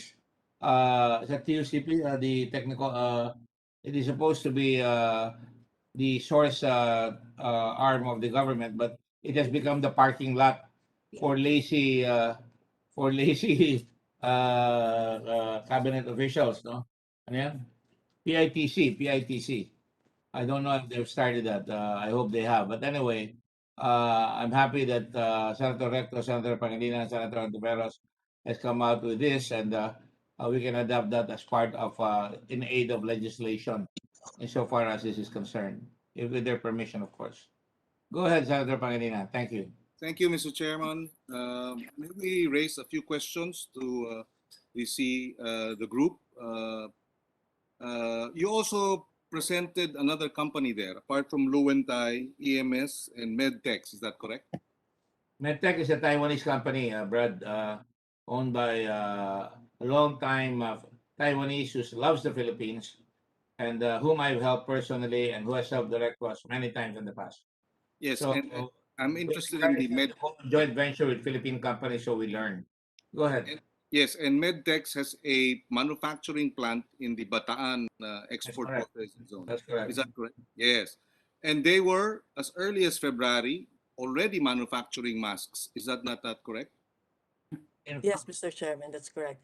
In fact, Together with if I may interject, we even helped them initially, and I got a lot of flack for it, when they had orders from China, and China at that time was starting. We asked customs to facilitate their export, and then later on they started helping us with masks, etc. And later on, we would order from them from Cambodia, all the supplies that they had extra, and from Taiwan. And that's just for the record. Thank you. Yes, the reason why we're raising this issue of Medtex is because precisely the DBMPS in their negotiations with Pharmally and with Usual, they were all claiming that nagkakaubusan ng masks, and that is why they were forced to buy from importers rather than the local manufacturers. But we are told that Medtex, precisely as early as February, already had the capacity to produce these masks. Is that correct? Ms. Yes, Mr. Tarillo? Chairman, that's correct. Yes, Your Honor, yes, that's correct.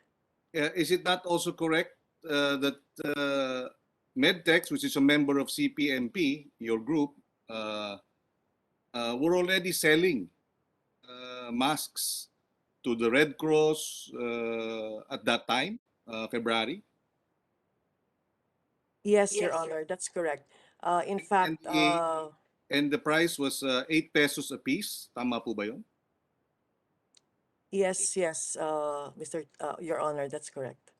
But then it also sold to PITC around 3.2 million masks in April of 2020. Tama po ba yun? Opo, tama po yan, Your Honor.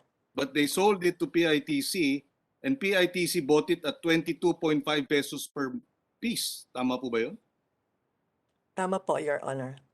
So here we have Medtex providing masks February, March, April, and yet DBMPS did not consider them and went straight to Pharmally and bought masks while Red Cross was buying it at 8 pesos. I understand even Mercury Drug was able to purchase from Medtex. Tama po ba yun? Tama po yun, Your Honor. Would you know? Yes. Permission of Senator Pangilinan. Go ahead. There are horror stories about Medtech trying to provide, and they were rejected several times. They were going to produce early, and they were rejected. Natatakot lang sila na makapahirapan sila, but I do know for a fact, because we deal a lot with them, and they were not given the time of day, and they were always moving the goalposts, as I illustrated in earlier on in the hearings. When a qualified person would come in or corporation would come in, they would always find a new requirement that would disqualify them. And that is really tragic. And one of these days, it will come out in the hearing. It really is, hindi lang yan ang kasalanan nila. Inuuna ko lang talaga na yung favoritism sa Pharmally, ginawa talaga eh. All right, thank you. Yes, And, yes. anyway, Thank you, Mr. one last final point, Senator Pangilinan. I have a bill.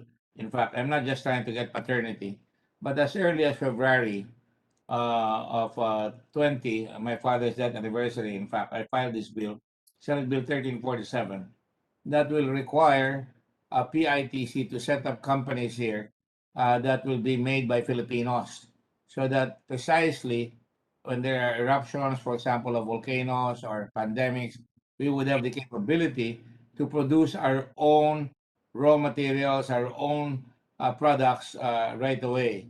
I intend to pursue this again as part of, incorporate this bill with the bill of Senator Recto, your bill, which came out in August this year. Mine came out in February, and we'll incorporate that and make it part of the in aid of legislation for the Committee on the Blue Ribbon, with your permission. Thank you very much. Thank you, Mr. Chairman. We welcome this collaboration so that we can fast track the passage of the measures. I go back to the point I was earlier discussing. In effect, Mr. Chairman, Madam Carillo, hindi totoo yung sinasabing nagkakaubusan ng mask, kaya bumili na lang dito sa Pharmally. Kaya importer na lang ang kausap kasi madalian daw. Sa totoo lang, totoo madalian pero merong local source, hindi po ba?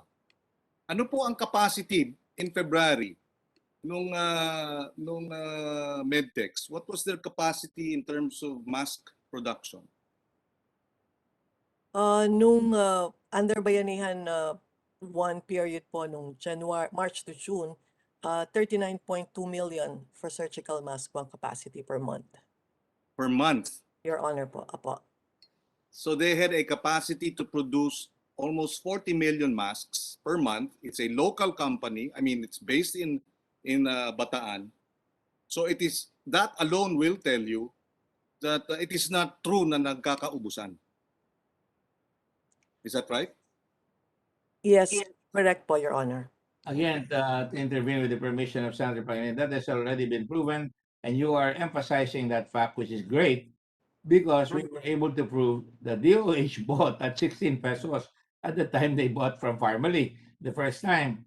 And then later on, they got from EMS at a much lower rate as well, at 13 pesos, if I'm not mistaken.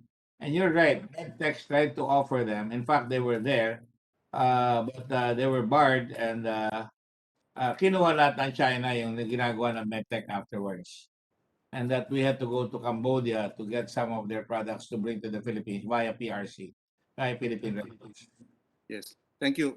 Again, on the matter of jobs, you said you repurposed and you would have hired an additional 7,500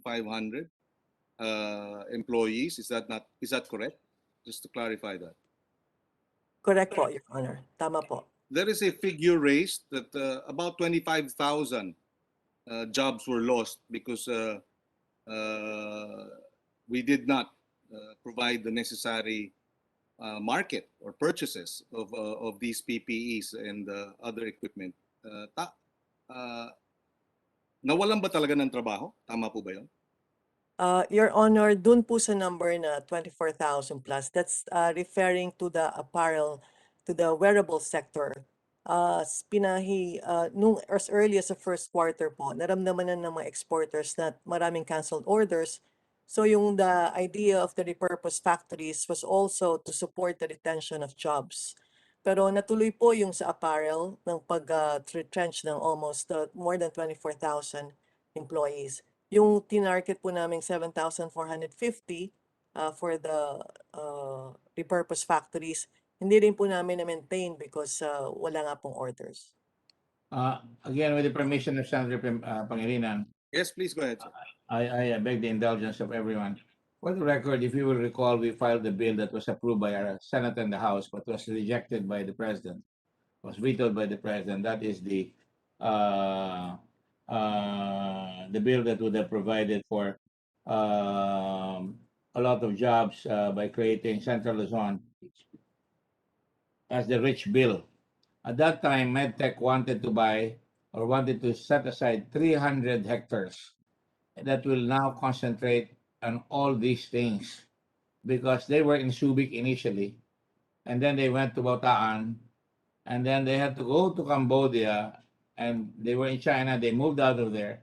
We were going to put them here in Subic, but unfortunately, we got vetoed, and there's another group called TICO that wanted to buy another 300 hectares of land precisely to invest in the rich area so we could be self-sufficient in terms of medical supplies. And that's why I had to hurry up with the PITC bill. Unfortunately, we got overtaken already by the pandemic, and you know, hindi na maitulak. But we will push that, as I already pointed out. Really, we can build Dolomite beaches, but we don't want to buy. We don't want to put money into investments in strategic enterprises such as this.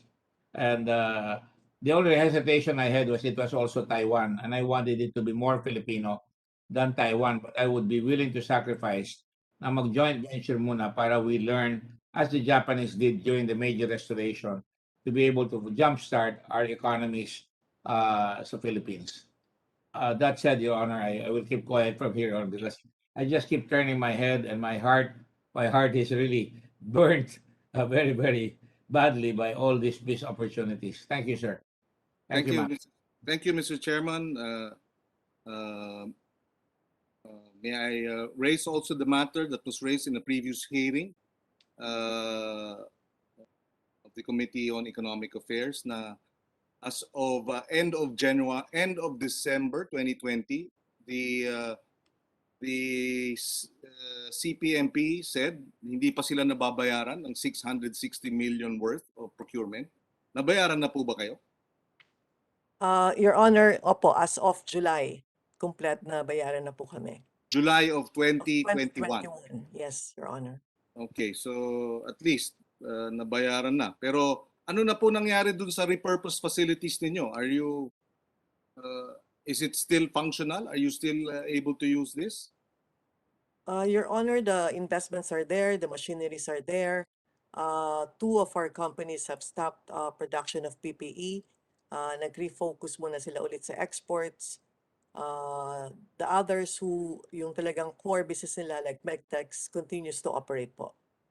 So would you say that these companies who were involved in repurposing, nalugi ba sila? Your Honor, I think with the intention to help the country, it is fair to say that they have not acquired any return on their investment. Their foremost concern was to retain the jobs, magkaroon ng trabaho. Kahit po yun, naapektuhan din po, Your Honor. There's testimony by Mr. Ferrer that they really lost a lot of money because they brought down the price from 13 pesos to 2 pesos and 45 centavos, if I'm not mistaken, or 2 pesos and 15 centavos. They were forced to accept that by Mr. Lau. You know, pinapasok lang sila, sinugar coat lang, kunyari na kumuha ng local, pero with the intention of bringing them down ultimately, and they did. And that is one sin that cannot be forgiven. Thank you, Mr. Chairman. In effect, they were asked by the DTI to repurpose their facilities, except that the other government entity that was supposed to fast-track the purchases, the DBMPS, dilly-dallied and decided to provide favored importers and traders rather than our local manufacturers. Pinaggastos ng gobyerno para mag-repurpose tapos hindi rin kumuha Kung kumuha man, nahuli na at matagal pang magbayad. So talagang pinahirapan ang ating mga lokal na manufacturers habang naka-Lamborghini tsaka naka-Porsche yung mga trader at importer. Talagang nakakalungkot at talagang kinakailangan hindi na maulit ang ganitong sabihin na natin talagang napakatinding dagok sa ating local na manufacturers. I'd like to proceed earlier to another set of questions on another matter. Earlier, Ms. Carillo mentioned specifications and standards. You mentioned that you have been subjected to stringent standard specification checks and that these traders have not. Can you clarify? Ano ibig sabihin po noon? Kayo ay binibigyan ng requirement at hinihingan ng kung ano-anong mga requirements habang yung mga to ensure quality ng produkto, habang yung mga importer walang ganong stringent requirements. Tama po ba yun? Your Honor, dun po sa, for example, sa surgical mask, no, on the bidding requirements, we observe na hindi ni-require yung pinaka-importanting specifications in terms of the safety performance or the quality performance of the mask. That one, that's very important. Wala siyang ni-require na testing, no? All of the masks that we produce sa CPMP po ay compliant with the international standards, attaining the highest level of safety for use. So yung napansin lang namin na the emphasis on medical device, hindi po masyadong nabigyan ng atensyon, lalong-lalo na sa pag-regulate ng FDA. Ang local manufacturers are required to be FDA registered with an LTO, saka yung CMDN for each medical device. Dun po sa bidding requirements, hindi po na require yung importers to be FDA registered. And wala po talaga yung testing requirement in the mask, and also for the coveralls, merong equivalent which makes it more vulnerable to other interpretation, Your Honor. Just to clarify, kung kasama yung FDA certification as a requirement, dapat wala yung Pharmally. Tama po ba yun? Your Honor, what I can emphasize is the role of FDA. Yes, When yes, we started to establish ourselves, we were subject to the strict compliance with FDA, down from the ISO production setup, down to the clean room, down to the manufacturing requirements for a PP as a medical device. So, if prudence dictate, dapat po nag-comply for the regulatory requirements for medical device, no? Which is regulated by FDA po, Your Honor. So are we saying here that in the middle of the pandemic, they loosened the stringent requirements? Like you said earlier, yung agency specification from DOH that were provided to the PS-DBM, medyo kulang. Tama po ba yun? Kung tutuusin sa industry practice, maaari ba natin malaman? Your Honor, when we did the repurposing project with DTI, we did a lot of research. Our exporters are global players. They're very cognizant of the quality and the standard. And their decision to produce medical grade PPE requires them also to be aware of all the standards, the safety standards, and all those things. That being said, we hope that the same thing could have been adopted. Kasi ang nangyari, the focus was on procurement, but the focus was not on protection. That's why we highly support the Pandemic Protection Act, because it really highlights the importance of treating the medical device for protection. Because if the minute it becomes substandard, it compromises its main objective to protect every Filipino from COVID-19 or any other health crisis for that matter, Your Honor po. Excuse me, again, may I interject with the permission of Senator Pangilinan? Let me remind you that the playing field was never level. The Philippines wanted, we wanted our Filipino companies to get in, and they were given rigid and stringent requirements to qualify. Is that correct, Ms. Carillo? Mr. Chairman, that tama po, Mr. Chairman. Tama yan. Okay, now, on the other hand, you have a Pharmally that is an agent. They're not required to show that they have the technical capability. They were not even required to show that they have financial capability. They never went to this requirements in legal, no? And lumalabas talagang walang kalaban-laban talaga ang Filipino company who will start this situation, no? Na dapat kaya naman ng Pilipino, pinagbigyan na yung Pilipino mauna at talagang sabi nyo nga 40 million kayang gawin eh. Ang totoo niyan, di ba, Miss Carillo, let me ask Miss Suntay and Miss Carillo and who else is there? The other lady. Di ba, you don't have to order the whole caboodle right away. You can actually order a preliminary order, maybe a 5, 10 million. And then kung nakakagawa kayo ng 40 million a month, is it? Kaya ba talaga yung 40 million a month? Or even 40 million every 3 months? That would even suffice to cover. You can mix importations and production local, di ba? Don't you think so? It just shows competence and just shows the crass greed that the agenda was really to provide all the opportunities to this favored company. I am making these statements not out of license, but out of the observation that this is what actually happened. That is all. Thank you. Thank you, Mr. Chairman. Additional questions on the specification. So you are saying therefore that based on the technical specifications on surgical masks, for example, na nabanggit nyo kanina,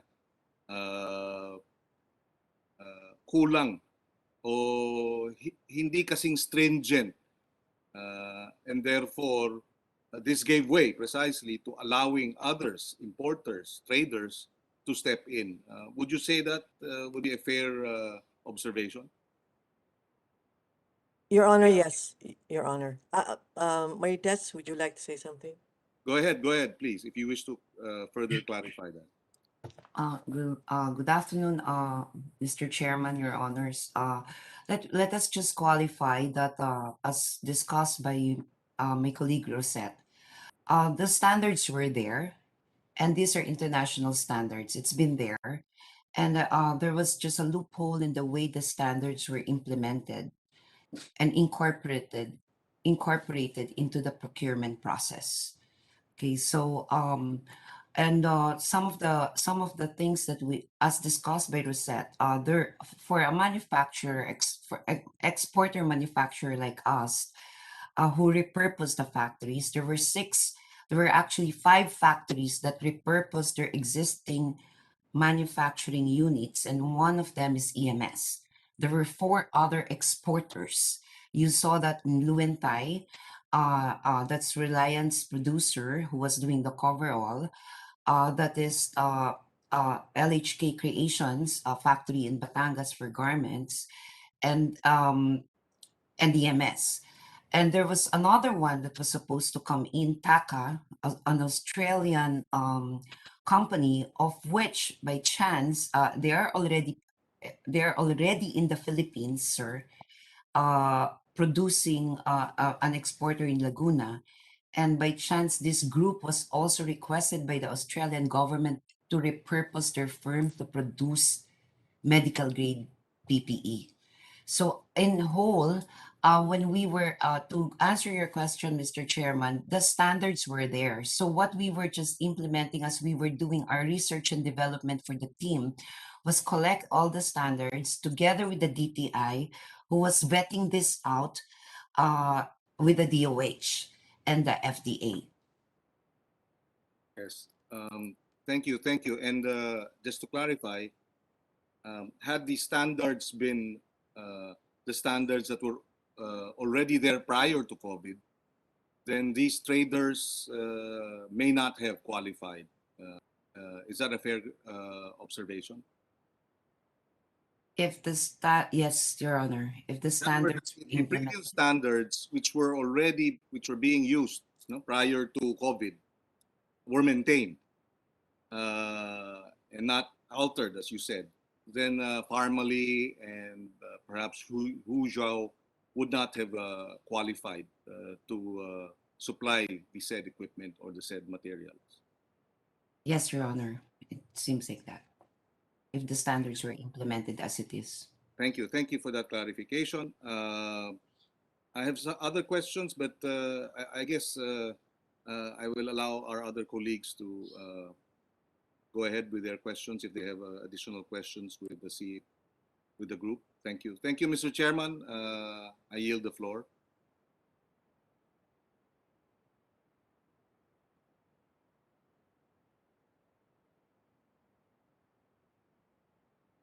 I think the chairman took a break. Maybe we can we can suspend again for a few minutes. There, Mr. Chairman. Go ahead. I yield the floor. Yes, are you done, Senator Pangilinan? So, Yes. Yes. first of all, I'd like to thank this wonderful group for coming in and showing that the Filipino can. And I wish more Filipinos will come out in the forefront so that we could really show that we don't have to be taken advantage of by foreigners, especially with a big neighbor like China, who has been able to get their job done by use of their population and never say cannot do. We can do. Don't you agree, ladies? We can Yes, do. Mr. Chairman, you're correct. We can. Mr. Chairman. And that is the kind of thing that I think we should really encourage our people in doing. And that is why I hope that in the future we don't have to do this. There are many, many instances when emergencies come, nations step into the plate and they're able to do so. You will remember in World War II, many of the ladies started making airplanes in factories in Seattle, in Portland, in Chicago, in Detroit. They were building tanks, they were building munitions, and to the point that they were building a ship a day, a Liberty ship a day, to supply the world, and it became really what they call the arsenal of the world. Now, China has taken a page from that experience. And certainly, we have all the doctors that are qualified and all the nurses. I mean, it's very silly that we cannot even make masks or we cannot even make PPEs, you know. And it's really just a matter of saying, well, you can follow international standards, but we don't have to be dictated on. We can have our own standards, adopting what is out there, and at the same time encouraging and giving incentives to our local manufacturers to be able to do just this. We did that in Subic, and Subic has never looked back. We were never a burden to our country. And later on, Clarkfield followed, and later on, Mariveles Freeport followed.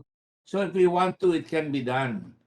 And that's what makes my heart really bleed when I see that we could have done this earlier, as I was interjecting many times there, because I'm not a flash in the pan sort of fellow. We want to make sure that we could have prepared for all this all the time. We thank you very much from the bottom of our hearts. We cannot thank you enough. And please stay in touch with the Blue Ribbon Committee or for your senators here. We listen and we try to make sure that what you say we can actually push. And that's the only way. We cannot leave it to some of our leaders who, when they get in office, they're filled with power in their heads and the country runs awry. Thank you, thank you, thank you. God bless you all. Maraming salamat po, Mr. Chairman. Maraming salamat Thank you po. very much. We should be thanking you. You shouldn't be thanking us. Now, what is the pleasure of everybody? We can call Michael Yang now. Would you like to proceed, Senator Dillon, again? Shall we call Michael Yang so that, with the permission, we can continue on? We'll call Michael Yang. Mr. Michael Yang, it's your turn now. I'm sorry that.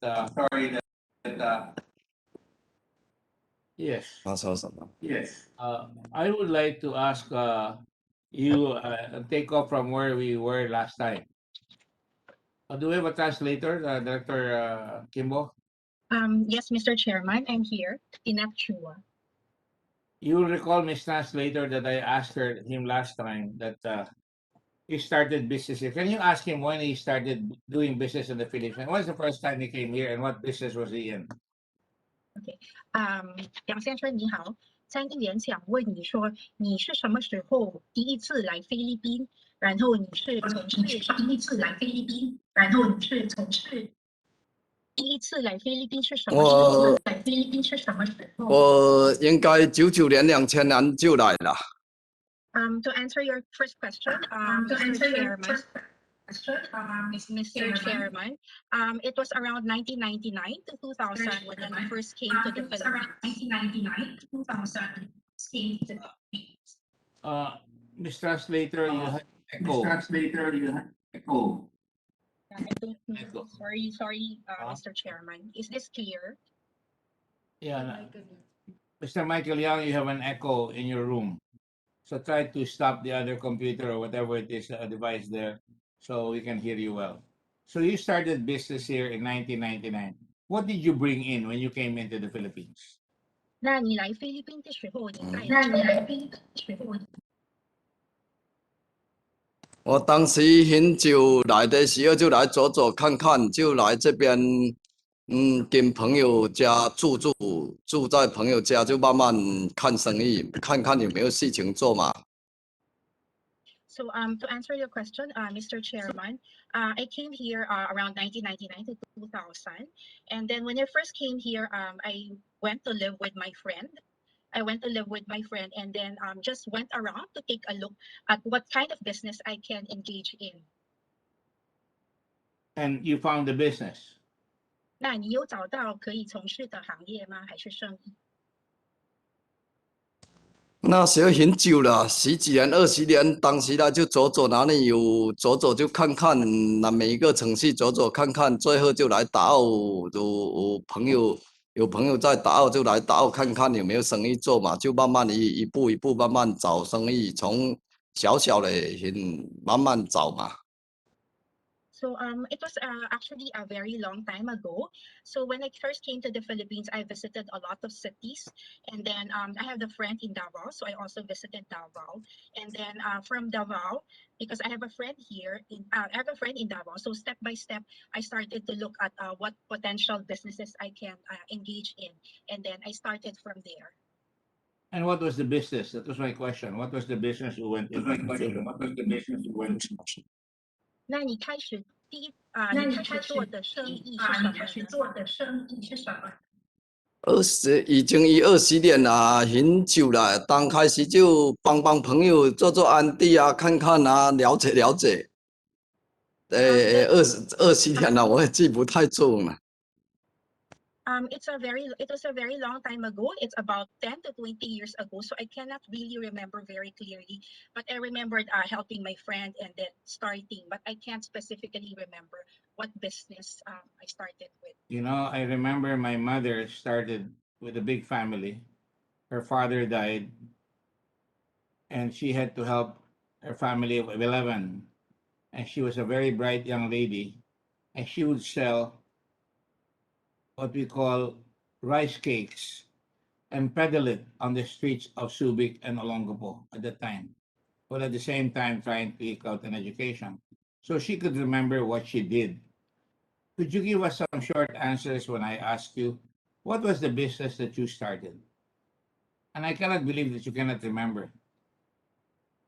参议员他现在想跟你说，他还记得他妈妈小时候，他妈妈来自个非常大的家庭，他父亲早逝，因为这样子，他需要很小的时候就去工作，他就在街头骑着脚踏车卖这些甜糕，卖这些甜糕，所以那时候他还是在在学校读书，也我在卖就是米糕，所以他这么小他都我刚才有跟你说，我当时来这么多年了，有帮朋友，也有做安地跑跑，看看哪里有生意做。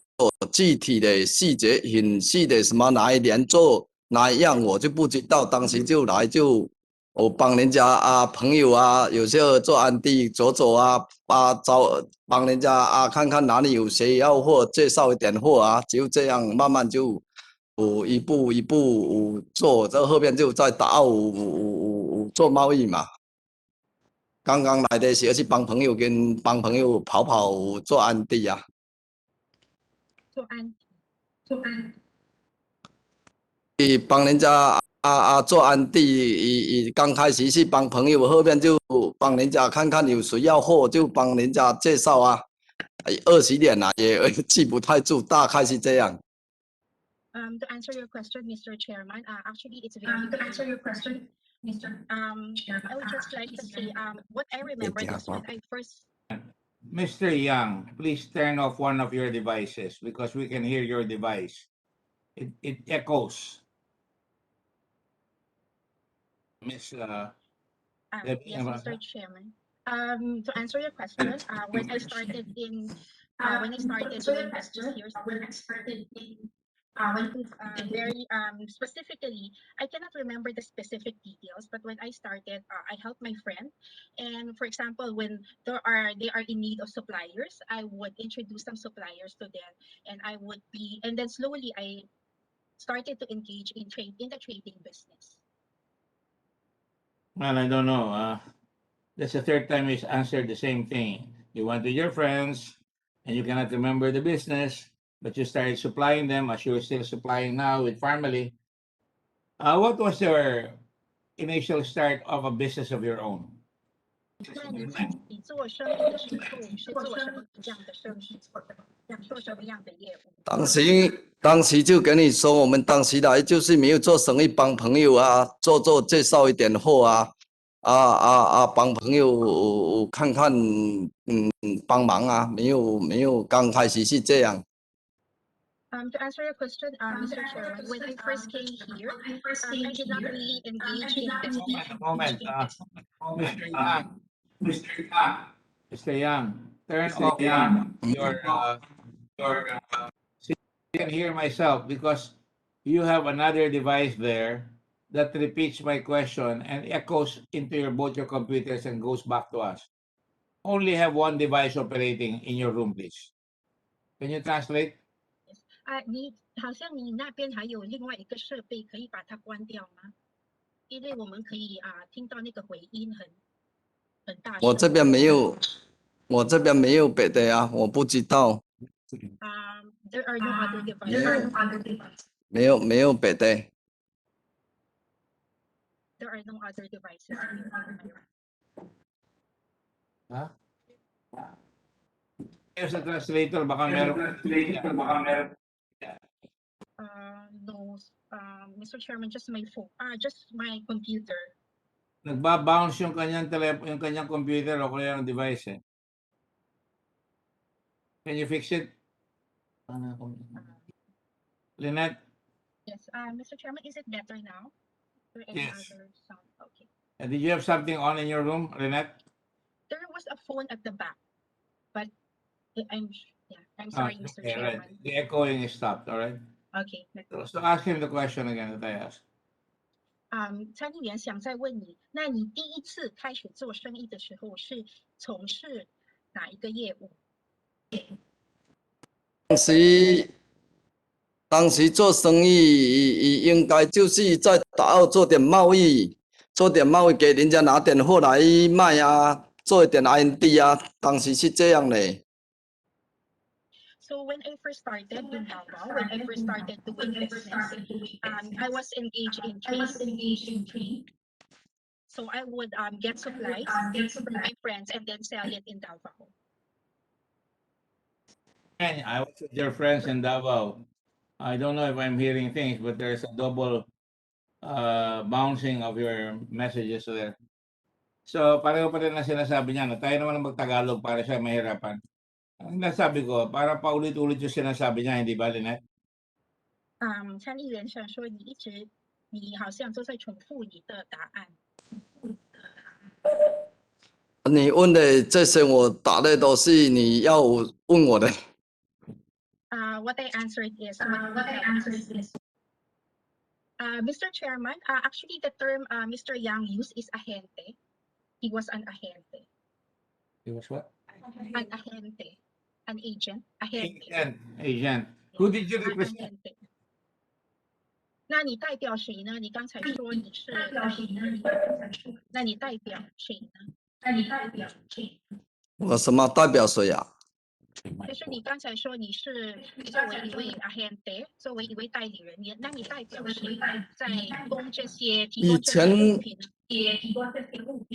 以前20年前啊，有很多中国人在这边呢做生意，有人有货，我们就都有帮人家做安地卖点这么久了，也27年了，哪会记得这么清楚啊？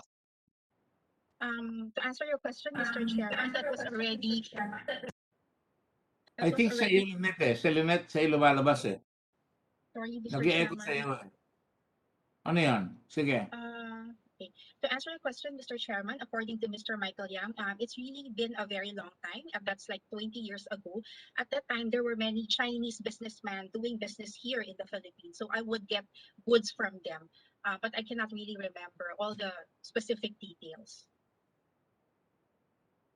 When did you start out your own establishment? 那你什么时候开始你自己的生意？应该0506这样还是07，我也记差不多这样，我要看一下，还是具体哪一年我也要看一下嘛。一下子以前开始就慢慢写做生意，做安地来就慢慢一步一步做起来的。我们也不是像那什么大生意什么时候开始的。So I cannot really remember specifically, but it would be around maybe 2005, 2006, or 2007. But I would have to check the specific year. When I started, it was really I started as an agente, as an agent, and then step by step I started to grow my business. I was not a big businessman when I came here. Napakasimple lang ng tanong ko, Lynette eh. Anong negosyo ang inumpisahan niya? 那你开始做什么生意呢？你开始的是就是做一些 IDW 啊，做一些衣服，做的贸易就是衣服啊、杂货啊。So when I started with RTW, some clothes, and then some goods that I sold. So I was engaged in the trading business. Magte-trade siya, binebenta niya sa mga tindahan. So 你就是把这些货物给供给其他的店。以前就来到就是有地做一点这个店面啊，卖点货就是这样啊。So I had a store in Davao, and I was selling those goods in my store. Ano sagot? I had a store in Davao, and I was selling those goods in my store. Yung tinatanong ko kanina pa, it took him a long 15 minutes to just say that he had a store. Anong store yun? 那个店是什么店？ To answer shortly. Answer the question. 那你可以简单的回答吗？可以简单的回答吗？你可以简单的回答那个店是什么店？那店以前应该我做安地，后面有开店，应该是阳气，有一个叫阳气，我们就有用阳气，后面就用利息耶。In the beginning, the name of the store was Yangtze, and then later on it was Yangtze. I'm familiar with that. Yangtze. And then later on it was DCLE. Okay. Dumating ka rito sa Pilipinas, ilan ang pinasok mong pera? 那你来菲律宾的时候，你来了多少钱？我来菲律宾的时候来就，当时也没有什么带钱，应该以前这么早，我们年轻也没带钱，就来这边就找朋友做生意，做生意嘛。So 中国人来基本上就是来这边朋友就开始到个。就来菲律宾看看啊，身边看看有没有生意，有没有帮忙啊，就慢慢来啊，有生意就慢慢做了，就这样。我当时也没有什么，没带钱啊。At that time, to answer your question, Mr. Chairman, at that time when I came here, I didn't really bring money, a lot of money, because I was very young then. And when Chinese people usually come here, they usually just go around and then look at what business opportunities there are. And then I have my friends also here, so that's how I started. But I didn't bring money. Sino ang kaibigan mo sa Davao? 那你在达包的朋友是谁呢？岛的朋友这边这么多哦，都是有联系的，这么多都是在做生意，都在一个市场上都是很多啊。这我这么要这么多怎么说啊？有几千个人。How am I going to answer this question? I have many friends in Davao, several thousands. We are all Several thousands, ha? Nung marami check sa Davao kagad, sa ilang libo-libo? 所以蔡妮也在问Davao真的很多中国人吗？几千位。我说有上千人，我没有说几千人，我说有上千人的人，我都有在这边做生意，都有联系。我联系朋友，你哪有我联系这么多？我怎么说啊？哦，然后基本上大家都联系吧，在市场上。So actually, if you are in Davao, more or less you will know everyone there, or most of the people there. So I know close to maybe 1,000 friends. So it's also very difficult to list them one by one. Katumira, sino kaibigan mo, Katumira? 那你跟谁住呢？当时你说你来达包第一次，你跟哪位朋友住？我当时来这边有一个我们村里面的朋友啊，在这边，他现在不在这边了，也不知道去哪里了。以前来刚开始联系他们介绍，后面就我自己租个房子跟朋友啊。When I first came here to the Philippines, I knew someone. My friend was from the same hometown as I was, but that was a long time ago. He was no longer here. He's no longer here, and I also don't know where he is now. Okay, never mind that. You brought in Yangtze, you put up a store. How much did you put into Yangtze? 那你开了这个氧气这个店，它这资金是多少？你投的资金是多少？这个我要看一下啊，我要问我的会计，我看一下这么久了，我也没有，现在没有去看，我要看一下嘛，我要看一下。For this question, Mr. Chairman, I would need to ask my accountant because it's been a long time, so I would need to check the records again. You have to ask your accountant. You know, I can tell you a story, no? Mahilig ka rin lamang magkwento. Nanay ko, tatay ko, mag-asawa sila in 1940. Nagtayo sila ng Ampaw Factory. May kutsero sila. Naglagay sila ng restaurant na maliit after the war. Nagtayo sila ng sinihan. Nagtayo sila ng restaurant. Nagtayo sila ng rock gas. Nagtayo sila ng piggery. Lahat yan may kukwento ko sandali lang. Ikaw, ang dami mo sinasabi. Will you please get to the point?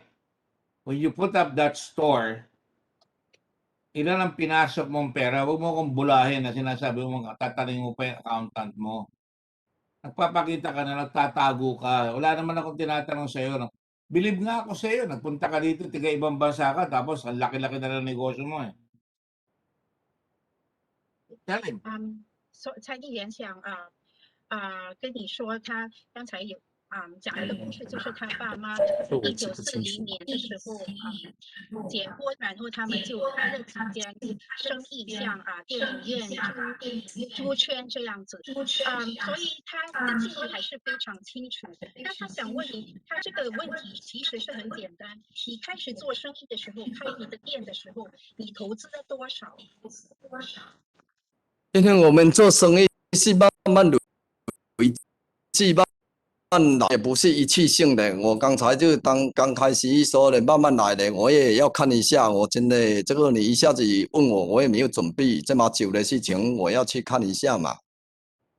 To answer your question, Mr. Chairman, because I already mentioned a while ago that when we did business, it was really step by step, very slowly. So it wasn't just like a one-time engagement. So and it was a long time ago. So I really need to check again my records.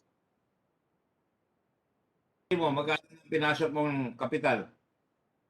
那你还差不多记得投资多少吗？资金吗？啊投？资多？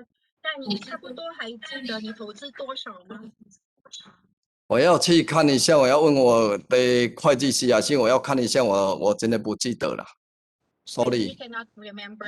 Very sorry about this. I will have to ask my accountant. You're either stupid or a liar. Because you don't want to answer anything. You cannot remember. You have to call your accountant. You cannot remember anything. I don't think you're stupid. And I don't think you want to lie because you're not going to get anywhere with us. And if you think we're not going to get anywhere with you, you have another thing coming.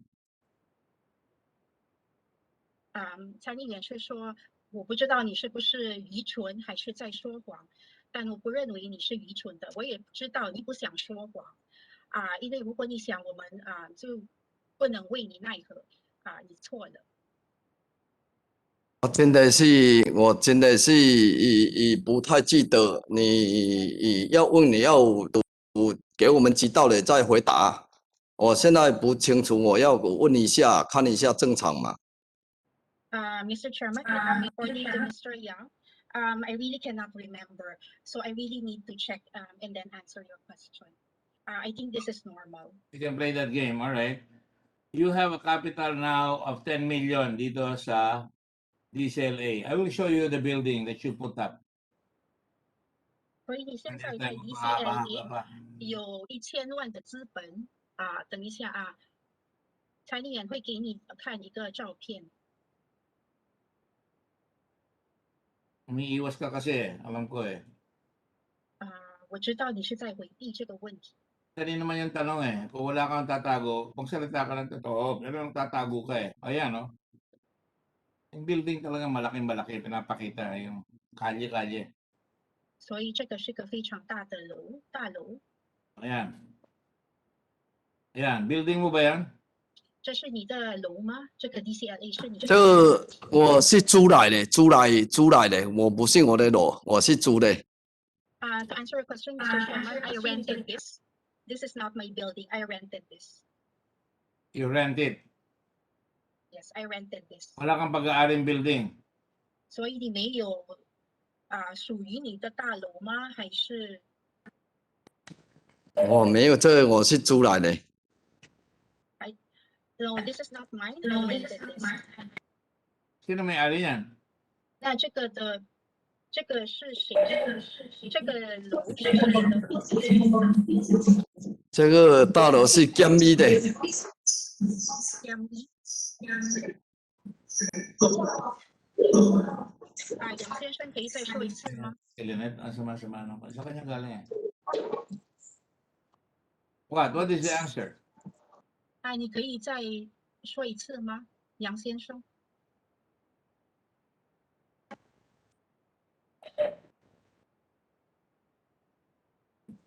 Answer. 杨先生。这个是叫一个他名字叫监一的房东的，他租给我们的。To answer your question, Mr. Chairman, this one is owned by Mr. Kiam Yi. He is the landlord. Chang? Kiam Yi. Spell it, please. 你可以把它拼出来吗？以英文拼出来。英文我不懂得拼，不然等一下看什么时候我再叫人家拿给你们，我要去看，我不会写。 I don't know how to write this thing, but later on I can check and then give you the name. No, you give me the name. You know 你 the 现 name. 在那个名字。 You know the name. 监一。 Kiam Yi. Spell it. 你可以把它 Will you help out? 不，你给我写下姜咪吧，姜咪这姜咪我叫我的翻译给我弄一 Sa kanya, sulat mo sa kanya sa papel para makita mo. yes 翻译员我请你把它我叫我的翻译写一下好。he will ask his translator to write it.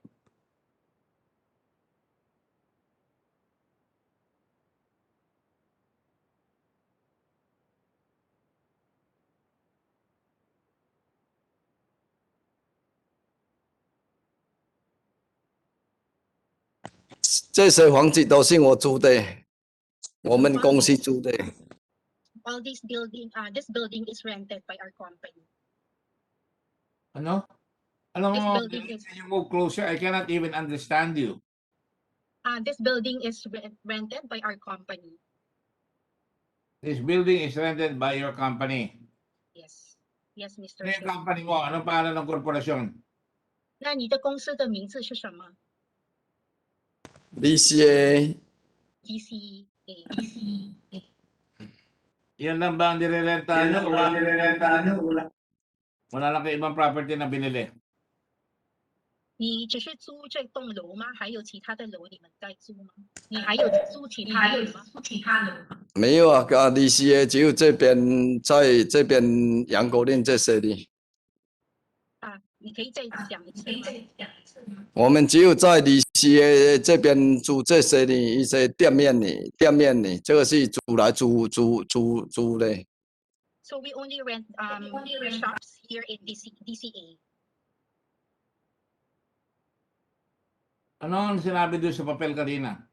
Okay, 你可以举起那张纸吗？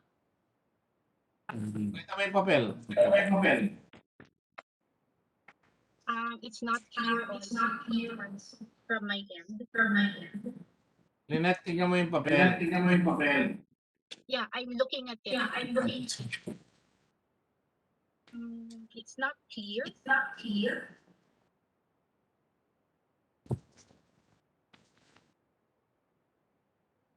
Is it possible? Ayan. Kian B. Yes. Kian B. KIANBEE. Is he from Davao? 他也是Davao的人吗？是。 Yes. Yes, Mr. Chairman. How many buildings are you renting from in Davao? 那你在Davao在租几栋楼呢？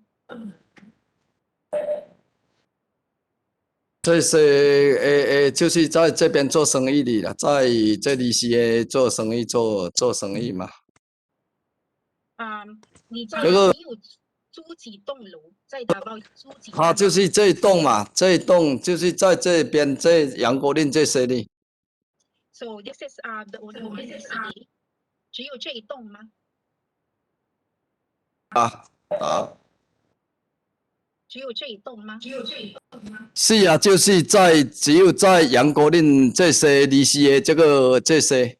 哦。 So only in DCA.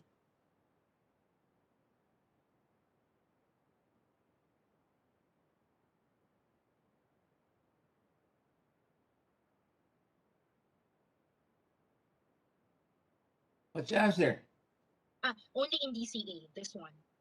In DCA. What's the answer, Lynette? Sorry, Mr. Chairman, you don't hear me. His answer is only this one in DCA. I show you another building. 那我再让你看看你其他的大楼。 What is the address of this building first? Anong address itong building na ito? 那这个 DCA 它的那个地址是什么？地址。杨国令。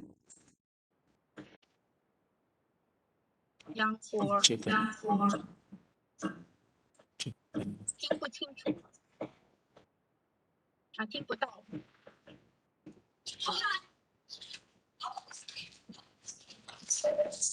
听不到，听不清楚。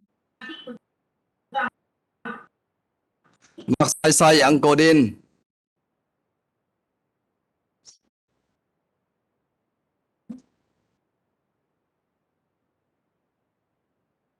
Well, Lynette, what's the address? 那个地址你可以报上那个地址吗？ Magsaysay ang kodin. Magsaysay? Ayan ko rin. Oh. Oh, tama nakakaintindi ka eh. Niloloko. Anong number? 几号？他这个没有号码，只有magsaysay ang利息的这个名字。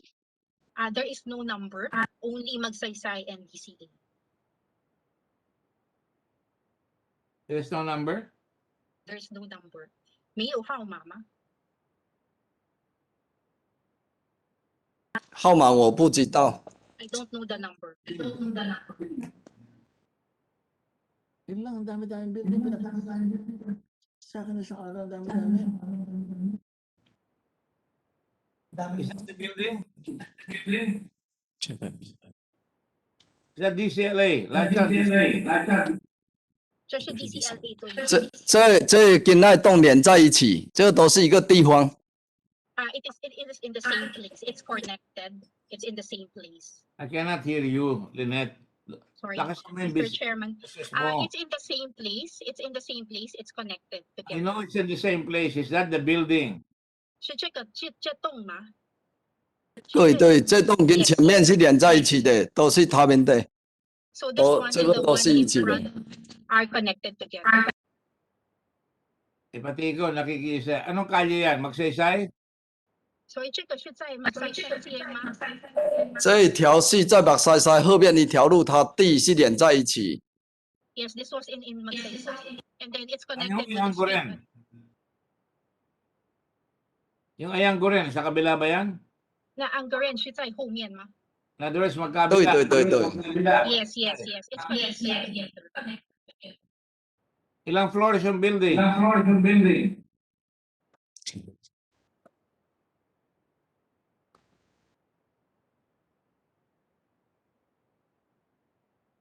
What's the answer?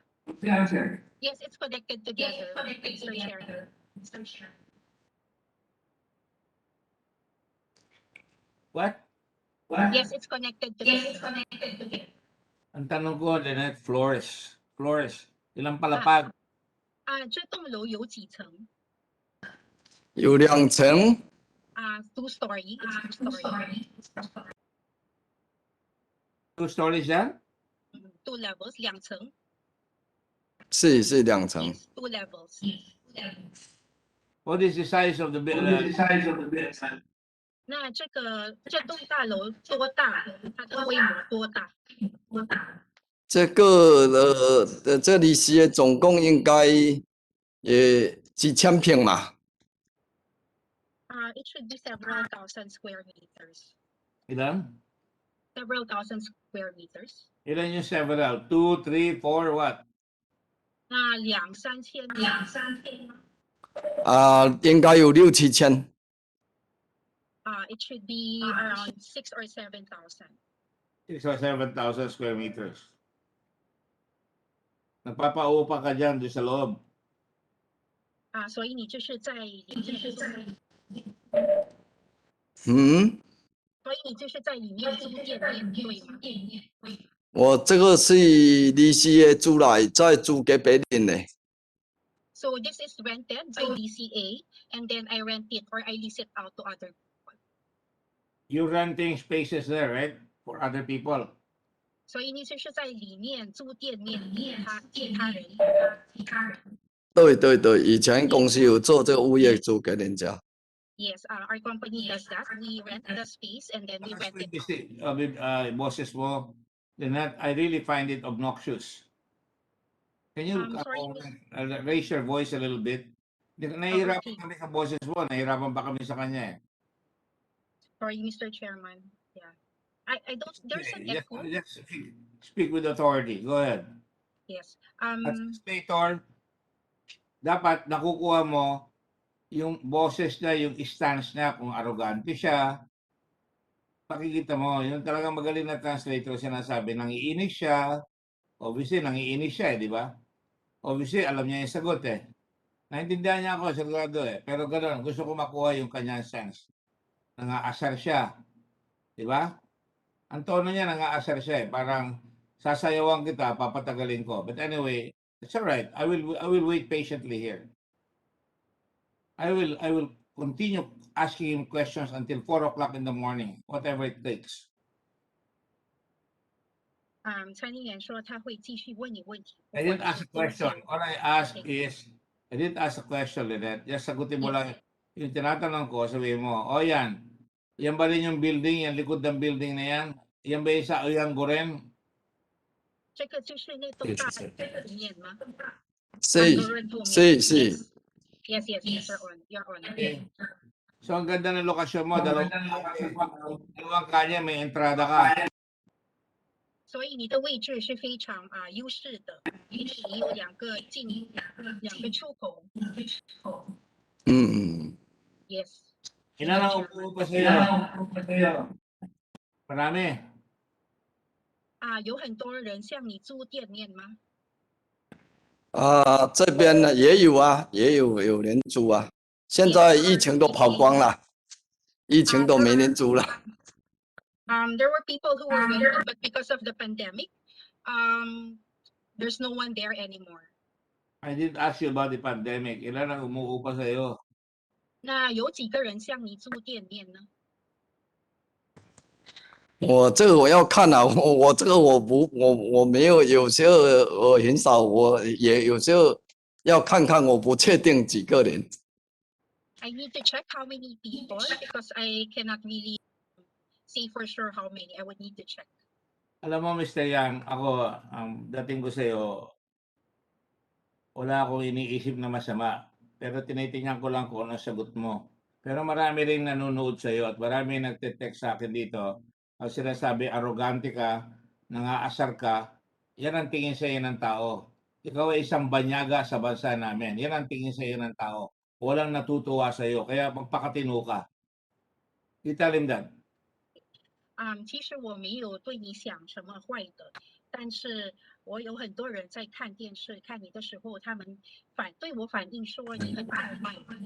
他们对我的反应是，他们觉得你很傲慢，好像你很得意，而且你是一个中国人，在我们的本地是一个中国人，是个外国人，在我们的本地。我来菲律宾，你 Let me just finish. Di ba ako malabas dito, bisita ka namin, nagbagandang loob ang bansa namin para makapagnegosyo ka. Ngayong malaki ka na, akala mo, kaya mo kaming, paikutin. Nanonood ang buong Pilipinas dito at nakikita yung ugali mo. You are not a good representative of your country right now. Mainis sa yung lahat, yung mga Pilipino dito. I can tell you that right now. Tell him. Kaya kung mangiinis ka, talagang papakita ko sa'yo na talagang masamang tao ka. Yan ang sasabihin nila sa'yo. Go ahead. 你是我们在菲律宾的一个访客，我们对你都是很友好的。但是现在你已经做得很大了，你的生意做得很大，你就变得非常傲慢。其实我可以说，你不是你国家一个好的代表。我来这边，我真的也是很简单，也很喜欢菲律宾。我没有骄傲，我也不知道人家怎么想，我是非常配合的，也非常简简单单做事情的。谢谢，好。To answer your, I would like just to say, Mr. Chairman, I came here to the Philippines and I really love this country and I am not arrogant. And I really don't know what other people think of me, but I'm just really simply doing business here.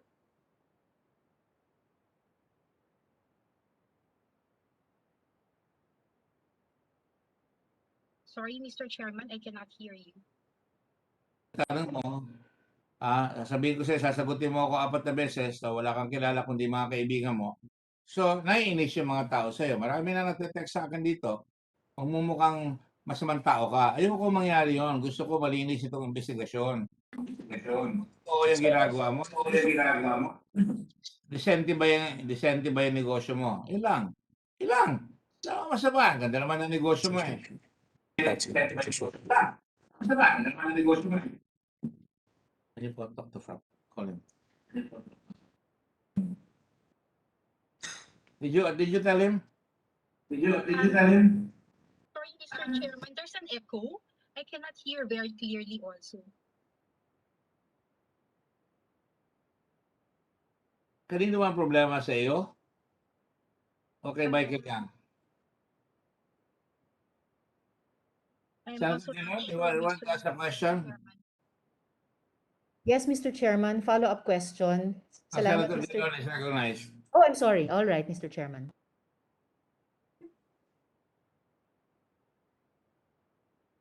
Go ahead. Myself, all right. Yeah, just a few questions on Mr. Yang related somehow to the questions raised by the good chairman. Mr. Yang, can you tell us what is your source of income in the country today? 杨先生参议员想问你一个问题，也是跟刚才参议员问的问题有关联，就是你能告诉我们你在国内的收入的来源吗？你在国内的收入的来源吗？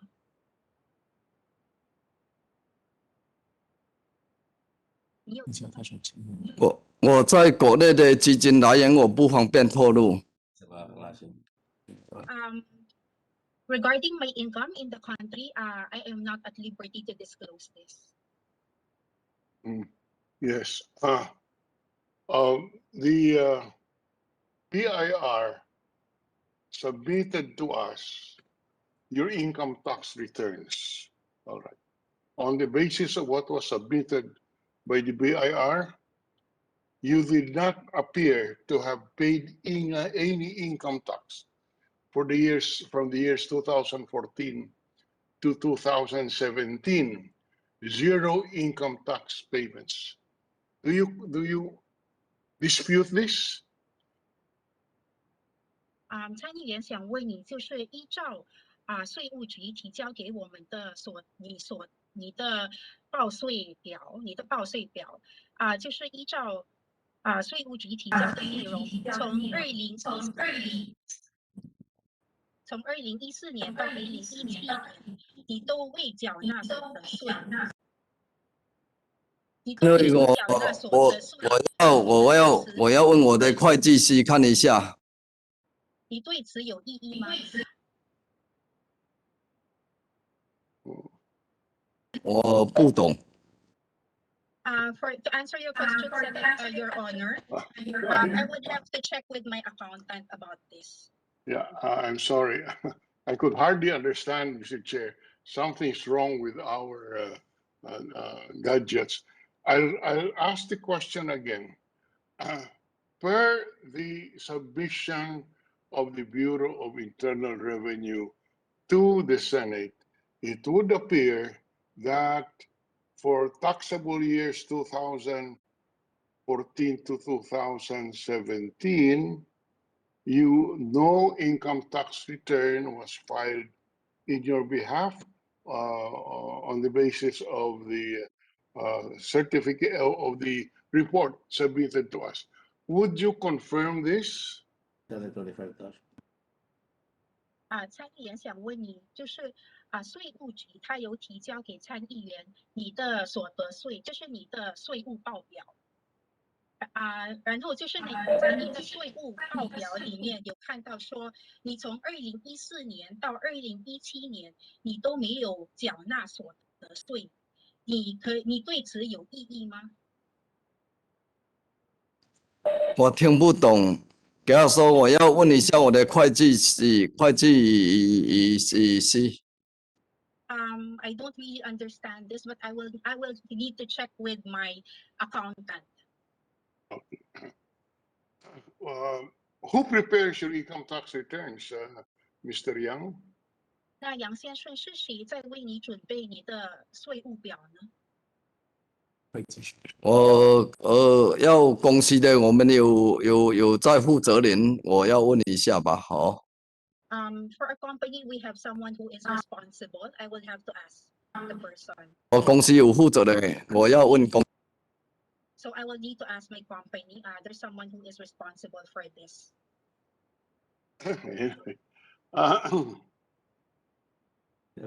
In 2018, the report of the BIR per the income tax return submitted by the BIR to the Senate, you had a taxable income only of 208,000 for the entire year of 2018.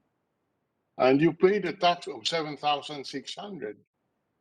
Do you confirm this, or this is per the records of the BIR? 就是依照税务局他们提交给参议员的报告，就是你2018年的时候，你的总收入，就是你总收入是20.8万，然后你缴纳的所得税是7600块，你可以确认这一点吗？ 要是说这个上面的是显示这样应该是的，因为这个会计师做的，我应该是对的。If that is what is reported, if that is what is reported, I think it's correct because that is prepared by our accountant and filed with the BIR. Okay. So at least you confirmed that you only paid 7,600 in 2018. What was the source of your income of 208,000 in 2018? 所以这个2018年你的总收入是20.8万，你可以讲一下这收入的来源吗？这我要问我的会计师，我对这边这个不太懂，我要问我会计师。I would need to ask my accountant about this. I'm not very clear about this. You confirm, you mean you did not know where your income came from in 2018? That's barely 3 years ago. 你不知道你收入是从哪里来吗？2018年你收入是从哪里来？不知道吗？我要问一下，我怕打错了，我要问一下哈，问一下再。I would need to ask my accountant because I'm afraid I might commit a mistake in answering, or I might make the wrong answer. Right. So I would need to check again. All right. Can you also, okay, the record submitted by the BIR to the Senate, the income that you made in 2019 and 2020 is not readable. Would you be willing to submit a more readable one to the BIR? 参议员想问你说，因为你提交给税务局你的报表就是2019年跟2020年提交给税务局的报表无法看懂，就是不是很清楚。你是不是愿意再提交一份报告给报税表给税务局？你是否愿意？可以啊，我到时候我叫我们税务局提交嘛，会计师嘛。Yes, I am willing. Yes, I am willing. I will ask our accountant to submit another report. Okay. Thank you very much. And when you ask your accountant to submit another set for the years 2019 and 2020, can you also submit can you submit an explanation why there are no income tax returns filed in your behalf from 2014 to 2017? Can you include that in your submission to the Senate? 所以，如果你叫你的会计师在提交这个2019年到2020年的税务报表，你也可以顺便提交一份解释吗？为什么从2014年到2017年你没有交这个税务报表？ 2014年到2017年为什么没有交税务报表？你可以这个我要问那个会计师，到时候要是可以，他一起去汇报吧，哦。Yes, I will ask my accountant if this is okay. I will submit this together with my income tax returns for 2019 to 2020. Yes. So going back, okay, let's go to Pharmally. Did you extend any monetary assistance to Pharmally to help Pharmally fulfill its contracts with the Philippine government?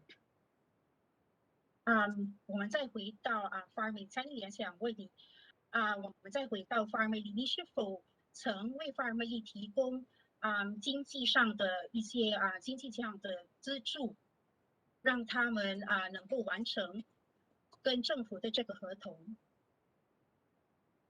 个人没有，我个人没有。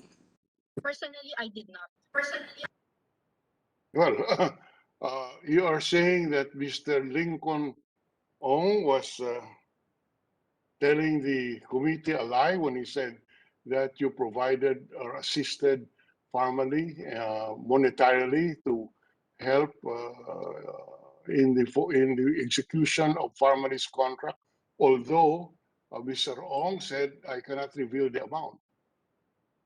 Are you saying that Mr. Ong is not telling the truth?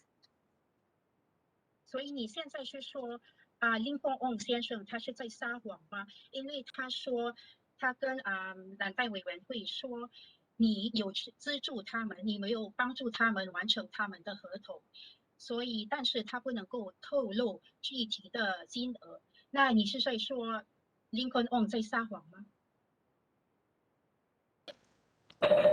林坤龙没有在撒谎，我是介绍朋友，介绍电机的人给他，他没有在撒谎。我们有说我是介绍跟电机的朋友给他。Mr. Lincoln Ong, to answer your question, Your Honor, Mr. Lincoln Ong is not lying. I did recommend friends who advance payments to help him. Yeah.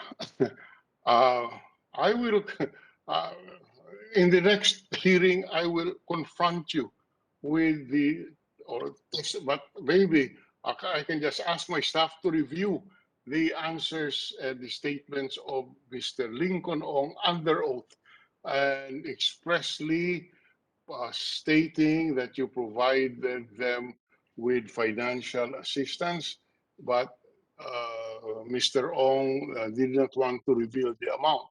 All I'm asking is, this is already a testimony on the record under oath. Are you denying this, sir?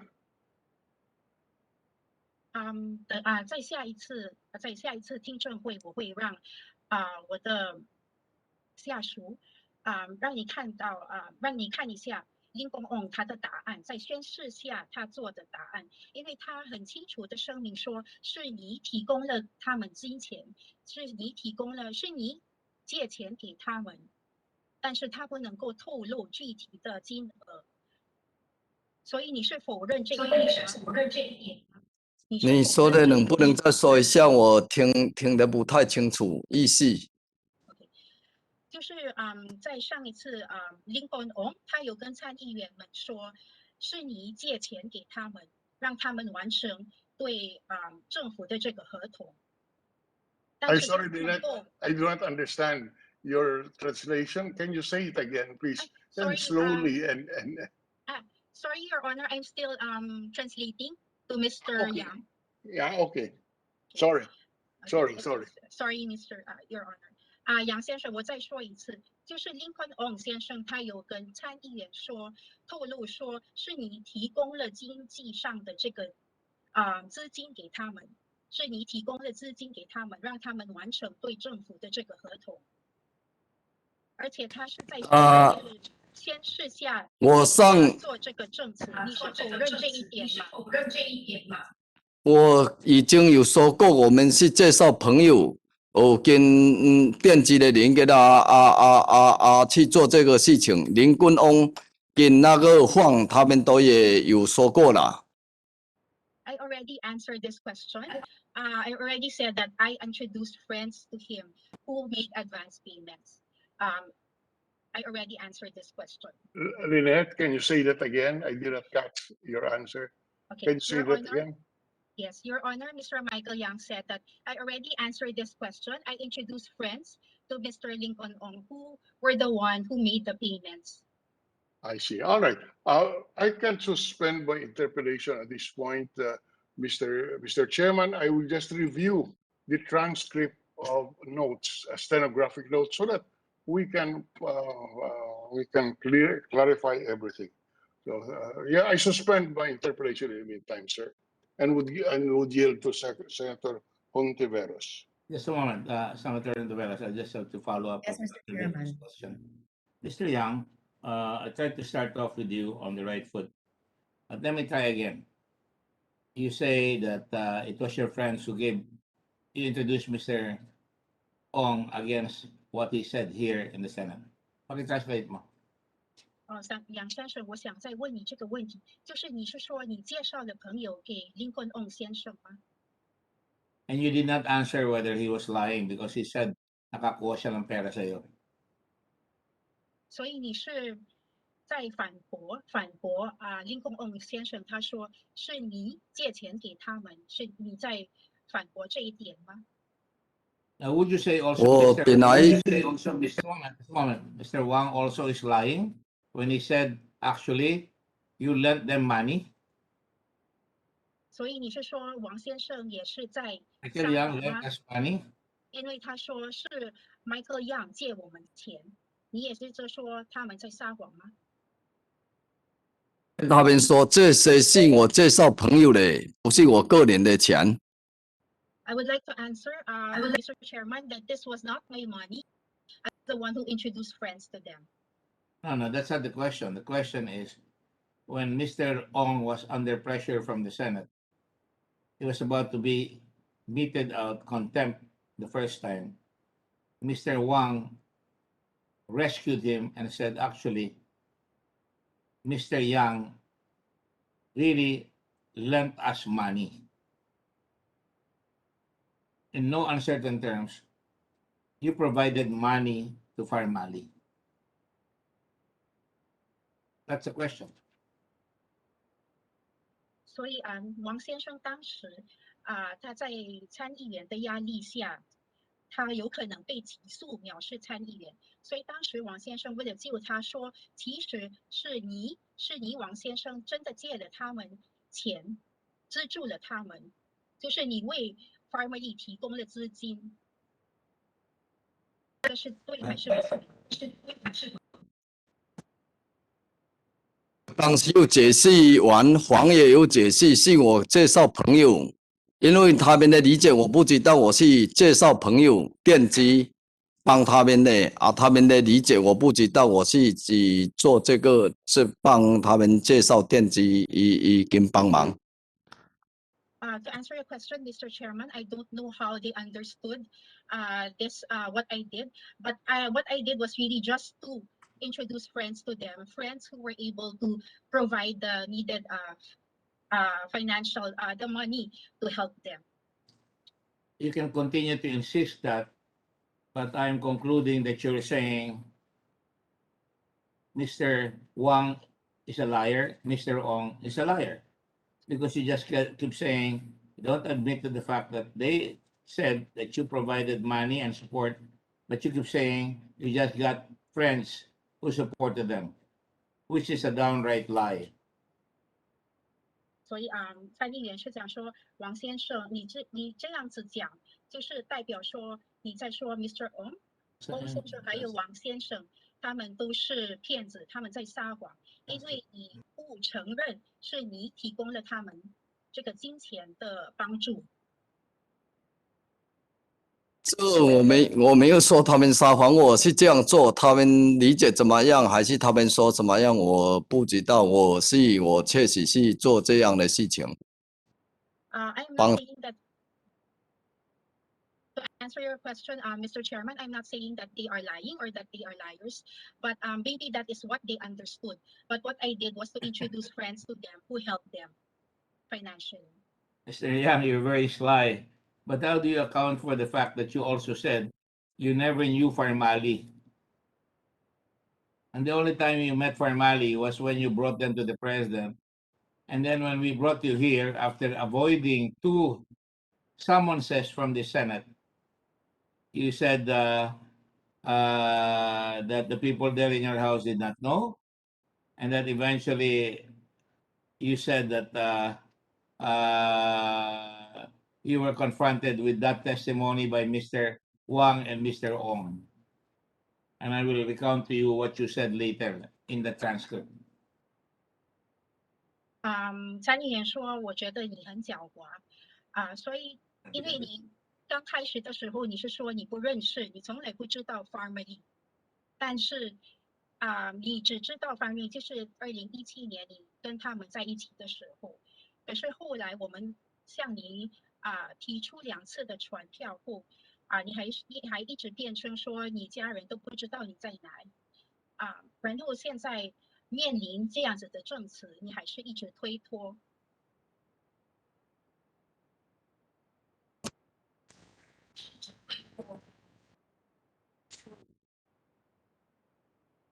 杨先生有听到吗？后面没听见。就是参议员说，因为你唯一一次，你刚开始你是说你不认识 Pharmally， 然后后来你又说你只有一次，就是2017年的时候把他们跟总统会面遇到他们，但是就是你的供词都是不符合的，而且我们发出蓝带委员会发出2次传票后，你都一直说你家人不知道你在哪里，然后面对这些证词，你还是一直反驳。第一，花蜜莉是17年，这个花蜜莉，我跟你说，我联系后面他们注册，他们黄子妍跟他们都说，他不敢给我说，也没有给我说，他们做这个生意也去拿这个单，用花蜜莉也没有给我说，这个在参议院他们都有回答过了，这个证实我没有撒谎。第二个，你说那个参议员第一次发传票，当天9点收到我不在，第二次发到我家，我人不在，因为我出国已经很久回来了，回来我也没有回到那个19号，最后知道我要参加律师也回函，2次都有回函给参议院蓝代会，我没有什么不参加。To answer your question, to answer your statement, Mr. Chairman, I know the first Pharmally, the one from 2017, I know them, but the second Pharmally, I really am not aware of them, of the second Pharmally. I did not know that they had this purchase order from the government. I also did not know that they are using the name Pharmally to set up a company called Pharmally. I was not aware of this.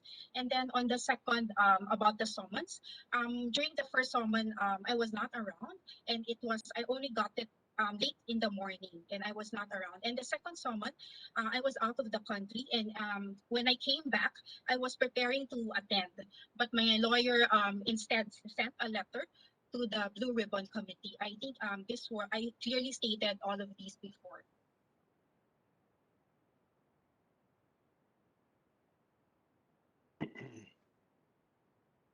Mr. Chairman. Well, I will just quote to you what Mr. Wang said.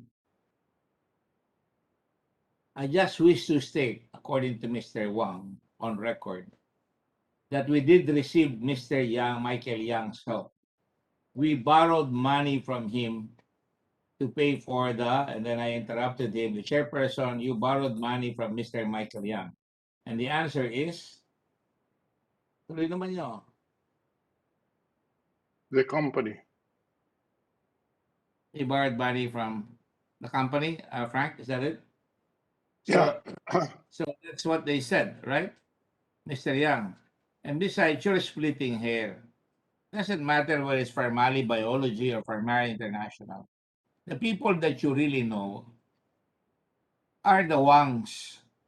You brought the two Wangs to the president, and these are the Wang, the other Wang is now here, and you cannot say they're different because they're the same people. Uh, it just shows the kind of mindset that you're trying to split hairs to get yourself off. It's unfortunate. Go ahead, translate, please.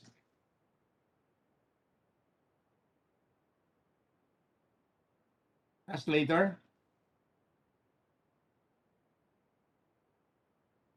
Translator.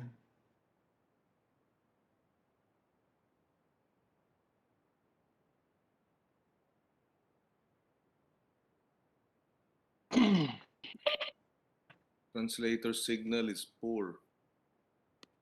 I don't think so. It's just again, Mr. Wang said the company, not me personally, the company. All right. Mr. Wang said again, I think Mr. Lincoln Ong, and I know Mr. Wang can understand this. I think Mr. Lincoln Ong was hesitant to say that because it was just courtesy. Because at the time when we really needed help to source and pay for these things, he offered help, meaning Mr. Wang. So Mr. Lincoln was just, that's why I want to put it on statement that perhaps this is what caused him to be evasive. And since the money was borrowed, Mr. Lincoln was to account and we paid for it. Therefore, his statement that it came from a corporate account is correct and factual. So I just wish the company to take that into consideration and I cite him to contempt. Okay? That's what Mr. Wang said very clearly. And I'll let it stay. Did you understand that, Mr. Wang? You can read from the transcript and you can translate. Lynette. Yes, Mr. Chairman. 杨先生，这个就是黄大的证词，在宣誓下他的证词，他说Lincoln Ong 他也许不敢直接去说，因为他对你不好意思，因为当时他们需要这些帮助的时候，是你帮助了他们，是你提供的这些资金。也许他也对你不好意思，所以他一直回避这个问题。One would understanding and exercise a bit. 所以他们很确定的说，他们很确 What are 定 they? 的。 Bakit doon nakaset ang? Kasi may durian akong Ha? binili. May durian. Hindi maamoy. O pag umulan, 杨先生，就是他们很明确的说，他们有得到你们的帮助，得到你的帮助，你也有借钱给他们。我已经给他们说来找我介绍您帮忙跟电机，他们也在参议院也有说过，我确实是介绍跟帮忙朋友帮忙的。I already told them that 我不知道。 I introduced friends to them to help them with the finances. What's the answer? I already told them that I introduced friends to them and who shoulder the finances. All right, you can say that for as long, on and on until you're blue in the face, but there are two people. One was your former interpreter who, according to Mr. Wang, out of courtesy, did not say it directly, and that's why he said you guaranteed him. And then Mr. Wang said, actually, he borrowed money from you and you allowed it. There was no mention of friends. But anyway, we will leave it at that. I just want you to know that those are very serious statements that show you're lying. And I'm sorry, I have to say that. There's no other way to say that. You're lying. Now, go ahead, Senator Santiveros. And then Senator Pangilinan. Salamat, Mr. Chairman. Thank you, Mr. Chairman. Mr. Yang, kanina sabi niyo kay Chairman na meron kayo sigurong 1,000 friends na sa Davao. Pero siguro yung pinaka-importanting friend, yun yung gusto kong itanong. Mr. Yang, paano niyo unang nakilala si Presidente? 杨先生，刚才你有提到说你在打包差不多1000个朋友，那你怎么会认识？那我想知道你这些重要级的人物的朋友，你是如何认识总统呢？你是如何认识总统呢？我来大澳这么久，来这边有本地人，有这边做生意的人，来20年，当然有朋友啦。后面就有我当时有解释，有一些场合商会联系系长，就有时候就会在一个场合联系，就慢慢联系啦。有时候他就慢慢做朋友啦。So I have been in Davao for more than 20 years, so I really have made a lot of friends. And through my business, and then I was attending a lot of the business associations gathering. And slowly, from there, I slowly met the mayor. And then from there, we slowly cultivated a friendship. Anong taon niyo nakilala si then Mayor? 所以你是什么时候认识总统，就是当时的市长呢？什么年？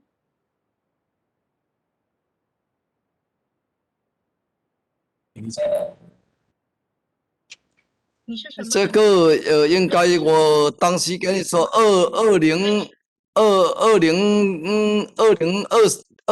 年还是2023年2004，我也大概忘记了啊，就到现在练习就慢慢练习，大概是这样嘛。I cannot remember clearly, but that would be about 2002 or 2003 or 2004, maybe around those years. Oo, salamat Mr. Yang. Mukhang around that time nga.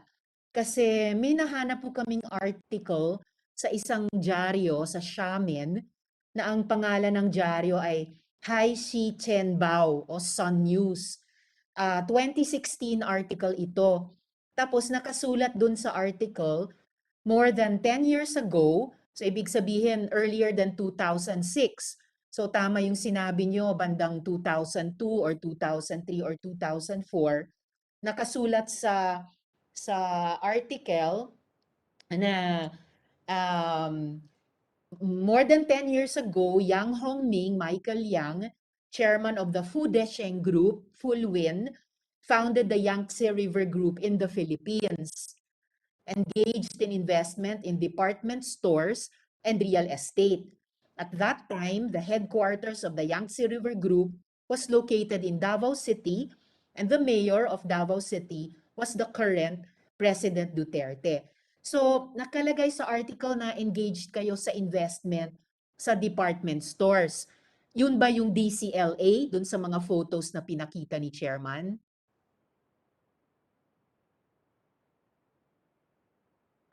Thank you, Your Honor. I will translate. 谢谢你的回答，杨先生。我想因为我们最近有看到了一篇来自厦门的文章，它的中文名字是《太阳新闻》，这是2016年的报道，厦门的一个报道。那个文章说10多年前，就是差不多2006年，就是刚才或是比2006年还早。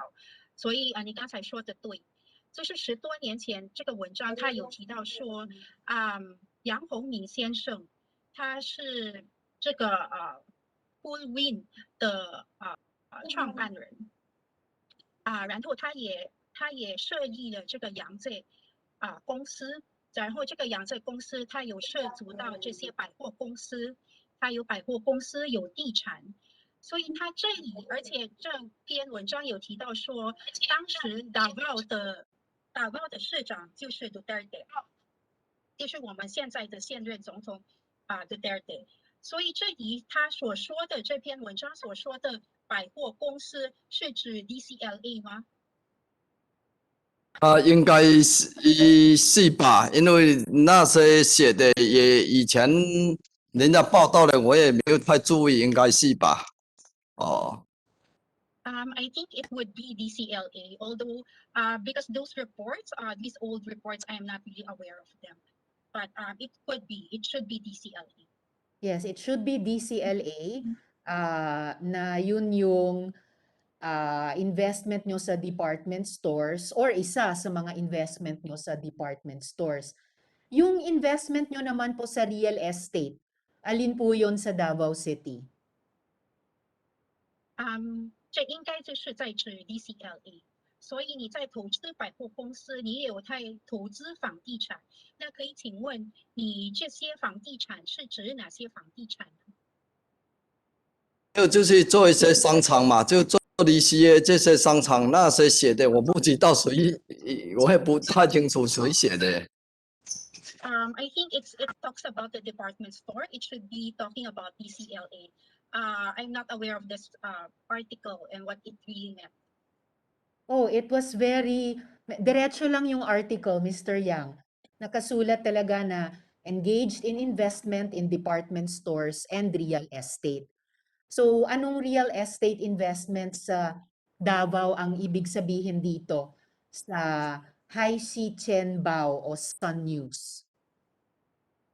所以其实杨先生这篇文章的报道是非常直接的。他在报道里面有讲说，你涉足到了百货公司和房地产。那你在达报有哪些房地产投资呢？到他怎么写我也不太清楚。那你在达报有哪些房地产的投资呢？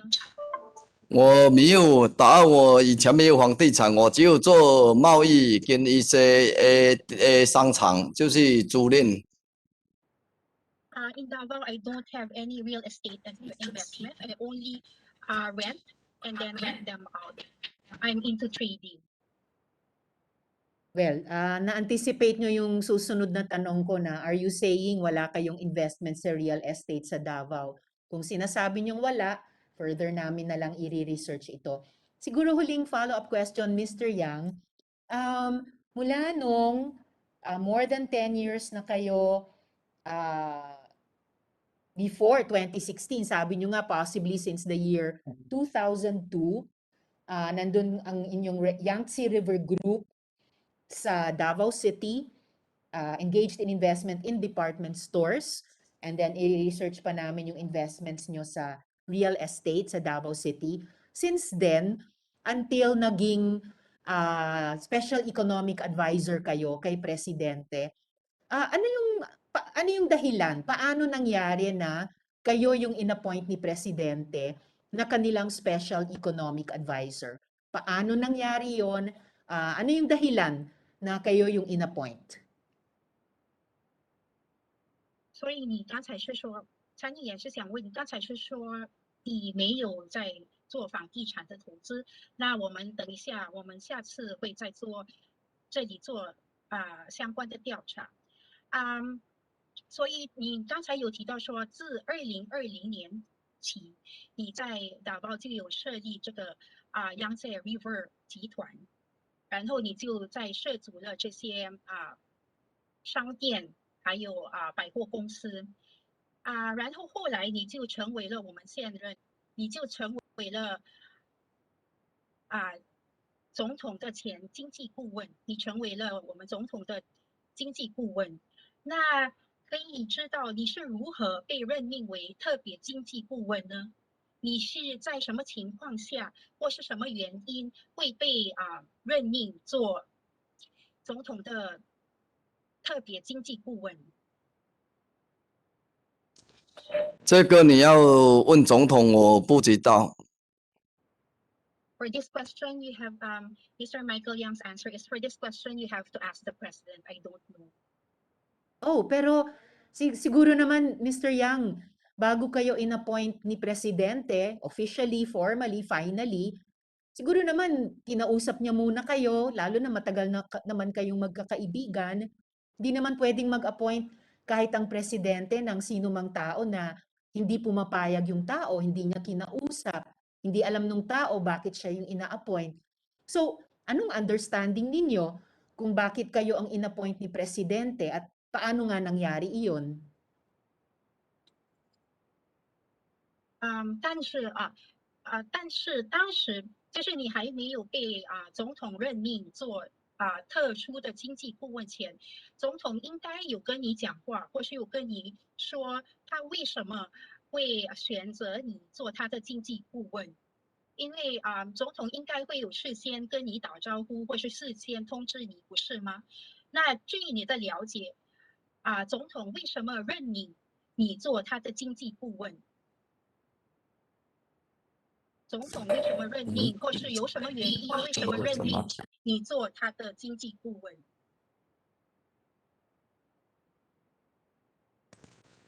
这个你要问总统，可能他认识我这么多年，他也知道我跟中国，而我是中国人，也对中国人比较熟悉。这个你问总统。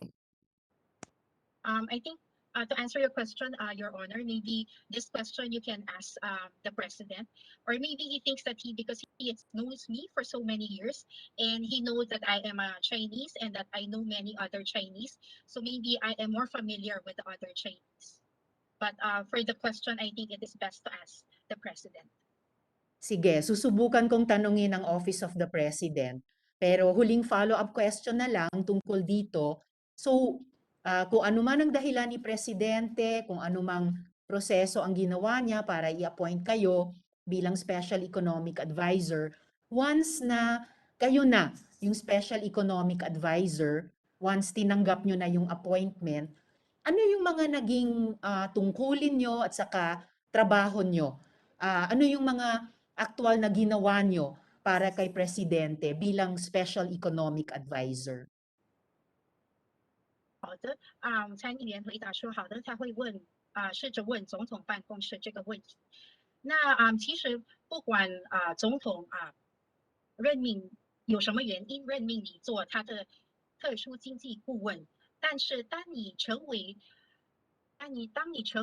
总统的特别经济顾问，当时你接受了这个总统的聘请，你有什么责任或是职责呢？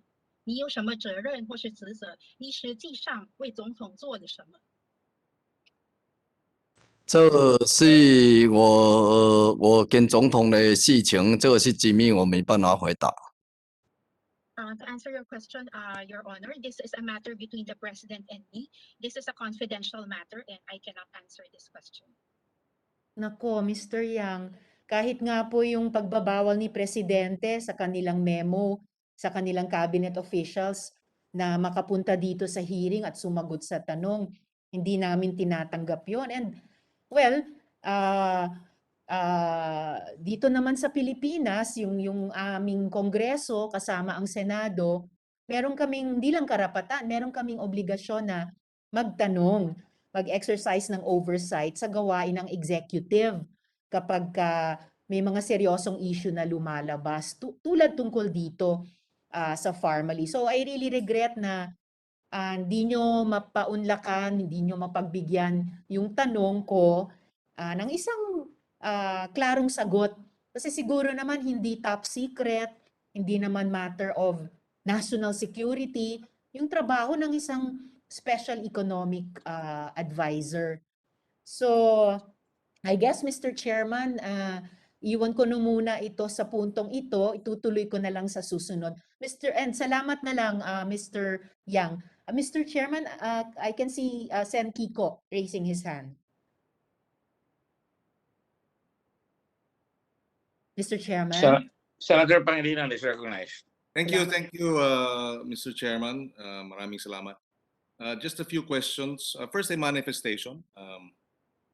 To earlier, upon the interpellation of Senator Drilon, our minority leader, Mr. Michael Yang admitted that in 2018, the BIR income tax return revealed that he paid, he earned 208,000 pesos.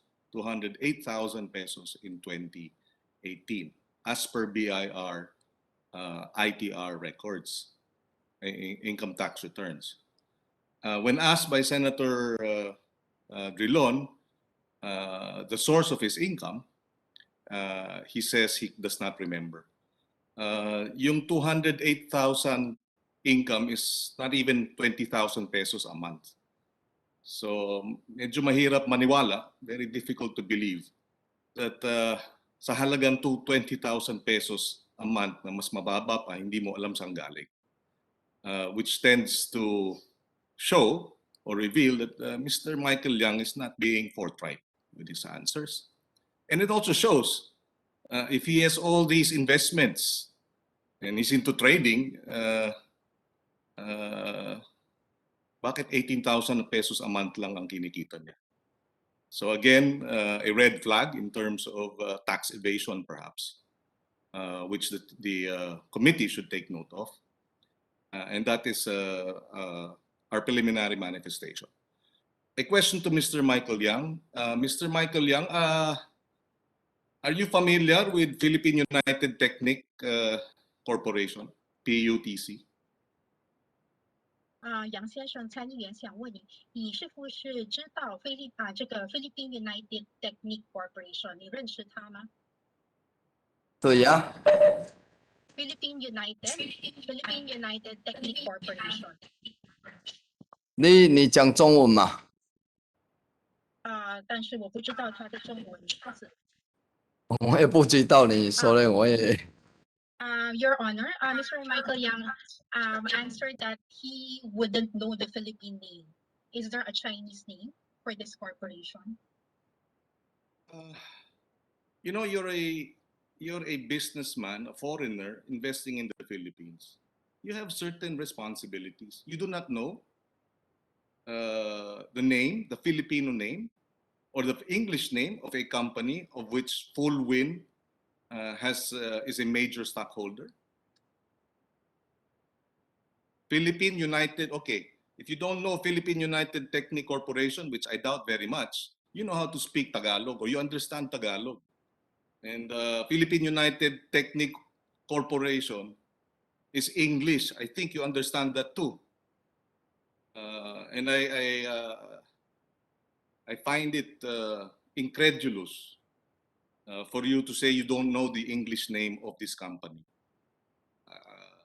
I beg you, I apologize for this, or not apologize, but I'm sorry if I feel this way that you are lying to this committee, Mr. Yang. Do you know Mr. Dennis Manalastas? 参议员在问你，你认识 Dennis Manalastas 吗？意思啥？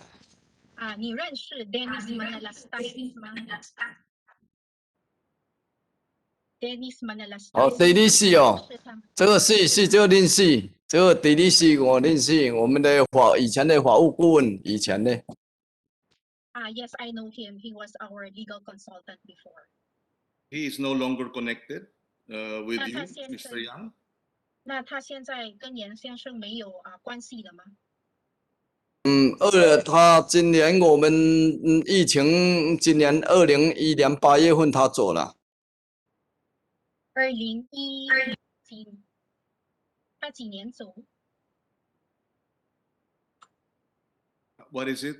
What is 没有听到你好像20，我应该是2021年8月份走了，我有听我们的领事部说。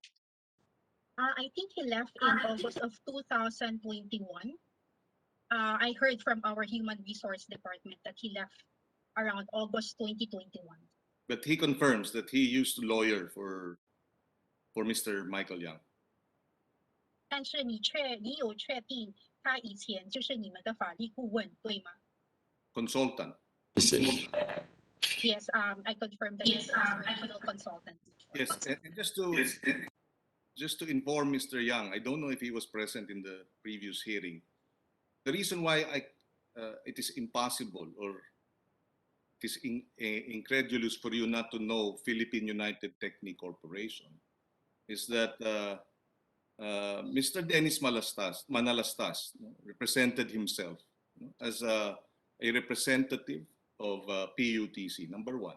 Number two, it's also impossible for you not to know PUTC because PUTC is also involved or has been involved in another scandal involving the Philippine charity sweepstakes office, wherein the entire Bids and Awards Committee of the PCSO resigned because of a contract and a bidding, a controversial bidding involving PUTC. And number three, for the record, Mr. Chairman, why I believe Mr. Michael Yang is lying is because in a previous hearing, Mr. Lincoln Ong confirmed that of the, except for one member of the board, kilala, confirmed ni Mr. ni Lincoln Ong na kilala nakilala niya lahat ng board members ng PUTC. Tama po ba yun, Mr. Ong? Di ba? You confirmed. Kilala mo lahat sila, hindi ba? Yes po, Mr. Chairman. Kilala ko po sila. Yes, and the reason why kilala mo sila, because sabi mo mismo, nakilala mo sila dahil ikaw ang interpreter ni Mr. Michael Yang. That's correct po, Mr. Chairman. So, Mr.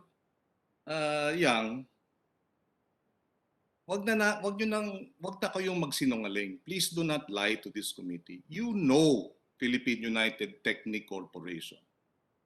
And we take offense that you think you can lie and get away with it. We are representatives of the Filipino people. Show us some respect.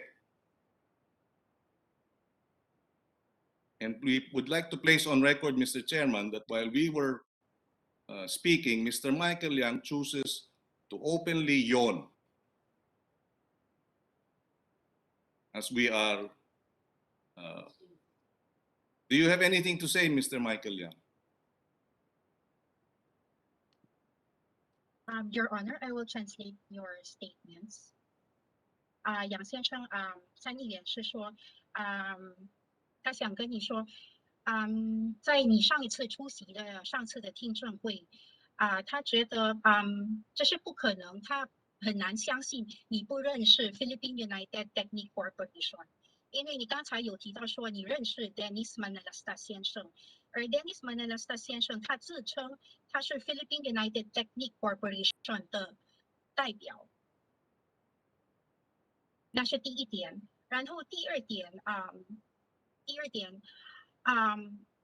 翁先生他也确认了，在 Philippine United Technic Corporation 的全部的董事，除了一位董事外，他认识全部的董事董事会里面的成员，他全部都认识。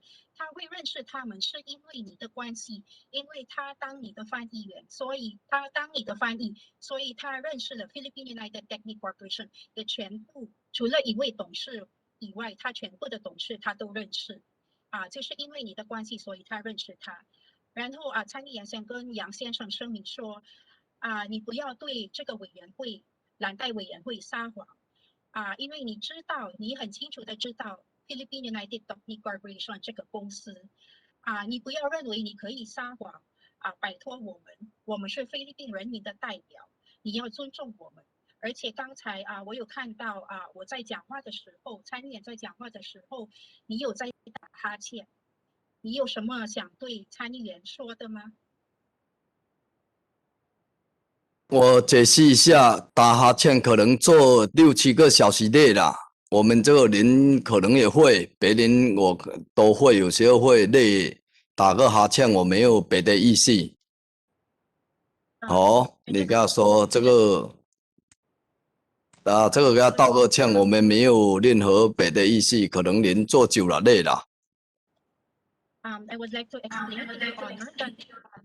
explain to your honor that I don't have any intention, and I would like to apologize about my yawning a while ago. Maybe it was because I have been sitting here for 6 to 7 hours, and maybe I was tired. That's why I could not help myself but yawn, and I would like to apologize for this. What does he have to say about our view that he's lying before this committee about PUTC? He did not answer that. Did he answer that? No, Mr. Can you ask Your him? Honor, I will ask again. I will ask him again. I want his response. That it is my observation that he is lying about PUTC. precisely because of what we explained earlier. I hope you can remember to interpret. I interpreted it. Yeah. Yes, Your please. Honor. Thank you. 参议员杨先生，参议员想说，刚才他不是有提到说，他知道他认为你是在撒谎的，因为你真的是认识，你知道这个PUTC 这个 Philippine United Technic Corporation 你是认识的，因为刚才我再说一次，就是刚才你有提到你认识 Dennis Manalastas 先生，而 Dennis Manalastas 他自称他是 PUTC 的代表，那是第一点。第二点。Lincoln Ong 先生，他有说他认识 PUTC 的全部董事会的成员，除了一位，他全部都认识。而他能够认识 PUTC 的董事会，是因为你的关系，因为他当你的翻译。所以参议员是在问你，你是在撒谎吗？你刚才说你不认识 PUTC， 你是在撒谎吗？我 PSDBM 我认识这个公司，我真的不知道他们注册有这个公司，我没有知道注册，这些人可能认识，可是公司他们没有跟我说他们这个公司。Regarding PUTC, to answer your question, Mr. Chairman, regarding PUTC, I don't know this company per se, but I may know the people in this company. But when they registered the company, they did not inform me, so I am not aware of this company. Well, Mr. Chairman, obviously, Mr. Michael Young is not being forthright. I'm sorry to say this, but he is not being upfront. He is not telling the whole truth. He's probably saying half-truths before this committee. And therefore, we hope the committee will know. It appears, the lying continues since he first appeared before this committee. And in fact, the lying even began before he appeared before this committee, when the subpoena that was forwarded to his home in Nara Street, they were denying that he was a resident of that home. For the record, Mr. Chairman, I just wanted to put that on record, and that I have no other questions from Mr. Michael Young at this time. Very much, Senator Pangilinan. Certainly, this chair agrees with you. We have had this very sad experience. I hope that I know that Mr. Young understands what I'm saying. Actually, I started to try and be friendly and be forthright with him, almost desperately, because I know that he was going to end up trying to run circles around us. When you ask him a question, he will say he doesn't remember. When I ask about his business, he says he'll have to consult his accountant. Well, next time, Mr. Young, bring your accountant here. Who is your accountant, Mr. Young?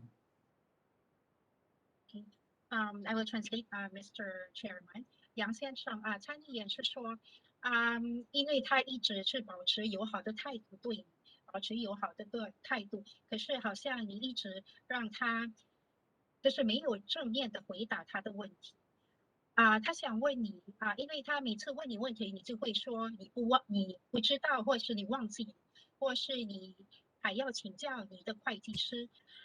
下一次你可以带你的会计师来吗？还有一个问题就是谁是你的会计师？谁担任你的会计师？现在会计师是公司请的，我要问公司一下。To answer your question, Mr. Chairman, the accountant now is hired by the company, so I will have to ask the company. What was that? He fired his accountant? No, his accountant is hired by his company, so he will have Company to had ask it. his Which company. company? 哪个公司聘请？我看看你要问哪个公司的嘛？ It will depend on which company you are asking about. Which company is that? DCLA, Yangtze, Paylin, all this company. 所以这些公司杨谢、碧林是哪个会计师？这个我要问一下吧。好，这个恭喜。 I will have to ask again. This is why it's so funny and exasperating. It's gallows humor, actually, of a man who is already caught lying and he tries to be funny. That's how I look at you. You're a funny man. Because when you say, I don't know, I'm going to ask my accountant, when we ask you for your accountant, you have another reason for an accountant. You look, when I ask you which company, you don't say which company. So in your country, would you think that those actions or those statements are lies?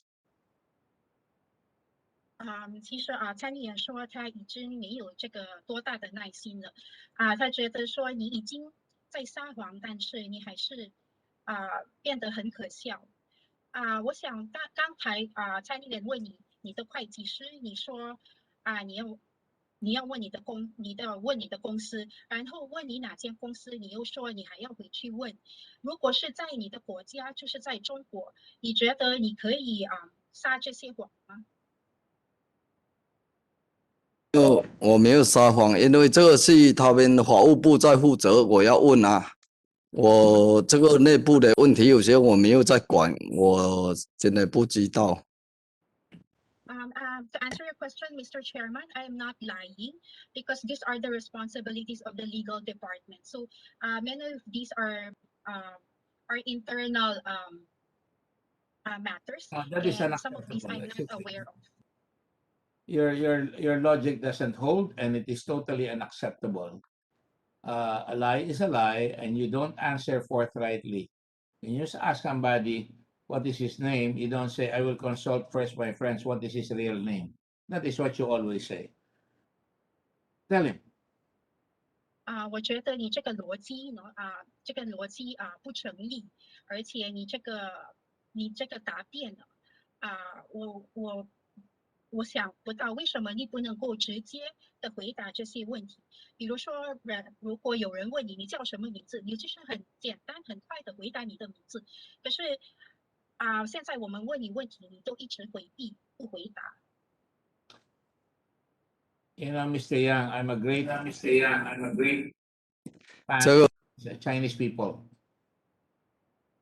I have a great many friends among the Chinese people, especially in this country. I am friends with your Red Cross in China. They respect me, I respect them.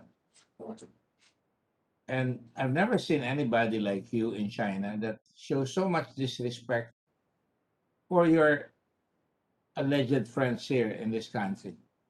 I again repeat to you, I'm happy for you because you came here, as you say, you had no friends, and you kept saying to me that you relied on many friends. For 6 years, that's what you were doing, relying on many friends. Have you ever thought, and I'm going to ask this question, and I hope the translator can adequately provide, pahaba na ako. Ang tanong ko lang, simple lang. Hindi ka ba nahihiya? Pinapasok ka namin sa bahay namin. And then what do?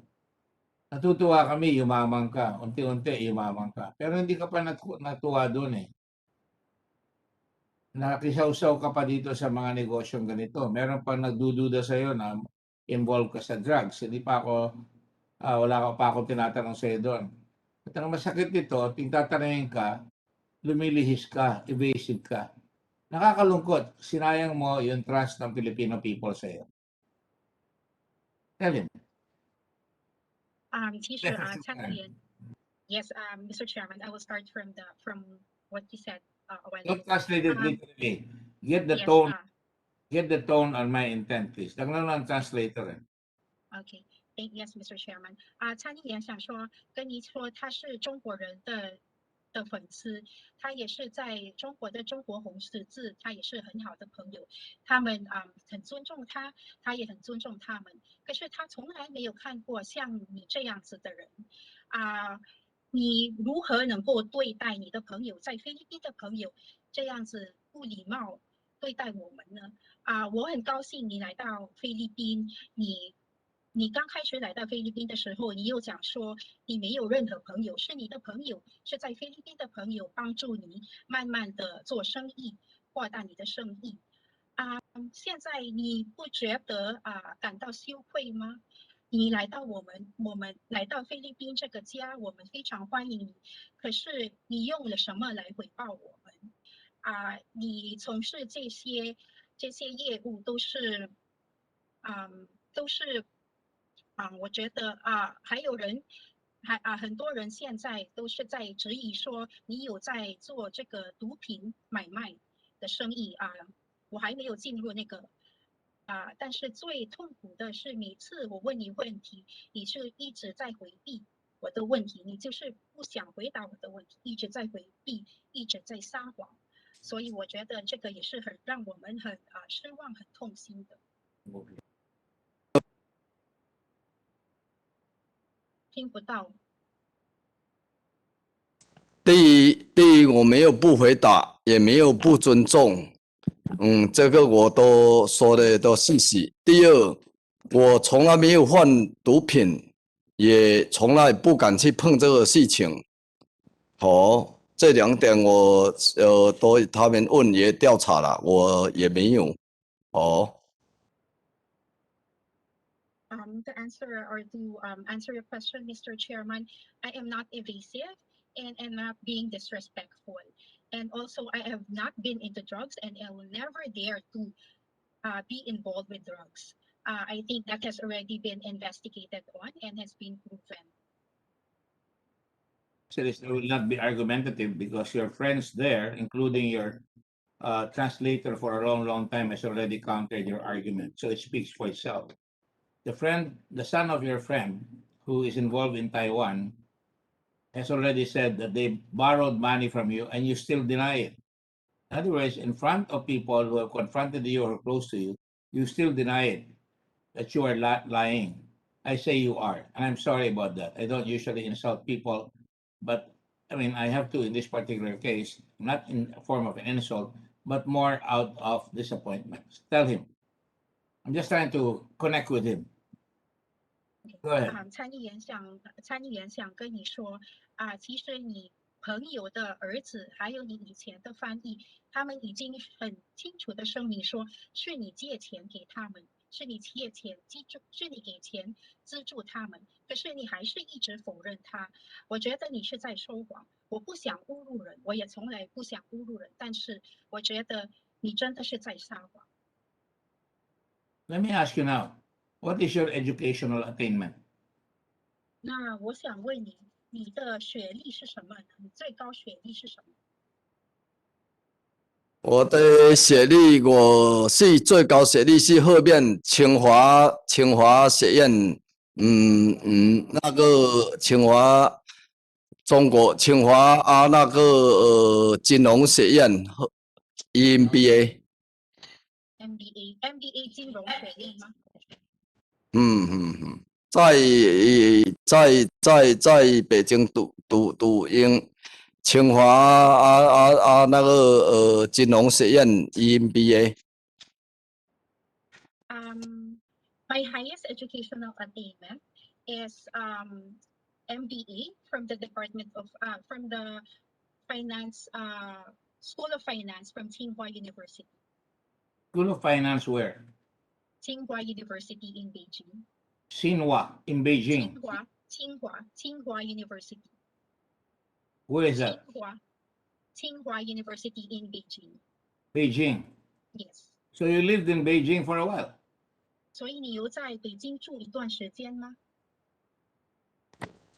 我们这个是1个月要去读几天，一个月都以前都要去读几天，都要读1个礼拜。所以你有在北京住一段时间吗？我说我们这每个月会去北京读1个礼拜。So I will go to Beijing in a month to study for a few days. Answer? To answer your question, Mr. Chairman, I will go to Beijing. In 1 month, I will go to Beijing for a few days to study. And he got his master's in business administration that way? 而因为这样子，你有得到你的 MBA 对吗？什么？就是你每一个月会去北京住几天，对对对住几天就可以得到这个 MBA 会吗？ ，EMBA 对不起，你再讲一遍。读的是 EMBA。To answer your question, Mr. Chairman, his course is EMBA. Speak louder, Lynette. Please Okay. speak louder. I'm sorry, Mr. Chairman. His course, his degree is EMBA. MBA, Business Administration. There's an E in front. EMBA. What does that mean? E 是代表什么？这个我也不知道。I also don't know. You also don't know. You also don't know. That's pathetic. 这个也这个是后面这个清华祖籍的这些学习的学习，以这个金融MBA。This was later organized by Tsinghua. This was later organized by Tsinghua University. This EMBA. We will check that out. But it doesn't appear that way. But it also appears in Vera News that you were a graduate of Princeton University. That's a very strong university. Did you go to Princeton University in truth? 三年想 Your 问你一个 website 问 is 题。 PhD, not just a course. You're a doctor, you're a PhD in business administration, Princeton University. 三年想问你说，你是普林斯顿大学的博士吗？工商管理的博士，是不是？你是普林斯顿大学的博士。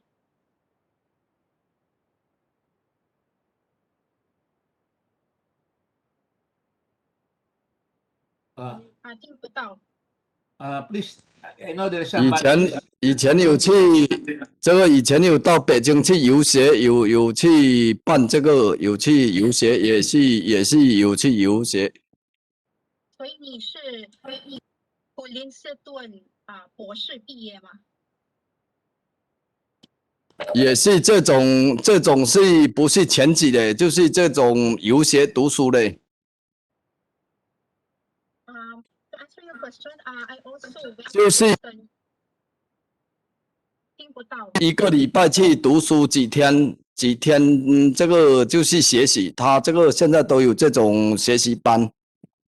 所以你去 Princeton 也是去几天学习吗 Are you arguing? Are you arguing? No, I was sorry, Mr. Chairman, I was clarifying. You were? Clarifying. If Okay, he what have you understood the clarified question. from this Malabo guy? Because he said that yes, he visited Princeton. He was in Princeton University. Because And he got later on, PhD in Princeton. so yeah, that's why I'm asking him if he has a PhD in Princeton.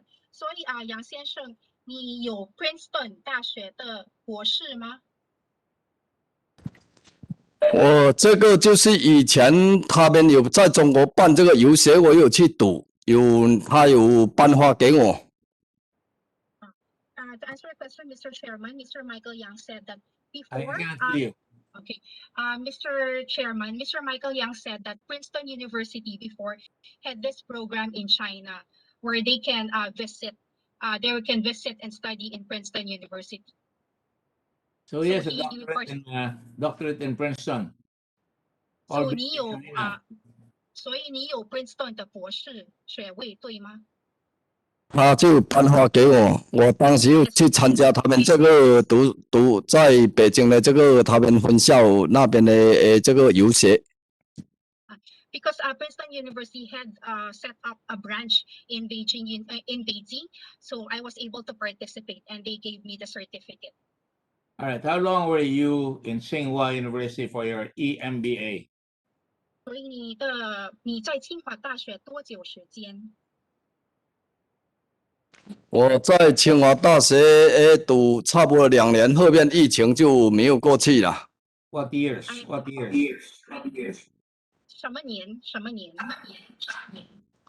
我说在那边差不多读2年，差不多19年去读，到2020年的这个疫情我就没有再过，就没办法过去了。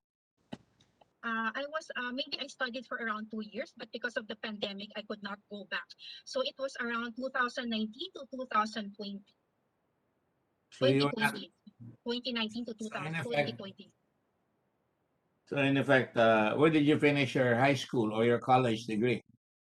所以你是在哪里完成你的中学还有你的大学呢？我以前就在中国， In China before. When? 什么年？什么年？我以前就在中国啊，中国福建。什么年？什么年？什么年啊？对，什么年？是什么年？我听不懂。你几年？就是什么年在中国完成你的中学还有大学？我没有大学，我是后面有候补去厦大读完。我以前在福建先读书，后面没有读了，再到厦门大学再去补 MBA 跟后 MBA。什么年啊？差点在问你是什么年代，就是几年？我要看一下，你小学我是在中国读的小学。Mr. Chairman, Mr. Yang answered that he studied in China before in Fujian province. He could not remember the date for the high school. He would have to check. Well, I'll just make it quick, no? I'm not getting anywhere with this guy because he's just so slippery as an eel. So why don't you tell him to write down all his studies from grade school to high school to college to MBA to PhD in what years and the time that he was in the Philippines in Davao, which he says he claims to have been here since 1999 and he's been here for the last 23 years. Would that be correct? 22 years. Right? Yes. Sabihin mo sa kanya, sulat niya na lang. Brad, sandali lang. I'll be right with you. I'm just laying the predicate. Mahirap eh. 参议员想请你可以写下吗？写下你从小学到中学到大学，还有到你的 EMBA， 还有你的博士，这些哪个学校还有什么年？你可以写下来吗？然后你可以写下你什么时候来到菲律宾，因为刚才你是说你1999年就来到菲律宾，那差不多已经是22年了，对吗？所以可以写一下吗？你的我后面我记得的是19年去北京，15年也在厦门读这个MBA 也是MBA 小学以前小时候小学是在中国。杨先生，参议员要你写下来。Give it to you and give it to us. 我有的时间不太记得，我要再看一下，知道的我先给你说。就是参议员要你写下来，你再去查，然后写下来交给他们。到时候我写下来再交嘛，好。我知道了，先跟你们说。Would you be so kind as to write it down and just give it to us so we can check? Yes, Mr. Chairman. Mr. Chairman, Mr. Michael Yang said he will check again and then write all of them down and He will submit check it. again. He Wow. will check the exact number. Really, you know how to tire the patience of people who try to question you. Yes, Sir Pangilinan, I'm sorry. I'm trying to question, but I'm going to accommodate you anyway. Go ahead. Thank you, Mr. Chairman. I understand.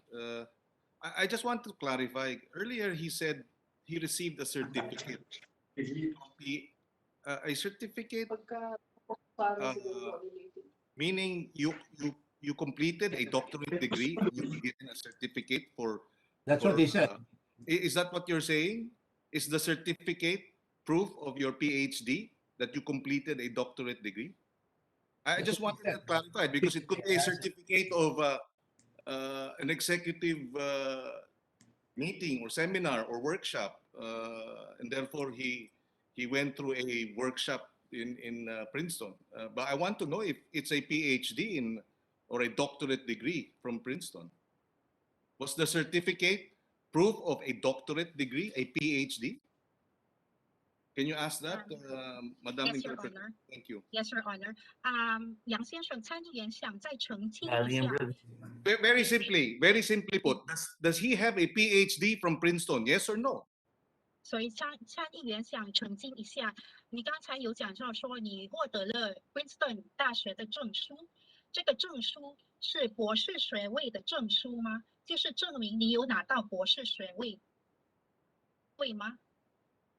这个以前是由他这个柏林系有在中国举办，我有去参加去读书，他颁发给我的。至于他这个是什么，我不清楚。我当时去参加，他们是在中国北京有个分校，我去参加。Mr. Chairman, that was a very long yes or a very long no. Oh, he's that. You gotta get used to him. You gotta get used to him. Okay. Your Honor, according to Mr. Michael Yang, at that time, Princeton University had a branch in Beijing, and he participated in the program. But he is not clear what this certificate is.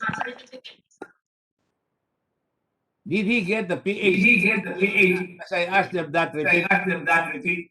And he said he had a PhD. Now he was asked again by Mr. Pangilinan, and he's saying, did he get a PhD degree? 所以你到底是不是有 Princeton 大学的博士学位？有吗？你有吗？他这个是他们在北京颁发给我的。所以你是有 Princeton 大学的博士学位，是还是不是？第一，朋友介绍我去读书，朋友介绍我去北京读书，读完去学习，他颁发给我的。这个是他们在北京的分校给我的。所以你是有博士学位，你是有 Princeton 大学的博士学位吗？你只要回答是还是不是？我就给你解释他们，你不能问我，我要解释他们当时叫我去北京读书，人家介绍，读完他颁发给我。至于这个怎么样，你要去看柏林系的这个大学。To answer your question, Your Honors, a friend introduced me, referred me, or introduced me to study in that school, no? Because Princeton University we had a branch in Beijing, and I went there to study and participate in the program. And they gave me a certificate. And what is written in that certificate, it is not very clear. So you would have to ask Princeton University. Get a PhD. Yes, he did not get a PhD. He got a certificate, but he's not sure if it's a PhD or not. And can you imagine somebody saying he has a PhD in his website, claiming that, it's obvious. We will write Princeton. I think we have some connections in Princeton, enough to find out. Thank you, Mr. Chairman. I just wanted that clarified. Thank you. Well, anyway, the President of the Philippines, His Excellency President Rodrigo Duterte, who is your bosom friend, appointed you as his special advisor for foreign affairs. Did you not feel odd that you were being invited? Filipinos will never get that privilege with Xi Jinping. You meant special advisor for economics, Mr. Chairman? Filipinos will never get appointed as advisor of Xi Jinping. Did he not feel odd? 参议员想问你说，当时菲律宾总统 Duterte 他邀请你或是任命你当他的经济特别顾问，你不觉得很奇怪吗？因为参议员是在说，菲律宾人永远不可能当上习近平主席的顾问。你不觉得很奇怪吗？菲律宾总统会任命你当他的特别顾问，经济特别顾问。这你们要问总统。To answer your question, Mr. Chairman, this question you have to ask the president. I'm asking you. Don't tell me who to ask. I'm asking you. It's just a feeling. He cannot express your feeling for you. 参议员是说，我是在问你，不要把问题推到总统身上，我想知道你当时是什么感受？总统任你做他的特别经济顾问，你有什么感受？我只是想知道你的感受。哦，这个他怎么骗我，我不知道。我感觉，诶挺荣幸的，能帮助他，他可能有需要我就找我，我感觉能帮他挺好的。I don't know why the president appointed me, but I felt very honored that I am in a position to help him. I felt very honored. You should be, because he praises you. Pinupuri ka niya. Sabihin mo sa kanya, unti-untiin ko ito, pinupuri ka niya. Sabihin mo sa kanya. Dapat 所以你应该感到荣幸。参议员说，你应该是感到荣幸，因为 Duterte 总统常称赞你，他常常 sapagkat sinabi ng Pangulo ng Pilipinas, ikaw raw ang nagbigay ng pag-asa sa kanya na palitan yung policy niya na maging neutral. Sabi mo sa kanya. 因为我们菲律宾总统他有跟我们说，是你给他希望，他改变他的政策，变得比较中立，让他变得比较中立。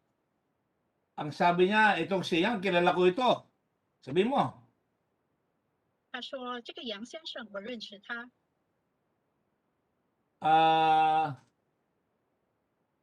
Nasaan? Baba nyo nga. Ayan. Gulo naman ninyo eh.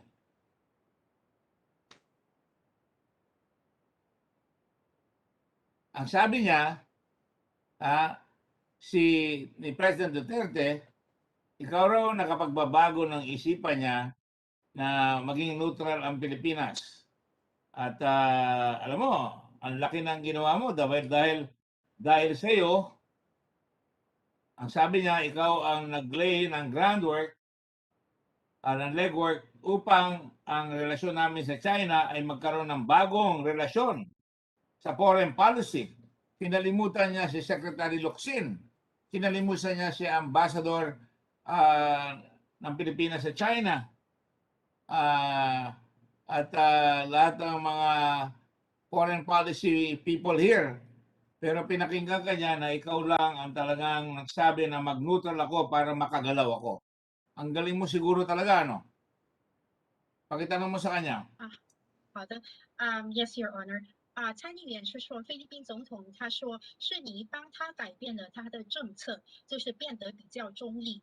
他说，因为你，其实就是你帮他在中国奠定，就是在中国打好了这个基础，而且你就是帮他做这些跑腿的工作，也因为你他的外交政策变得比较中立，变得比较能够随机应变。所以参议员是说，你真的非常行，你可以改变总统的思想。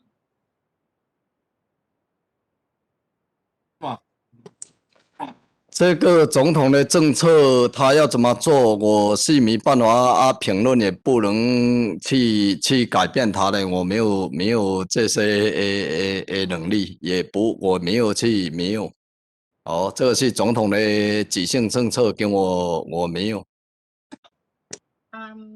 Mr. Chairman, the foreign policy of the president, I really cannot make a comment on it, and I also don't think I have the ability to influence the president. No. Kinuha mo eh. Tinanggap mo eh. In fact, merong kontrata. Papakita ko sa iyo yung kontrata ngayon. 但是你有接受了菲律宾总统对你的这个任命，我会让你看这份合同。 Kasi nakikialam ka eh. Ang sabi niya, dapat purihin ka ng bansa dahil mukhang gano'n na sinasabi niya eh. And to think that, sabi niya gano'n, every time, yung dating ambassador who is now assigned in Indonesia, yung ambassador ng Pilipinas sa Indonesia, nakalimutan ko ang pangalan, every time napupunta siya sa Malacanang to see me, sabi ni President Duterte, Michael Yang was there because we were talking of how to connect to China. Napakagaling mo. Pakisabi mo sa kanya, tinatranslate ko lang yung sinasabi sa Tagalog. 所以参议员是说总统他一直在对你做表扬，一直在称赞你而且他当时有个大使，他每次到总统府，杨先生总统就会说杨先生都在那边，因为你在讨论如何与中国做这个联系，所以参议员觉得你真的很行。 Dalawa ko pa. 这 Sabi niya, 个 sapagkat, sige, go ahead. Sumagot ka. 好，你可以回答。这个总统他们的政策我没办法去评论，我也没有去参与。Concerning the policy of the president, I really cannot comment, and I also did not participate in it. Okay, I'll accept that. Pero believe na believe siya. Napabilib mo siya. Parang si Rasputin doon kay Catherine the Great of Russia. Believe na believe sila.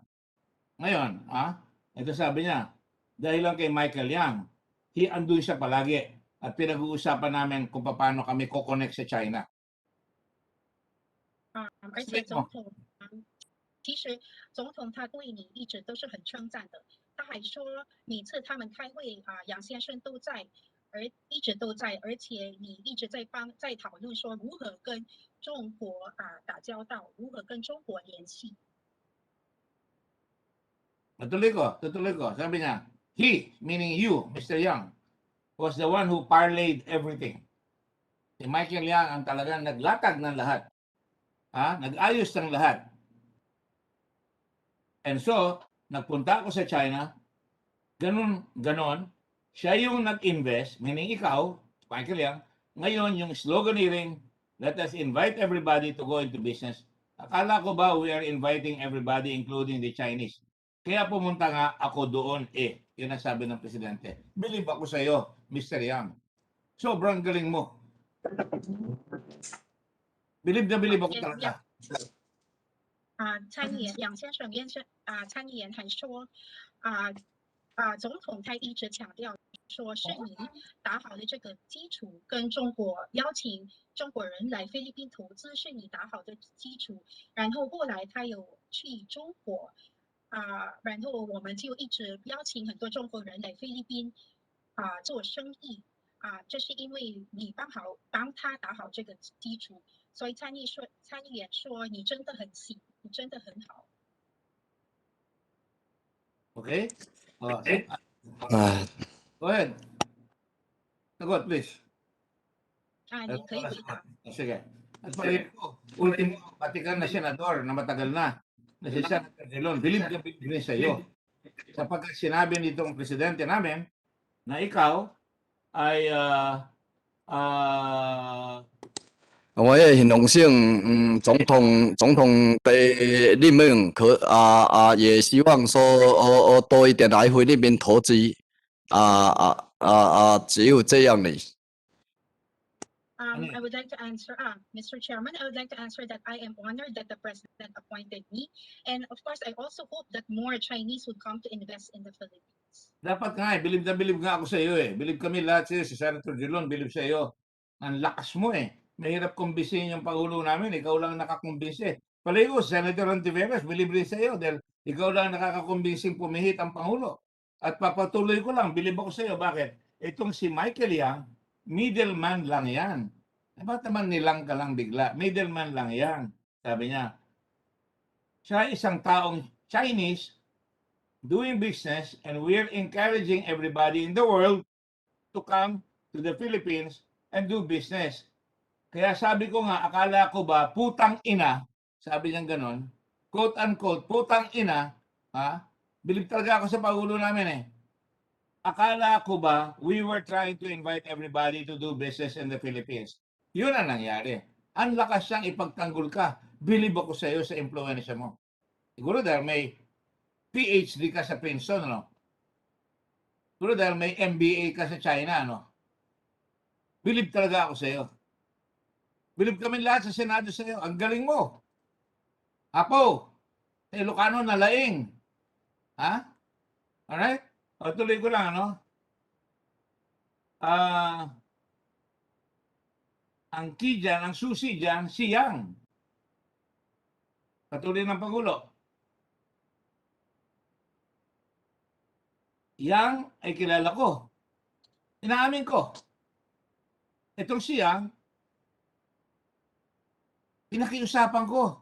Sabi niya, I requested na ilatag mo ang bagong legwork on my going to China. Biro mo, ang galing mo, mas magaling ka kay Secretary Locsin. Pupunta sa China, hindi kakausapin si Locsin. Alam niyo, noong araw, nasa kabinete ako, magmi-meeting lahat ng kabinete bago papasok sa China. Pero ikaw, sobrang impluensya mo. Ito nakalagay ngayon. Ha? Wala natanong sa DFA, wala natanong sa DTI. Wala natanong sa ambassador, si Santo Romana, hindi tinanong. Ito. At siya ang gumawa na makapasok tayo sa mga bagong deal and a new relations because yung foreign policy ko, nag-neutral ako para makagalaw ako sa ibang. Kasi had I, you stick with America, then limitado ka because they would not enjoy you doing business. Yan. Of course, ang ibig pala sabihin na magninegosyo ka sa PS-DBM. Sobrang galing mo. Kaya saludo ako sa iyo. Ewan ko, tumatawa na si Senator Jurong. Saludo rin siguro siya. Dahil sobrang galing mo. Saludo rin si Secretary, si Senator. Kami ni Senator Pangilinan, saludo kami sa iyo. Si Senator Antiveros. O sige. Ano ba? Ang dami pa na sinabi niya. O yan. Wala naman si Michael Yang, sabi niya ganon.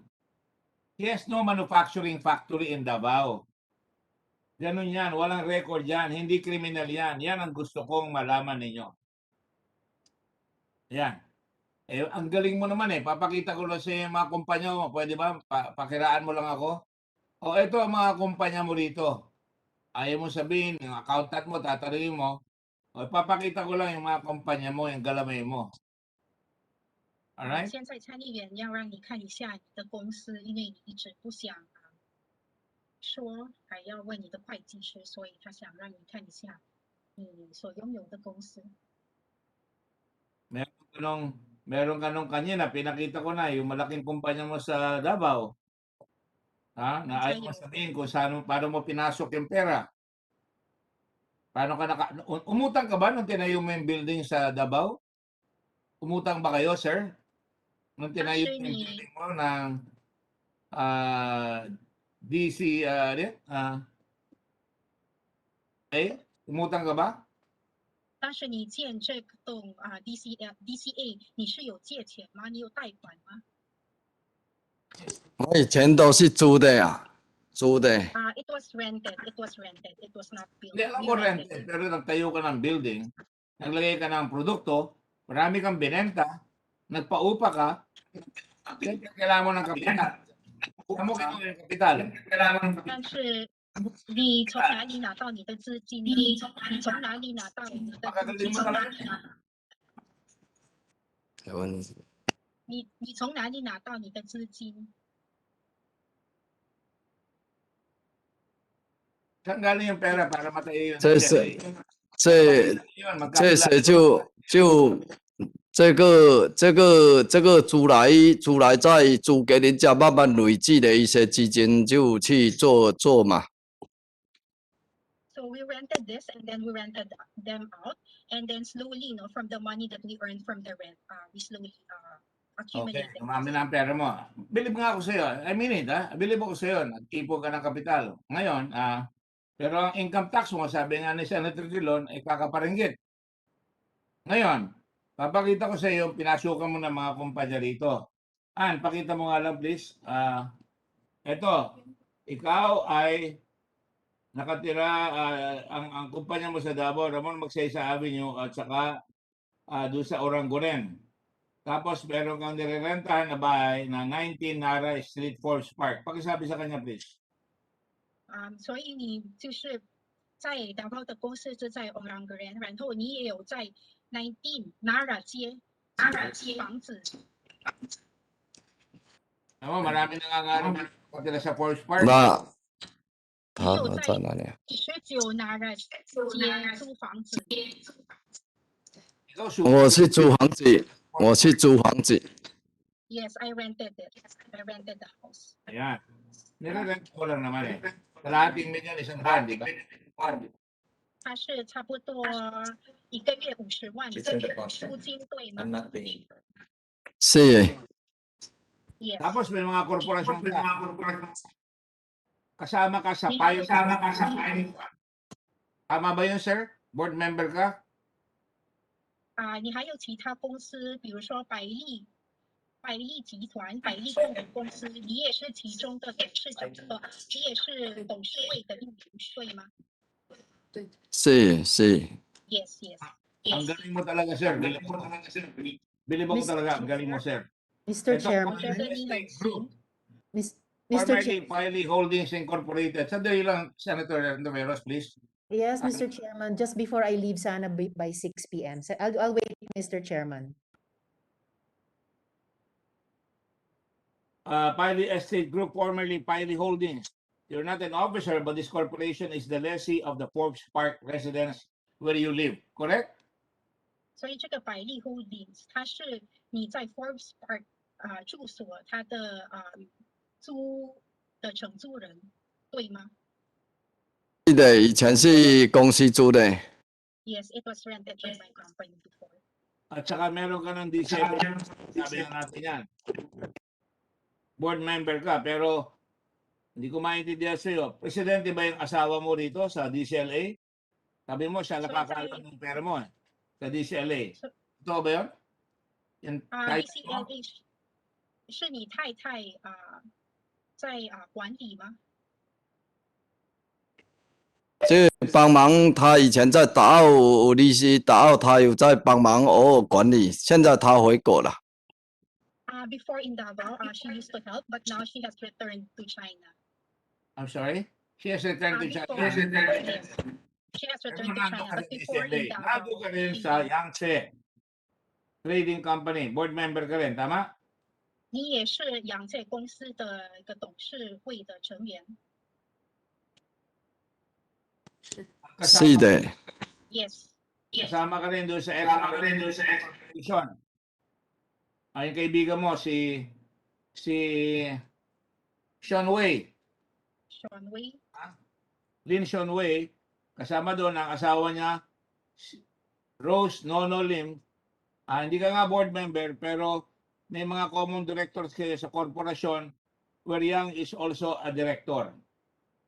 Tama? Papakita ko sa'yo. Kita mo nga yung drawing natin. Technology.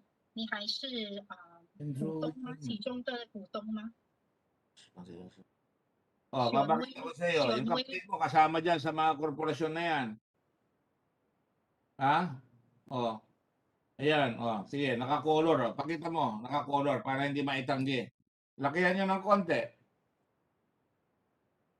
Ay, nako. Kilala mo si Gerald Cruz, di ba? 你认识 Gerald Cruz 对吗？ 是啊，认识。 Yes, I know him. Yes, I know him. Okay. At Wang Chuyen, kaibigan mo, correct? Presidente ng Singapore. 是你的朋友对吗？ 他不是我的朋友，他以前爸爸有来菲律宾，他跟他爸爸来，后面我就没有再见过他了。 He is not my friend. His father before came to the Philippines, and I know his father, but later on I did not meet Pero him. pinakilala mo siya kay Presidente. 但是你有介绍他们，在2017年你有介绍他给总统。 对，我是介绍他爸爸，还有跟他爸爸一些股东去，他们想来菲律宾投资。17年的时候有介绍完，投资没有来考察完，我就没有再跟他们就没有再来找过我。 Yes, I introduced his father to the president and other investors, but after doing their inspection here in the Philippines, they did not push through with the investment, and afterwards I did not have any contact with them again. Lynette, hindi kita maintindihan. Lumapit ka. Kanina ko pa sinasabi sa iyo. Sorry, Mr. Chairman. Okay, sabi mo, umalis na sila. Yes, I introduced his father to the president in 2017 and Pero other kasama, investors. sa kanya kasama yung anak, di ba? 但是当时黄祖炎是在跟他父亲在一起，对吗？ At kasama rin yung kaibigan mo, si Sean Wei Lin. 然后Sean Wei Lin 也是有在那边，对吗？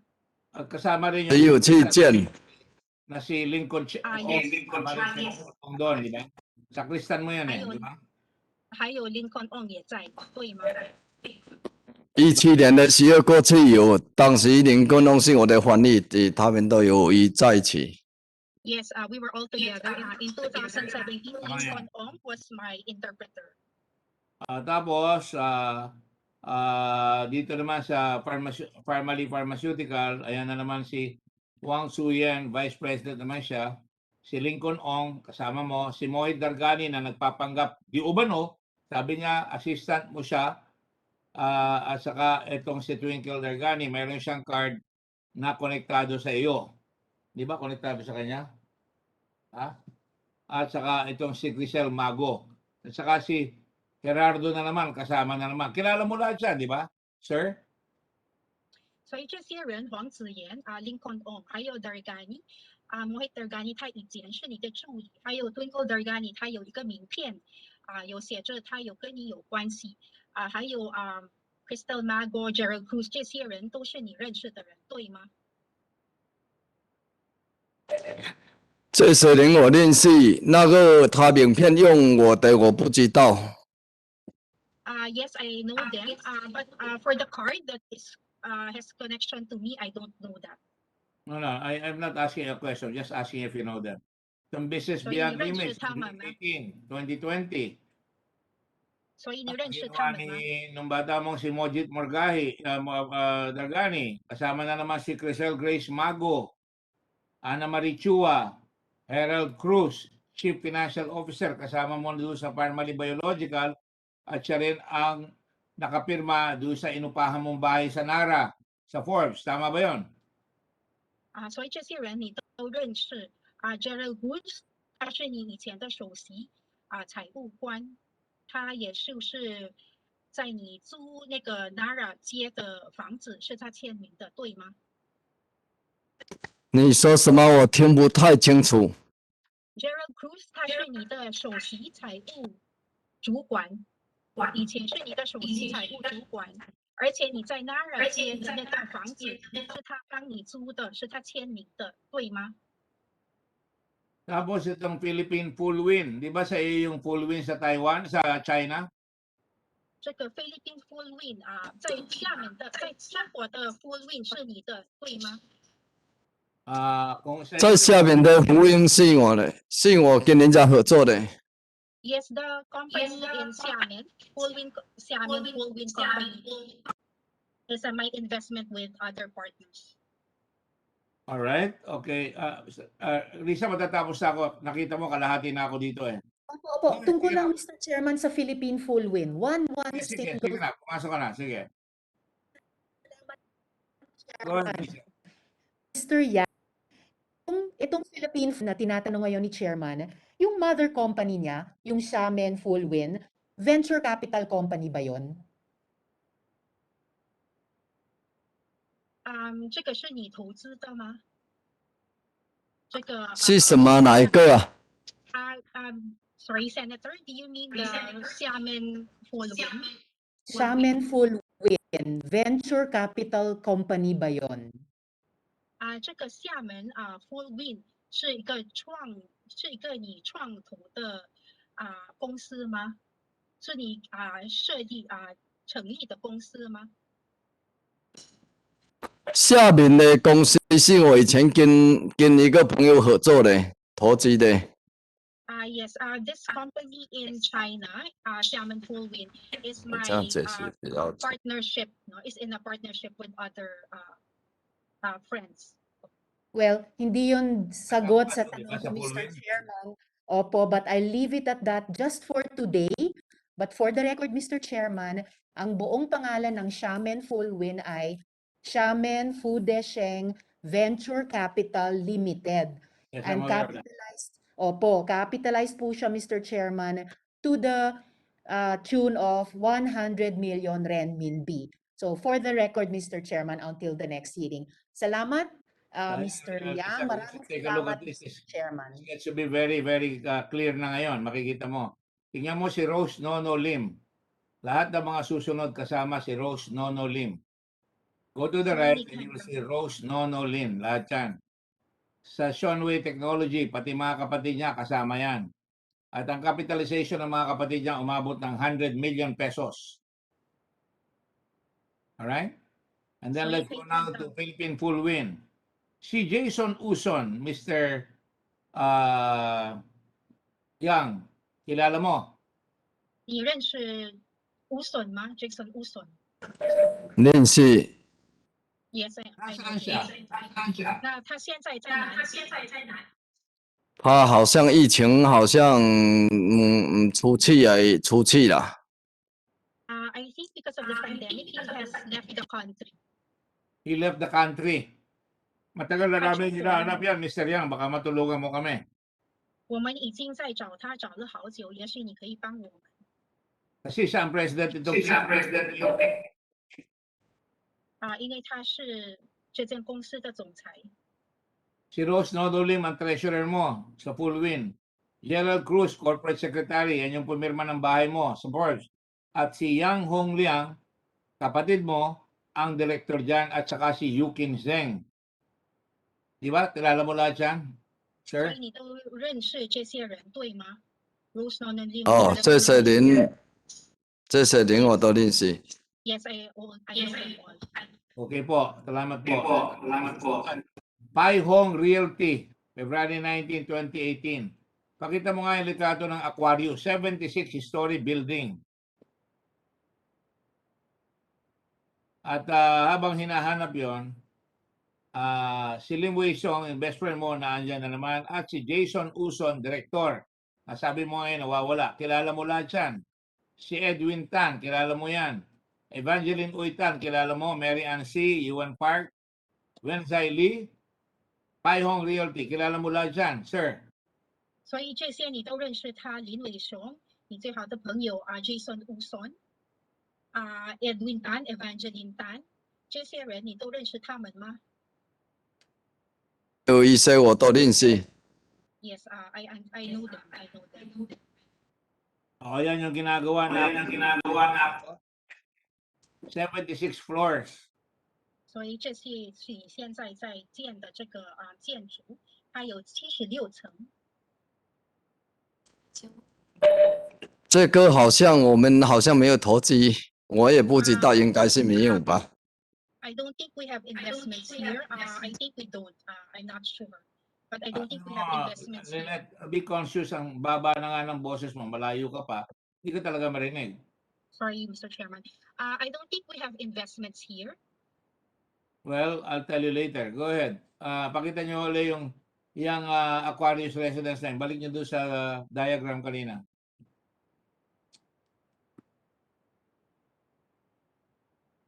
Ina. Yan. O, nakita mo, Aquarius residence. Si Rose Nonolin na naman, ang corporate secretary. Jason Uson, bata mo yan, nawawala ka mo, alam mo kung nasa naroon yan. Sabi mo, umalis na. Si Lin Wei Xiong, best friend mo, sumepa na yan noong March 2020. At hindi na nagpapakita. At hindi mo mga ibang kasama. Kilala mo lahat yan, di ba, sir? 所以杨先生这些Rose Nona Lim、Jason Uson、林伟雄我们还没有看到他，这些你都认识他们对吗？ 是啊，这认识。 Yes, I know them all. Okay. Piley Holdings Corporation, kung saan nakalagay dito, Jason Uson, bata mo na naman yan, presidente. Si Rose Nono Lim, corporate secretary. Lin Wei Xiong, sabi asawa raw ni Rose Nono Lim. Si Ami Nono Klongkingan, kapatid niya. Si Yang Hong Ming, Michael Yang, board member. Diba? DCLA Plaza, member ng kasama nyo dyan, Yangtze Group, XRL Holdings. Tama ba yan? Magkakasama kayo sa Piley Holdings? 所以这些人Rose Nona Lim、林伟雄还有DCLA Plaza 这些，你们都是在一起在百利 Holdings 对吗？你们都是在这个是 Yes. 是的。 Yes. Tama. Yes, Okay. Mr. Chairman. Piley Estate Group, Piley Holdings, May 15, 2012. Yan ang lessee nung 19 Nara Forbes kung saan nagtago ka dyan at ayaw mo magpakita sa amin ang presidente na naman yan, si Rose Nonolin. At ang corporate secretary nagpapalit, si Jason Uso naman, corporate secretary, Yang Hongjiang, yan yung kapatid mo, director, Jackson Lau, mo kamag-anak ni Mr. Lau yan, Yukin Seng, yung kaibigan mo, Gerald Cruz, ang nakapirma dyan, Michael Yang's contract of lease in Nara Homes of Michael Yang. Totoo yun na sinabi ko lahat, di ba? 还有参议员现在在问你这个百利 Estate Group Rose Nonolin 他是总裁，还有 Jason Uson 他是秘书长，还有杨洪江是你的兄弟 ，Jackson Lau、Yu Qin Chen Gerald Cruz 这些都是你的人，你都认识他们对吗这些都认识。 ？Yes, I know all of them. Yes, sa Power Mega Mix, June 20, 2017, Rose Nonolin na naman ang presidente. Jason Uso na naman ang secretary. Tao mo yan. Michelle Hong, Yan Ming Zhao, Fullwing Group na naman, yung kumpanya mo, sa Beijing, sa China, sa Xiamen. Ani Nono Klongkingan, kapatid mo, kapatid ni Rose Nonolin. So, lumalabas, marami kayong pakulo dyan. Maaaring may dami. I'm just speculating. Wala pa ako sinasabi. Pero sisiyasatin namin niya, kaya lalalim at lalalim ito. Pasensya na kayo, ha? Dahil masyadong mabigat yung ginawa ninyo sa Pharmally. At kasama ka sa galamay sa Pharmally, yung iyong, di ba totoo, interpreter mo si Lincoln Ong, Mr. Yang. 是不是 Lincoln Ong 是你的翻译对吗？Lincoln Ong 是你的翻译对吗？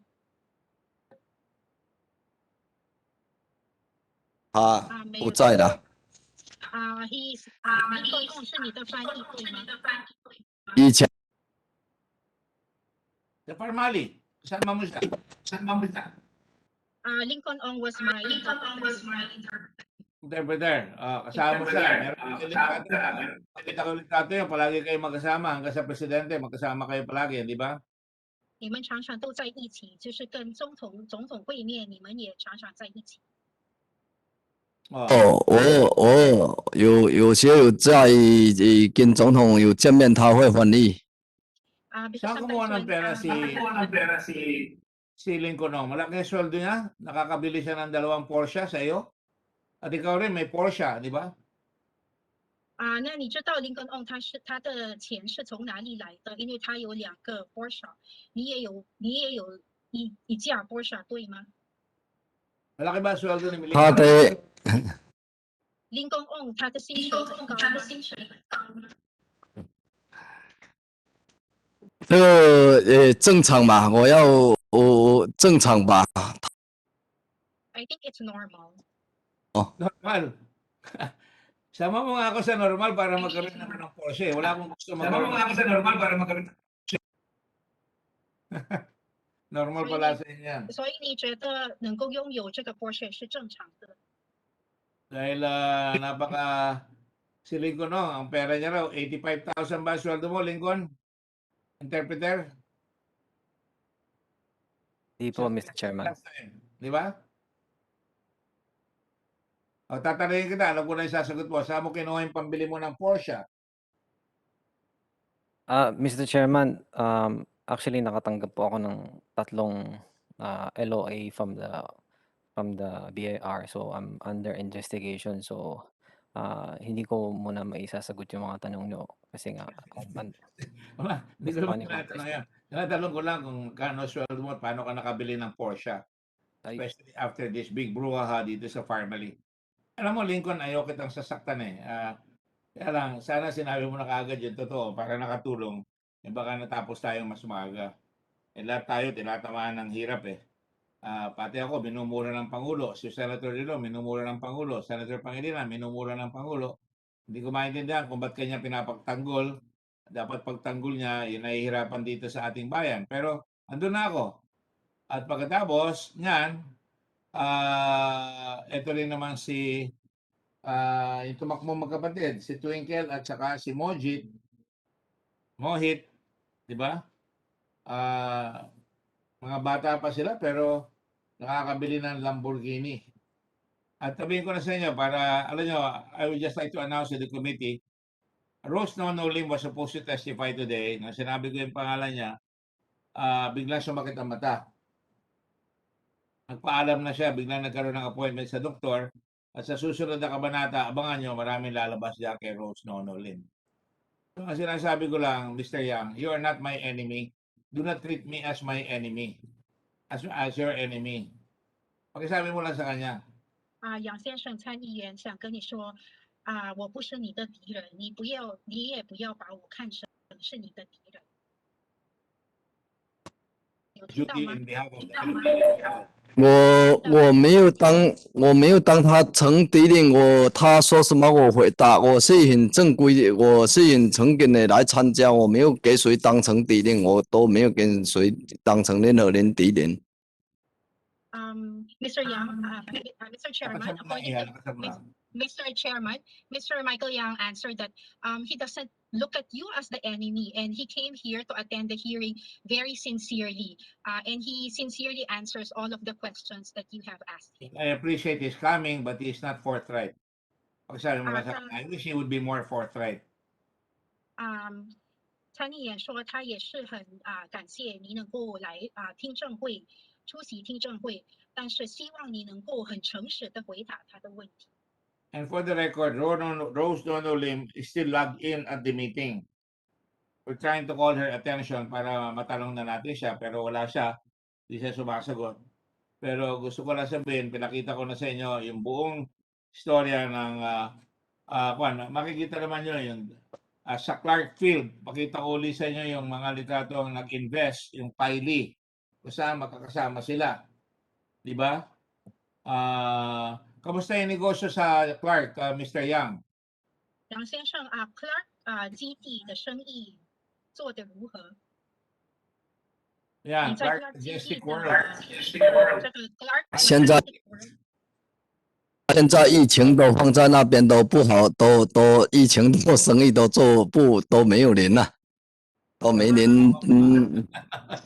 Sarap ng tawa mo. Nakikita mo yung building mo. To answer your question, Mr. Chairman, because of the pandemic, it's not doing well. In fact, there's no people there anymore. Ano mo, meron kasabihan kasi pag minura ang Diyos, mamalasin tayo eh. Pag minura mo ang Diyos, sabi ni Brother Villanueva, mamalasin tayo, tatamaan tayo ng pestilence, plague, disease, disaster. Sabi ni Brother Eddie Villanueva yan. Kaya nag-privilege speech ako ng isang araw, nung birthday nung kanyang Jesus is Lord. Sabi niya, to insult God to us is a kind of blasphemy in the highest order. The Bible is clear. When you slander God, you are inviting curses not only to yourself, but to the entire nation like calamities. No one can mock God. In Psalm chapter 2, those who are mocking, persecuting God's people, the faith of God's people, God is just laughing at them. They are inviting the wrath of God. Kaya, siyempre, hindi mo maalis sabihin, baka nag-pandemic, pero nakakatuwa yung tawa mo eh. Because siyempre, nagsimula ka dito, wala kang dala, kundi mga kaibigan mo, nagsasupply ka lang ng produkto, kung hanggang doon lang, bilib na talaga ako sa iyo eh. Umabot ka na maging presidential advisor. Pero nung pinakialaman ninyo yung itong paghihirap ng tao sa pandemic na talagang kasama mo si Lau, kasama mo si Leong, kasama mo yung Pharmally, na kinorder ninyo yung market, kasama nyo itong mga accountant natin na nabibisto lahat, talaga mamalasin talaga kayo. Hindi kayo magtatamasa ng swerte. May salita, alam mo, sabihin ko sa iyo, Mr. Lau, Mr. Yang, marunong ka mag-Hokkien, di ba? Answer him. Ask him. 你会讲福建话对吗？ Paborito ko ito. 会啊，我会讲福建话。 Yes, I know how to speak. Natutuwa ko sa Chinese whom I really admire. Trust me, I really admire. Yung work ethic ng Chinese. Yung creativity ng Chinese. Pag nagtrabaho, lalaki. Pinupuri ko ang Chinese. But forgive me, I am not a fan of the Chinese Communist government. I am not a big fan of that. I'm a fan of the Chinese people. Ang paborito ko salita nila, Bo Choi Kang, Botansya. Naintindihan mo ako, Mr. Yang? Bo Choi Kang, Botansya. 你听得懂参议员在说的话吗？ Ako siya, naintindihan niya eh. 对，差不多不是很清楚。 More or less I understand, not very clear, but I Sabihin na, understand. di ba, you don't work, you don't eat. Oo. 我追工无趁食. If you don't work, you don't eat. 我追工无趁食. 对， Oo mo. Tinuturo sa akin ng magulang ko.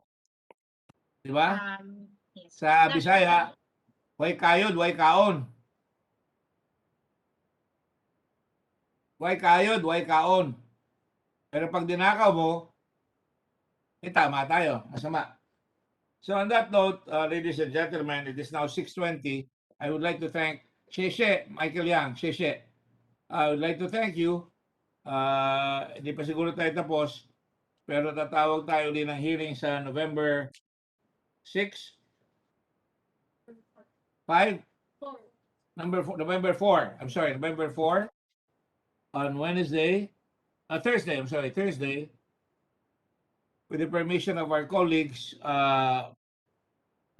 para matawag natin sila Rose na unulim lahat kayo at matapos na natin yung ibang mga dapat tapusin at matanong na natin yung ibang mga tatanungin pa na mahalaga.